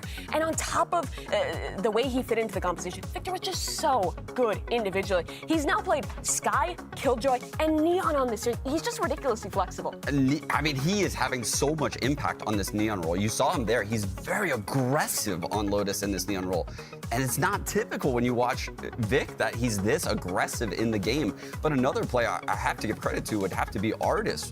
another top frag performance. He started today off in this series, Jet Haven bottom fragged. He's coming back top fragged the last 2 maps, obviously carried through Ascent. And now we're headed into Split, a map where FNS, in my opinion, just is a master at mid-gaming. Yeah, I 100% agree. I'm always blown away on Split by FNS's mid-gaming and also the amount of prep that they do on attack, the amount of different looks that they have for taking map control. It's unbelievable how much they have in the strat book ready to go. And it's going to be a cool matchup because they're going up against EG, who actually have the highest defensive win rate on defense on Split right now in the entire league. And on the opposing end, obviously, the FNS Masterclass. So it's just going to be a hell of a game. But this has been a good map for EG before. They've taken it over NRG in the past. And I think this map can be prone to a little bit more variance now in this double duelist meta. There's a shot, if there's a map where Demon One is just going to take over, it would be here on Split. I couldn't agree more, because something we've noticed in these matchups with these double duelist comps is obviously there's not going to be Sentinel utility. So because of that, you see these scenarios where the A site players end up under heavy siege. They don't know if people are about to pop through the vents and split on the A site. And a lot of the times, NRG's rotates on their defensive half were a little bit rough, actually, against EG. Yeah, the last time these two teams played against each other, shockingly enough, it was actually EG. It was Boostio who was making all of the right calls against FNS. On attack and defense, they were always either a step ahead. Yeah, putting up the perfect crossfires for their attack or hitting the site that was always weakest. By the way, 4th map, 4th unique agent already being played for Victor. It's insane the amount that he goes into. And I feel like the Raze is one of his best roles here. But same can be said for Jojimo. Both these guys going back to comfort. And while the calling's always been good for NRG, we can't forget NRG, Loud, 2 of the teams that EG has beaten here. Yeah, and a lot of the times when you see EG play this map on defense, they put a lot of focus on close A control with one of the duelists. If Demon is unable to get activated in this first half, if Jogamo can't get activation by that A ramp, this will heavily favor NRG in this first half. The last time these two teams played, it was Evil Geniuses with an OT win at 15-13. Can they push it to a map 5? Let's go ahead and send it over to Brennan Sideshow for the cast. Let's find out just how far we're going to go with this series. Our lower bracket finals so far, twists and turns abound, aren't they? But NRG feel like they are just almost preordained to make it all the way to another grand finals here in the domestic region as well. They are hunting for a chance to win that for the first time. The core of this team, never been able to do so, but there's this last obstacle that stands in their way, a hungry EG. It does feel like we're fated to get that NRG Loud clash, but EG are looking, and have been looking all season, to change us alternate timelines. I feel like every match is a universe split when it comes to EG, and we're in a very branched off one currently. So all expectations, the defensive side of EG should be sailing into a comfortable lead, but we'll find out just how realistic that is. Getting into this pistol round, orb lineup. Up close. Gonna be a flash used early on. Artist close, trying to play inside the smoke. Boostio attempts to steal that one away. Com is there though. Lands a shot towards heaven, lands a second. Resets enough to potentially make it 3, but no. Brought back down again, and now they're going to go for the full rotate around to Som. It feels very similar to their Lotus game plan, doesn't it? Pressure in one area, one lurker. They're 4-1 defaulting against EG, and it's working really well in the last couple maps. This is Som that's just been weaving himself deep into the back of A. He's made the call for them to start. Great rotation all the way over. What's important here is that Som doesn't get picked off in a too advanced position, but as we can see, EG is still only just now re-clearing the B side. Like, wait, are these guys really not here? They're not re-hitting? Now a bit of fear in the back of the heads of the EG players. They got to think, okay, well, where could they be? Yeah, the positioning is going to be a serious issue for EG to deal with, but they've got some nice utility. Boombot still available, a nade to clear out a spot. You know, lots of utility that they can use to grab info or clear spots. Som, here he is. Lands one, does not claim the second. It's traded immediately. Here's the Boombot. Drop down, shots landed, nade. Oh, saved that one for the elbow, but Finesse is close to the corner now, and he is being absolutely swarmed. It's Crashies, left alone to do the most with 73 health. Smoke in his face, a tap onto it, and Demon One trying to force the engagement, force the fight. Bides his time, waits it out. Here's the footsteps, no way! The spray of the frenzy, but time! Not enough! It's NRG who win yet again another pistol round. Those final moments are so tense. Crashies picks the perfect timing to challenge Demon One after already not being sold whatsoever on the first fake tap.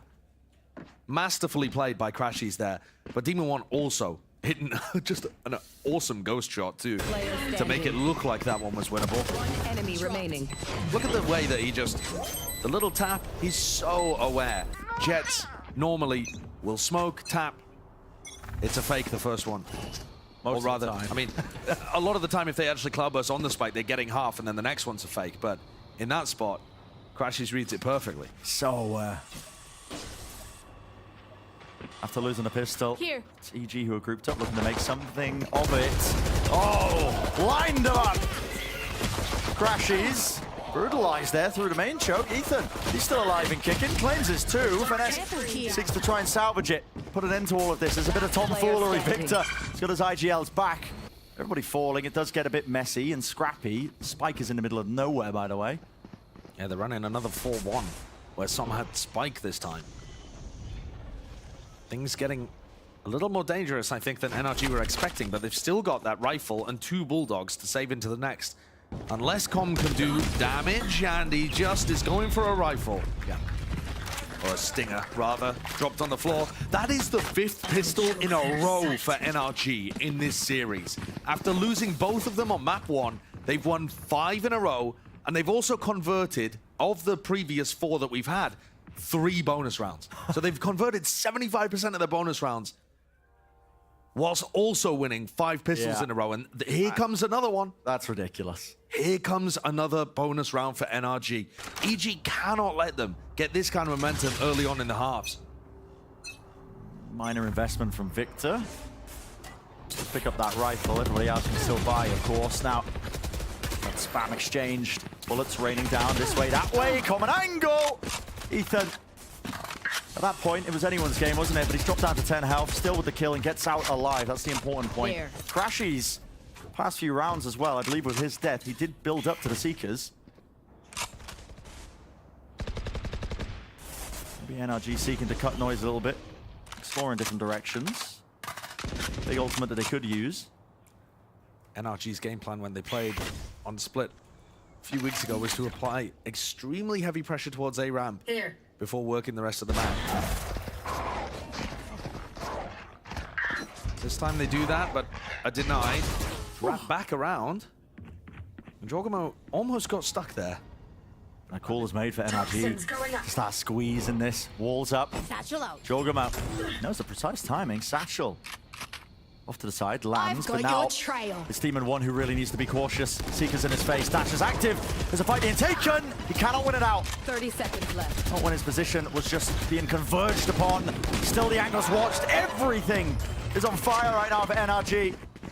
It's happening again, Brent. Class in terms of their performance. They were a player down entering this.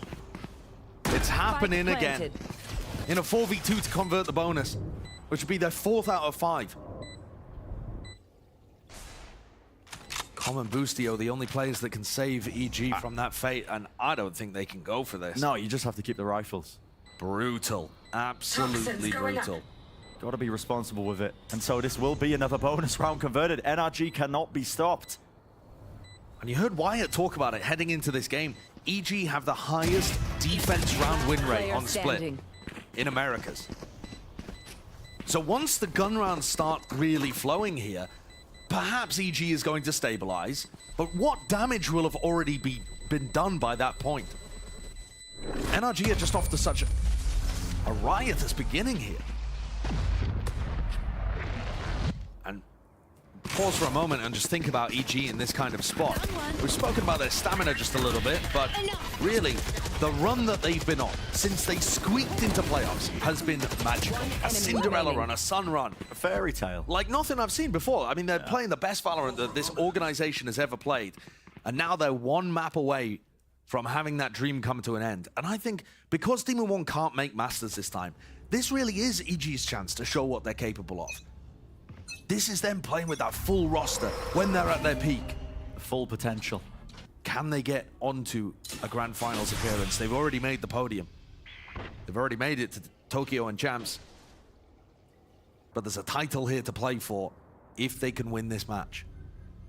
It's this map that stands before them. Got to get over it because one more map for NRG means they run away with a series. And we get to see that old rivalry rear its head once again. Another chapter. Team 1 on an off angle there, looking for something, but denied by Victor. It's an extremely cautious approach to this anti-eco round for NRG. Fully grouped up. EG we're hoping maybe that they do some damage with it. Deep flash as well. Faking the presence towards mid. Trailblazer, nothing else behind it. Explosion about to occur out towards the site, deep into the smoke again. Com hoping for a chance. Anything to try and take away one of the players, but NRG, the side is theirs. Spike's going to be exchanging hands as well. Look to prioritize a flash play. NRG. 30 seconds left. Crashies, who's so damn aware of it. Anti-flash as well, swings off of the timing. You notice how Com is trying to anchor that position by diving into the cloudburst. Oh, wait a second.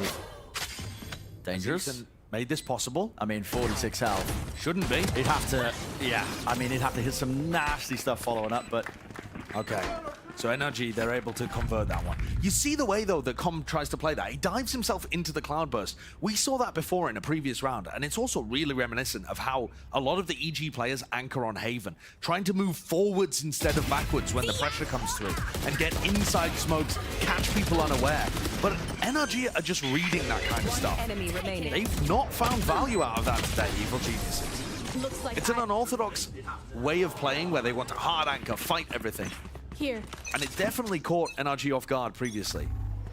I think they've learned their lessons.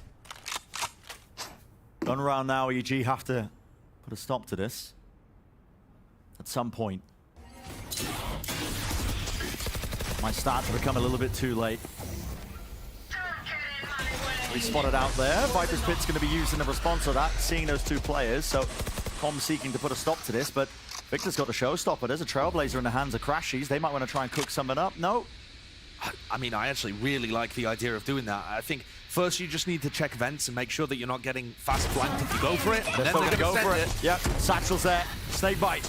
Drop down, already past the point of no return. Vulnerable up. It's a squeeze onto the site.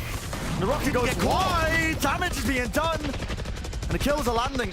It's all on the camp of EG. Still the Viper's Pit is up, and that decay damage kicking in, but as Com falls, so does that one obstacle. Spike still needs to be planted. There has to be a safe, tucked position. They've lost control of Heaven in the middle of all of this, but a call is made as well. Look at Victor. Into the spawn. There's a... Wow, he's playing in front of the Cosmic Divide as well. Way further beyond where EG would be expecting him. Although EG are definitely making sure that they've cleared out all of these spots before they commit to the retake. Expecting a reflank, but the setup is there. High-low into the corner. Victor, he can try and take a cheeky timing. Sees it. Jorgamo walks right into it, even with the spray down, though. And now this is dangerous. A nade off to the fuse. Time being bought. Team at one covers. And enough time is there. Nice retake from EG. I mean, I really like what both teams are doing in this round. The way that Com plays with his ult, excellent. NRG's idea of using the showstopper with the Trailblazer, also a very nice counter. Ended up being Som that spammed through to claim the Viper kill. EG's retakes were super clean on some of the previous maps that we've seen today. And there's the first of many that they will need in order to keep that defensive win rate high as it's been throughout Americas on this map. A judge in the hand of Boostio and in Ardis' hands too. Although Ardis is cheating, he's got the Blade Storm to work with. Yeah, still got that ult. Shouldn't really count, should it? What's the approach here? Knives now. Oh, flash, Trailblazer. An attempt to punish here. They know that it's Ethan who's been playing close. Another flash and a blind. Victor was already in. Let it rip with the satchels, but do they know that that's compromised? Off to the side. It was a right click from range. Still the kill has landed. It's Jorgamo who does go down. Seeker's broken, but not all of them. One skirting past. Team in one. And Som is on... I mean, he's just so far away from the rest. Waiting presumably for a star to come online, so he has a pull for the defuse. And this is going to be a save. Devastating call for Boostio to have to make. Absolutely heartbreaking. You're in a 3v5. You've already let NRG get such a lead. You're facing elimination from VCT Americas playoffs if you lose this map. And you have to call a save. The approaches in these attack rounds, though, are lovely from NRG. They're starting off the rounds by contacting. You saw in the prior when they went up mid, so I'm talking about the previous round here, they walked up mid, they saw Com jiggle peeking with his snakebite out, and they almost got the pick instantly. Here on A, they contact into the A ramp area, where Ethan's been spamming, and then they double dive on top of it. Yeah, that's a punish. I mean, he can't see a thing there. No, but they just know where Ethan's going to be. It is a little lucky, of course, but at the same time, there's a lot of pressure coming through there from Artis and Victor. And a great read by NRG. As soon as EG answer back with that one-round win, it's forced them to take a timeout. And this EG timeout, I think, has got to be about the tempo that they're playing at. Like, the fact that they're not using utility for the first 10 seconds, but they're still taking space in the first 10. This is where I'd want Demon 1 to be trying to play aggressive angles early. If he can post himself up towards Vent and be looking down mid, or if, you know, Demon 1 could be peeking on ramp, for example, and trying to take fights at the beginning, he's going to be favored because NRG are trying to conserve that utility. EG need an adjustment, though. Maybe it does come from a little bit of that aggression of Demon 1 holding the deep angles as well, especially if the beginning of these rounds is just NRG contacting and getting the read on the defensive positioning and punishing that. But not enough to afford an operator into this next round. I'm cheating a little bit. I can see the money situation. You guys can't. Yeah, and so that is part of the issue. When you just keep getting knocked down onto these ecos. I'm forced to save, but you don't have an AWP. Okay, but look at the positioning of Demon 1. He is going to try and take this Ramps challenge. There could be a Viper Orb in his face, but that one's not going to bloom instantly. He might have his chance. So here we go. Round sticking down. Astra Star laid down a little bit prior. Does that dissuade them? Double satchel flash. He finally connects. There's kills there. Here. And the dog spots the two of them. Corralled into the corner. Breaking the util. Piece by piece. There's a mid exploration. A snakebite. Drop down close. This is getting a little bit dangerous. A little bit awkward. Finesse with a snakebite again.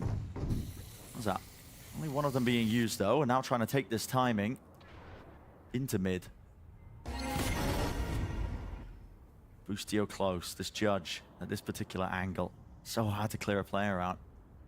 NRG don't look like they have any intention of really working his way into it. Okay. Bit of a spot. They know that Demon 1's still there. No, they're trying to take the fight. And well, okay. Decent by Artis. Good trade, to be honest. It also lets them re-explore back over to A. And yet Finesse pops himself up into A heaven, realizes there's nothing there, and empowers Artis to go and take space in B. He's cracked it open. Very nice stuff. Big round from Artis, who so far has been the MVP of this series, I think. Spike down. 3 versus 3. The positioning quite scattered for NRG. Maybe looking to regroup, but that's exactly what EG have got on their mind. All three of them now into spawn. Oh, fight could have been taken. Dash. Now active for Artis, out to the side, showstopper, flash in his face, he disengages though, trying to buy time with the rest of his team as well, because Crashies is also just trying to play it from heaven, buying it out, and there we go, 4 for Artis, massive performance. I mean, including shutting down Jorgamo's ultimate, and the timing could not have been more perfect with that. He gets completely ruined. And Jorgamo himself had a very rough game the first time these two teams clashed. I'm talking regular season, not even playoffs. Stay down. It feels like these two teams, you never get a game on split where both of the Razors are performing. The first time around, Jorgamo went 0-6 in first kills to first deaths. Second time these two teams played on split, it was Victor that ended up struggling.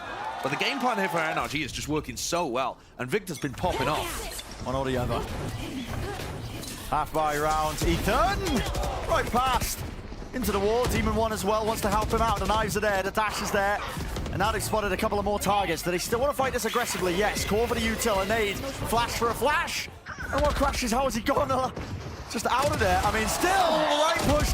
Intercom does not have the rifle though. Stinger, only good for the 1. Damage done, heal still online. This is all over the place. Oh, it's being watched. There's the raise battle that could have been absolutely pivotal. Jorgamo had his chance to win this round. Goes for the swing. Can't quite land it. And all of that healing that Victor did, oh sorry, that Crashies did onto Victor. No time wasted though. Look at this already. Barreling straight through heaven. Cutting corners. With the timing there, the rocket was unleashed. It was just landed into the corner. No kill. The dude collected onto Demon 1. Regardless, Ethan, he's left alive. He's got to know the players. Positioning weak enough. First one found. Maybe this could be doable. He has a flash. Clearing all the angles. Deep into the corner. False information. He thinks it's clear. And Victor crouched close to the new box. 3 in the round for him. It's a series of heroic moments from a lot of individuals of NRG. It's what's led them here. 7-1 in the lead. I mean, EG too, though. They set that up by Ethan just deciding to take a timing on the players playing contact over towards A, and he grabs the first kill. They were unfortunate not to get more out of it. They had a pull that vulnerable Crashies, I believe it was, who was stuck in the corner and a nade on top. I don't know how he managed to escape that. He just flashed and ran away. Talking about running away, NRG are running away with this map. They are getting ever closer to a spot where they're just going to be through to the grand finals. And some bursty play yet again. Straight into the A site. There were adjustments there with EG set up, but no one's going to be waiting to receive onto the site. Is it a plan for heaven? Com. Corners. Bullets raining down into it, but a Viper's Pit now just breaks up the site. Difficult to chew through. EG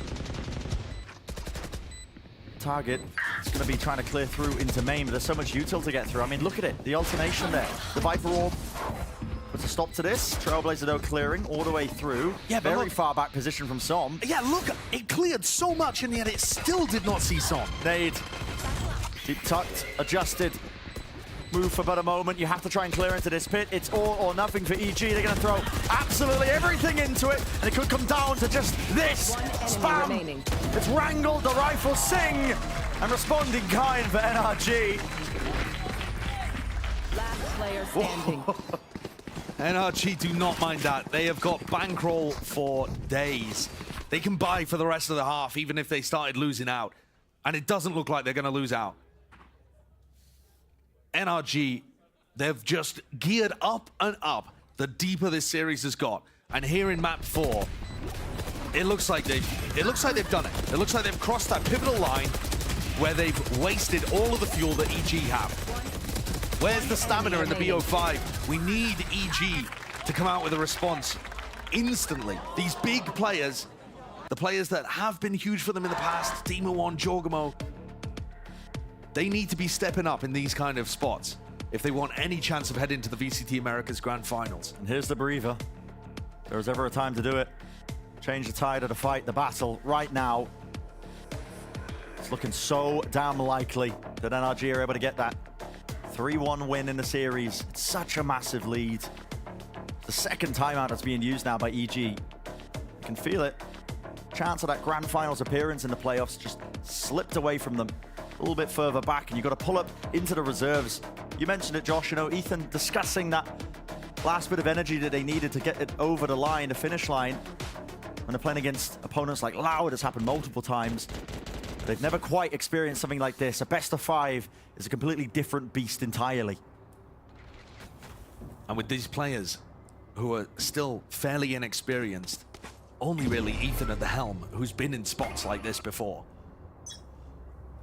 For those kind of players, it really is something new that you have to experience. It's not like Ethan can tell them what to do, how to calm themselves, how to pull the best when they need it most. NRG, they've been in spots like this before. Looking a bit shaky at the beginning. Jorgamo steps up to the challenge. Avada's going down. It's quite a nice opening. Oh, here we go. Oh. No way. Brushing past each other. Does Demon 1 know? He's looking in a completely different direction. Half clearance. Not enough to react or land the shot. Easy enough for Som, and with the dog clearing that one, it's all just been picked apart. Advantages that EG were hoping for, seeking out. Stolen away. Now they can take their time of it. NRG walking. Casual stroll is what it feels like now towards the A site. That's where they're hoping to end it.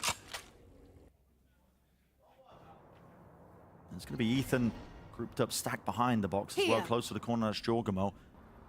Can they do any damage? 1 or 2 kills here would be quite nice, but they're hoping for a round win. Nade into the back, Victor. Reactions is there. Not enough damage being done prior. It's up to Boostio. But this is currently looking just like 9 rounds, 9-1 being that scoreline. It's set up. Steadily being chipped away in stone at this point. It really is. A reminder again, EG coming into this game have the highest defensive round win rate on split in VCT Americas.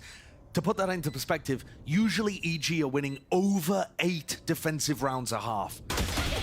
And now it looks like the best they're going to be able to do is 3. Which is just insane. I mean, NRG have come here not to play, but to win. There's a cold anger about them heading into this series. We spoke about it briefly near the beginning. They see EG as these, you know, scrappy upstarts who have come to try and steal away that top spot in North America.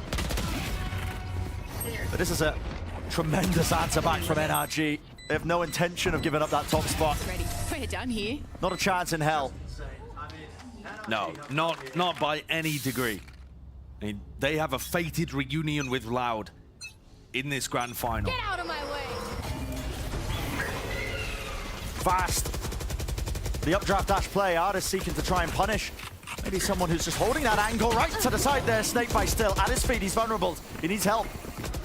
Bit of a bailout from his team. He is still alive in the action. And maybe now might just get left in that position as a bit of a late backstab.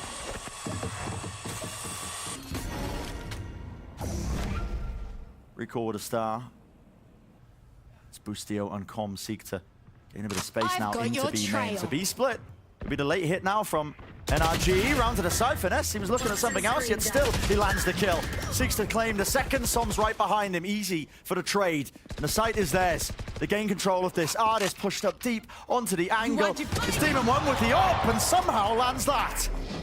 He's read it, but they're still in a 3v3, having to retake with no great information about where NRG are. If Victor gets 1 kill, suddenly he's up to his showstopper. It just looks so difficult. Som is even so confident that NRG are holding their ground. He is going for a reflank. Really deep reflank, but dash forwards from Demon 1. Seeks to try and again cut up any crosshair placement. The rest of his team starting to regroup through, and Crashies is going to be that first casualty.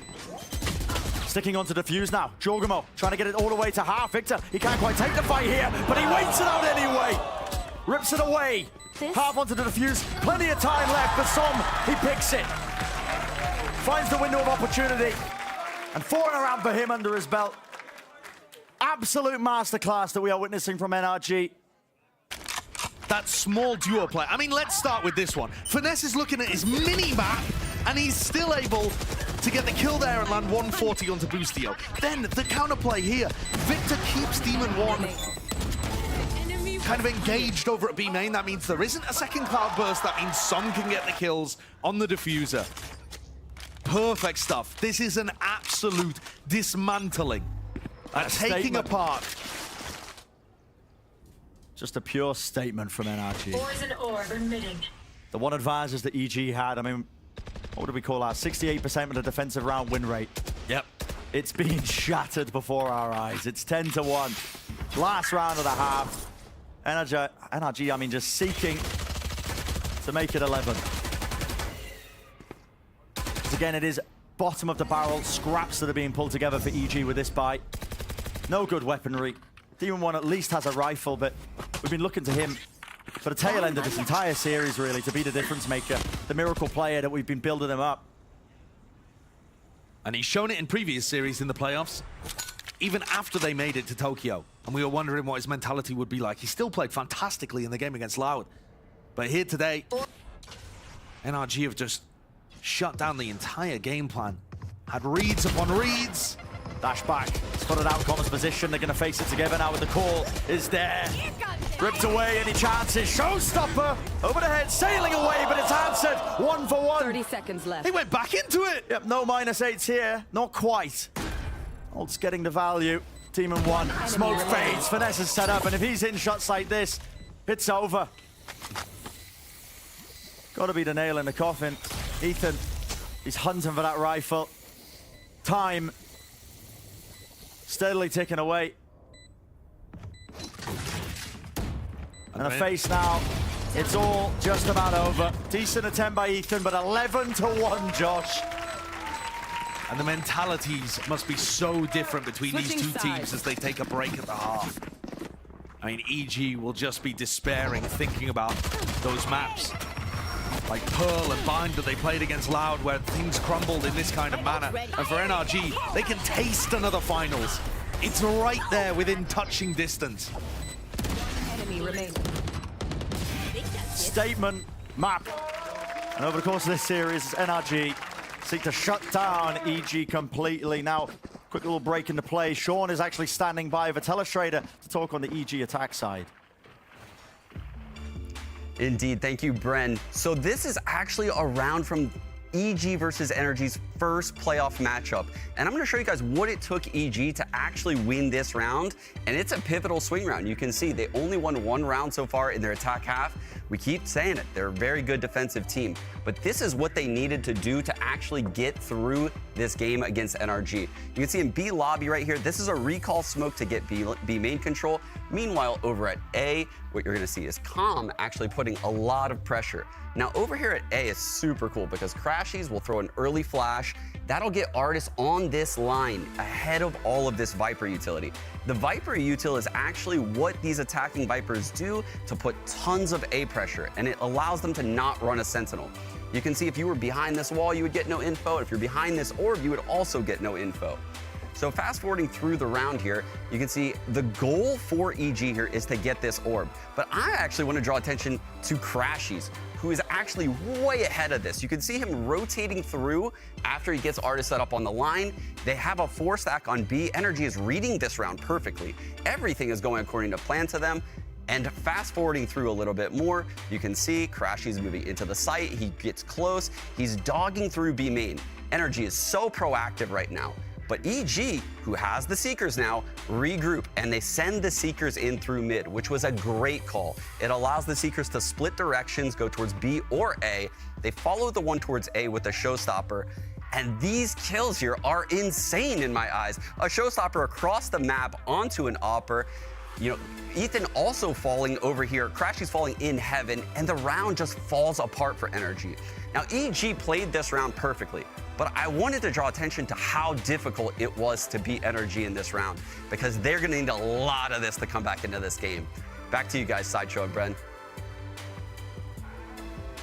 And Sean, yeah, you're painting a picture there. I don't quite think I've got the receptors in my eyes to see the colors and the outcome here, because it just doesn't look so likely for EG. 1-11, it's NRG in complete control. They've won almost every single pistol round. In fact, I think every pistol round off the back of that first map. It's the only exception. Yeah, apart from the first map, NRG have been dominant in terms of pistol rounds, bonus rounds, everything. And at this point, the misery will be sinking into the EG camp. Blocking vision. It is brutal for them. I mean, by the sound of it, it's going to be Demon One's last map that he plays before Champs, because he's missing out on Masters Tokyo and the team doesn't have to play in LCQ. What a gutting way to end the season, but it doesn't hide the fact that EG have had a phenomenal run to even get to this point. But it looks like they just haven't had it today against NRG. It's been something special. Toxins going up. A fairy tale performance, a lot of the step-ups. Can't discredit the improvements that EG have made. No, not at all. But here we go, here comes the site hit. Stars drop down, Rob does connect. Som is close to the corner here, seeks to try and evade capture, but not likely. Off to the side, Demon One. Glimpses of it. What made him so damn fearful? Pushing forwards, Crashes is still alive into the backside of this one. A bit of running gun in action will do it. It will clear him out. It's down to that 2v3. EG. Spike planted. Set up with the advantage. Oh, no, not like this, Boostio. Just about gets it. Finesse, hoping for the most of that one, but it's shut down. Okay, so a pistol round for EG. An extension of the play, an extension of the series for now. These players have got to believe in themselves if there's any chance of a comeback like this happening. I would say we've never seen anything like it, but at this point in Valorant, we really have seen it all. However, It seems a monstrous task. NRG, their defense side, has just been excellent here. And despite having some shaky moments in previous maps in terms of closing them out, most of the time that experience is going to come through. Right there. Demon One picks up a Guardian, another opportunity to show us that incredible aim again that we won't see for quite some time. Much prowess on display. They've left him alone to his devices. He's got one teammate at his back. That's Boostio. Making a lot of noise, having fun with it. Deep into mid, Ardis! What a time to take a fight. Jorgamo looking in completely the opposite direction. 3 shorties sprinkled around the map here for NRG, and then Ardis, who's being mobile with a Sheriff. Yeah, I mean, it's just individual traps all over the place that you just don't want to detonate if you're EG. If you don't use util to clear one corner, who knows? Could be a shotgun in your face. Reposition from Ardis. Contact. Doesn't get the kill there. It's Demon One instead. He's able to win it. Down onto his head! Demon One! Sat right down on him. Only for the one, though. 3 versus 3, close to the corner. Guess who's still alive and kicking? It's Som. Down, head pokes up, looks for the kill, looks for the shots. Boostio's there, reactions online. Victor makes the most of the chaos of the situation, enough to do a bit of damage there, yet still it's EG who do convert that anti-eco. The score was something similar to this on Ascent as well. Another moment, I think, to reflect on how well NRG have taken maps that they lost against EG and turned them into destructive flattenings. Enemy remaining. Again, the last time that these two teams faced off, it was Haven, a close win for NRG, and then it was Split and Ascent, where EG won.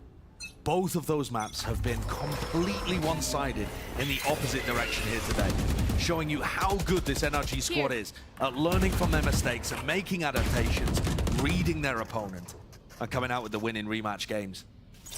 They're truly incredible at it. Yeah. Adjustments and reads. Central key to NRG's success over the last couple of years.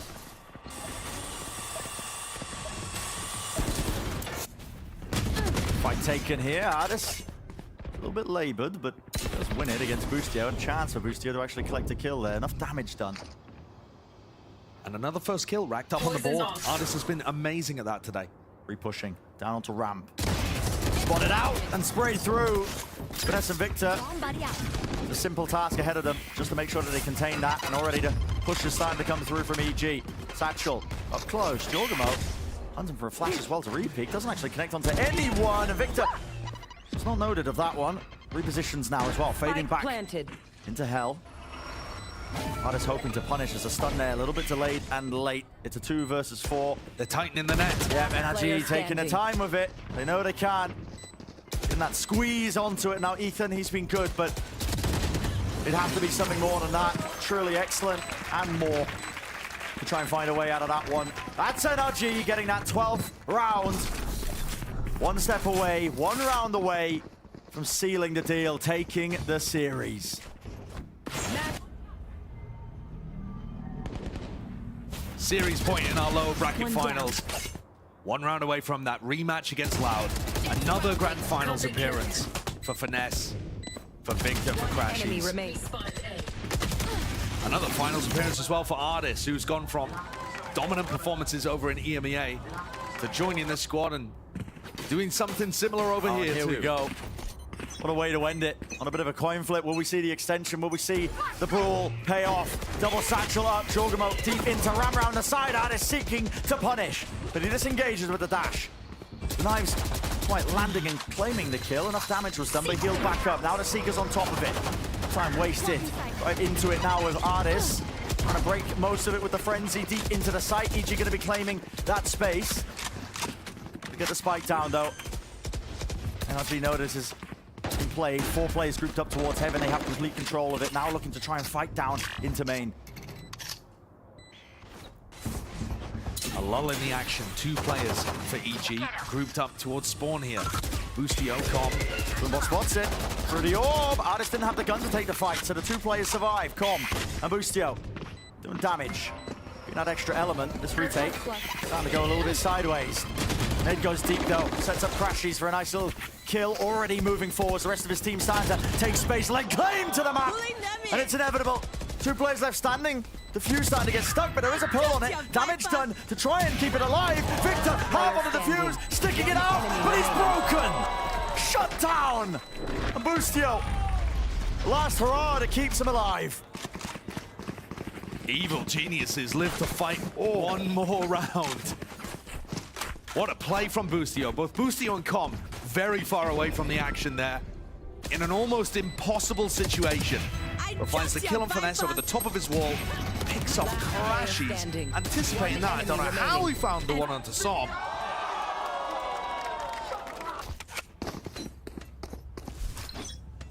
Scatters things just a little bit.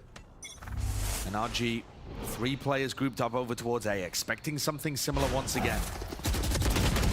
Fight taken.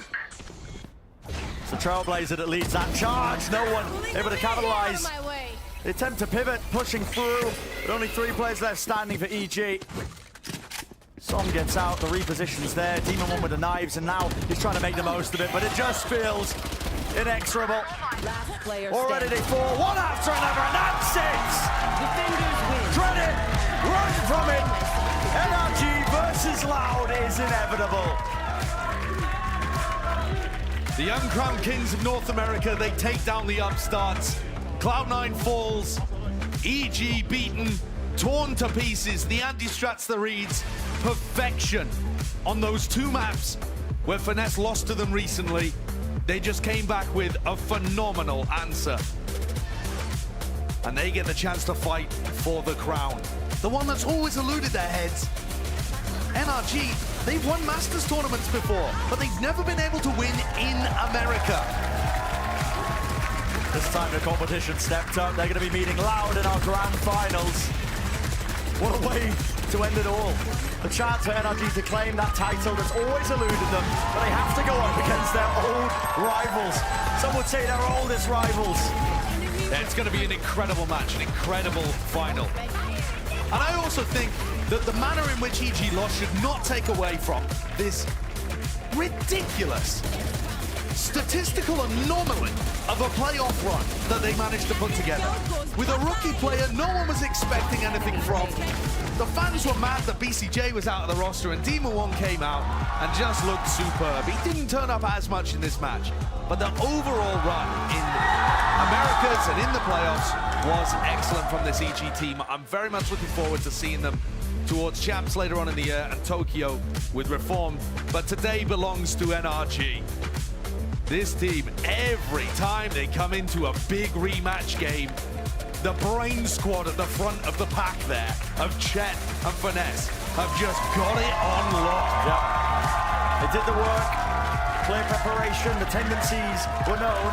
They had that experience that just really made it look easy towards the end, didn't it? NRG making that grand finals, a chance to grab a title they've never got before. One last hurdle in front of them. The most winning core of pre-partnerships takes on the first champions, or rather, sorry, the most recent champions winners. I mean, you couldn't ask for a better end to VCT America's first split, I think. It's the perfect fated matchup. They won't have too much time to fix things up as they head into the next game. But it should be a good one. Yeah, short amount of time, the rest, of course, as well. With that series wrapped up, we're going to step away. Coming up, the Death Breakdown, the Verizon post-match interview with Som. And you know you're not going to want to miss that, so we'll see you in just a few.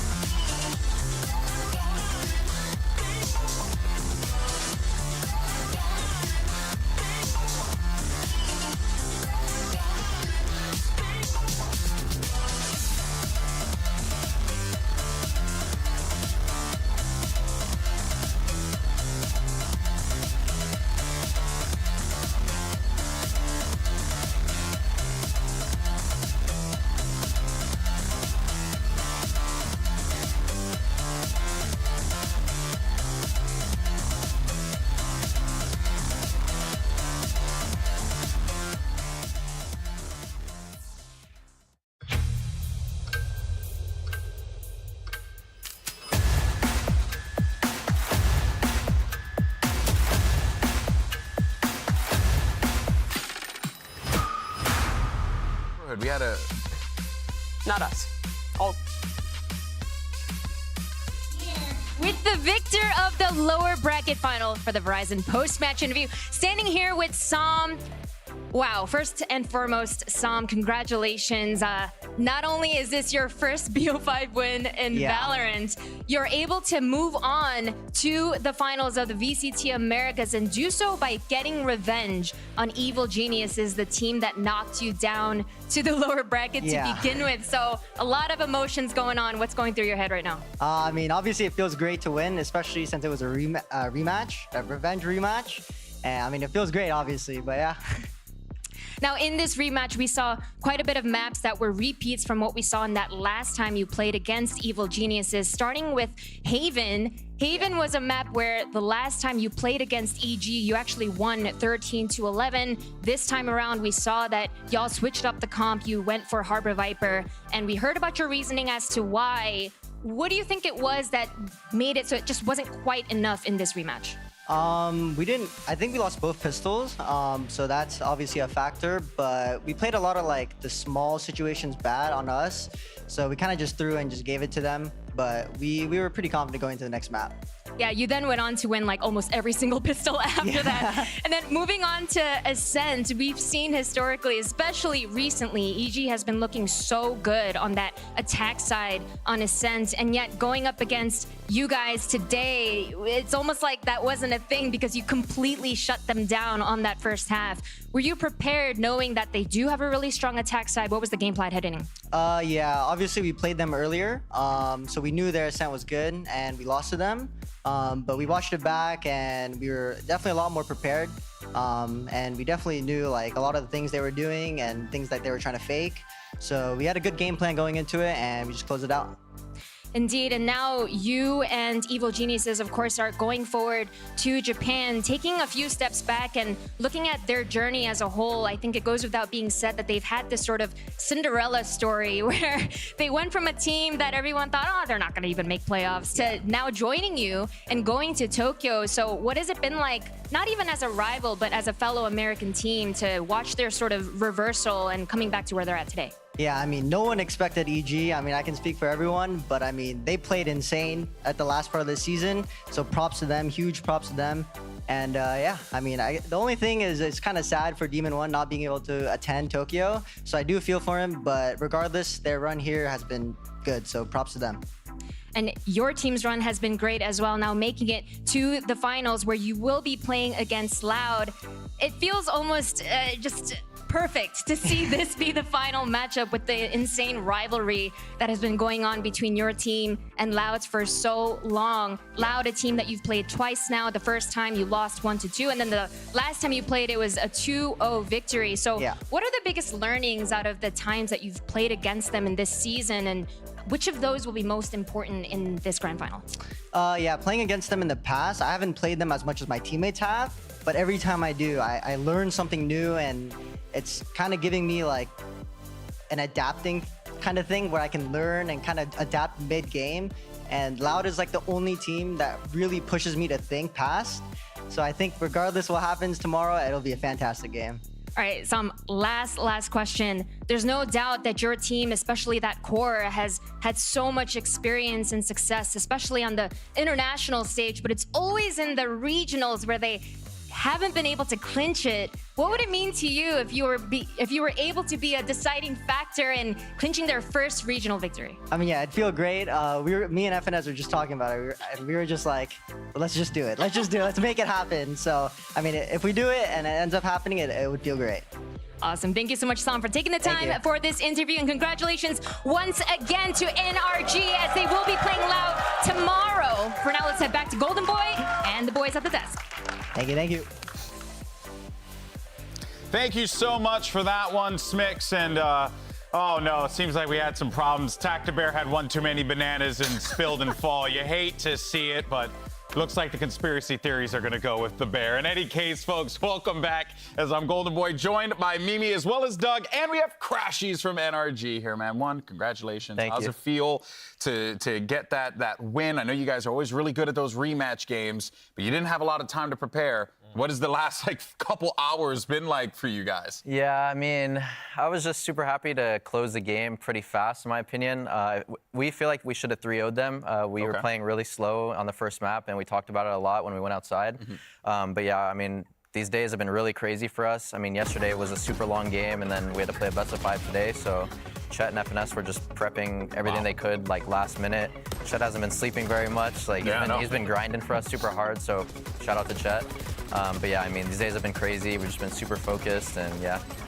What has that last-minute prep been like? Because not only has it been the lower bracket run where you're playing every single day, but it's also been you guys continuing to adapt, pull out new compositions. Not just that, but to the compositions you already have, adding new ideas, showing new stuff throughout this week. Yeah, so after every game, we go home and we actually get into a server all together. We start practicing again. We just talk about certain strats, certain things that we want to work on for the next game, certain things that didn't work that we want to take out of our arsenal. But yeah, we've just been going heavy into strats, going heavy into counter-stratting, and just, yeah, I mean, we're trying to win this regional title, so. Yeah, and as we take a look at your individual performance here, I mean, man, you have been on a tear. Do you feel good? I know you looked at the stats and you gave me a little bit, okay, just shoving it off. I respect that. But I do want to get your thoughts, though, on how you feel personally, because we have been tracking your stats and really just kind of honing in on you. And it truly has been incredible to see how good you've been playing. Do you feel as good, or do you still feel like there's just more to do, more to improve upon? Yeah, I mean, I definitely feel really good individually. I have a lot of confidence in myself right now in my mid-rounding and helping FNS call, and just overall as a person, I just feel really, really good and really confident. Yeah. And I think that helps me in game. My routine in and outside the game has been really good. So I think my performance goes to that. Yeah. But yeah, I mean, I've been playing pretty good, and I mean, today was kind of like a whatever day for me. A little substandard. Yeah, a little today. Not up to my standards today.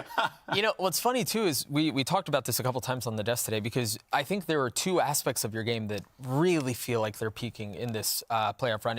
It's in the individual playmaking. You're winning clutches like 1v2s, 1v3s, late in rounds, and obviously that's in large part due to the fact that you're last one alive in those situations, but also the fact that you consistently have reads off of the info that you're getting from your utility really just feels like you're a chapter ahead every single time. They know, you know what they want to do before they know what they want to do. I mean, give me a little bit of insight into that, because it's been a consistent thing, bro. I feel like for as long as I've... Teach me how to play. Yeah, I mean, I don't want to reveal too much, but I mean, I just have a really good read on the game when I'm playing, and I've learned a lot from FNS, and I kind of know how teams like to call and how they like to think. So, and there's a lot of times where I just say slow down, let FNS call, because he's the best at what he does. And then if I have a really, really good read, I'll say it. And if he agrees, he'll be like, okay, yeah, that's a really good call, blah, blah, blah. Save it for the DMs. Yeah. What do you have, Mimi? And it's been working really well for you guys thus far. But I wanted to ask, last year, it was almost entirely the double initiator meta throughout. You'd have Flash Inner, you'd usually have you on Sova, something like that, in almost every composition. This year, everyone's switching over to Harbor Viper, the double controller maps. So more often than not, you're playing as the sole info gathering character with the Sky. Do you think that adds an extra pressure to your game, being the only person who really has that utility to execute the pops when you're going for executes on the attacking side, and to aid in making the right call in the mid-round with your information? Yeah, I think that's a really good question, actually, because I definitely think I had to learn how to play it pretty early. I mean, it's definitely a different role. Like you said, I played Sova a lot last year, and I'm just more in the pack now. I have so much more info that I see, so much more info that I hear. There's still times where I mess up, and I can make better calls, and FNS helps me a lot on that.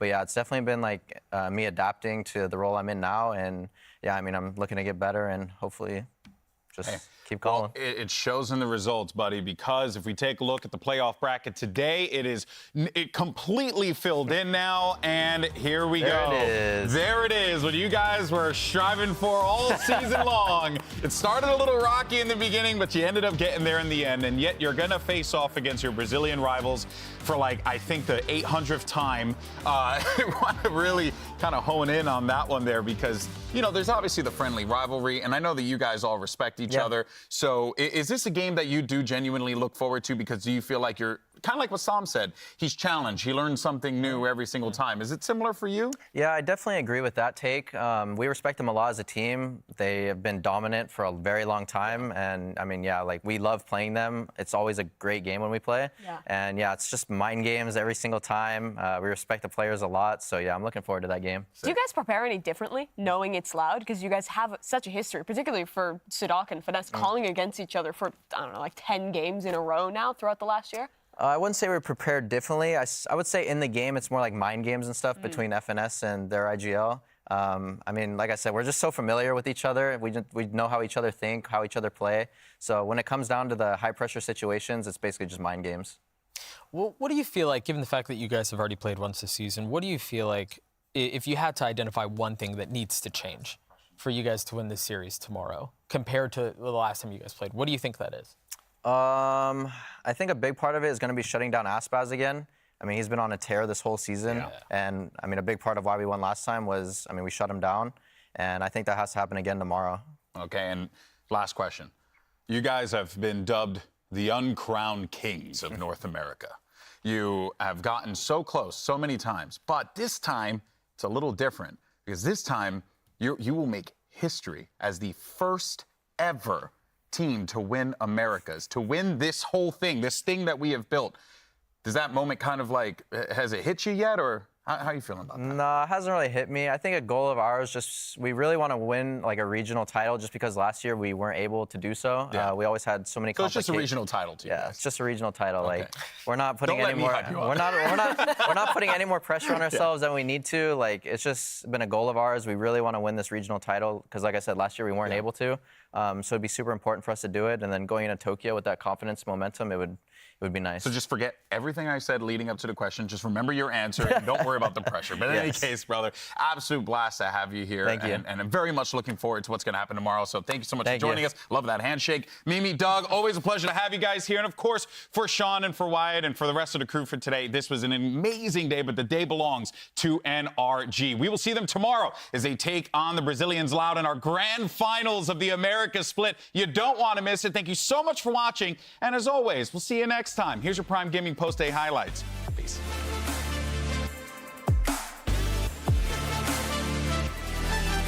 Riot Games Arena, let me hear you!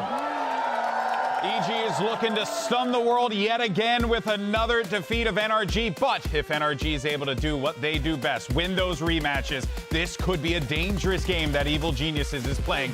The luxury of multiple targets, a deep push down, crashes, and Som laying down the bullets, laying down the fire.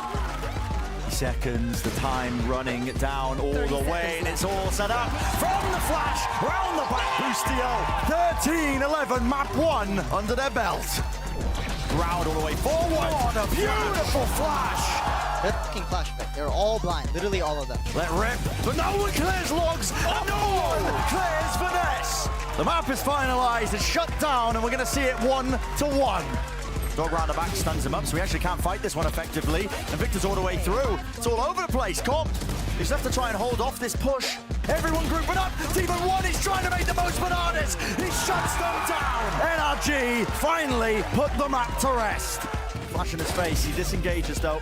Trying to buy time with the rest of his team as well, because Crashes is also just trying to play it from heaven. Buying it out, and there we go. 4 for Ardis. He can't quite take the fight here, but he waits it out anyway. Plenty of time left for Sol. He picks it. That's it. Dread it. Run from it. NRG versus Loud is inevitable.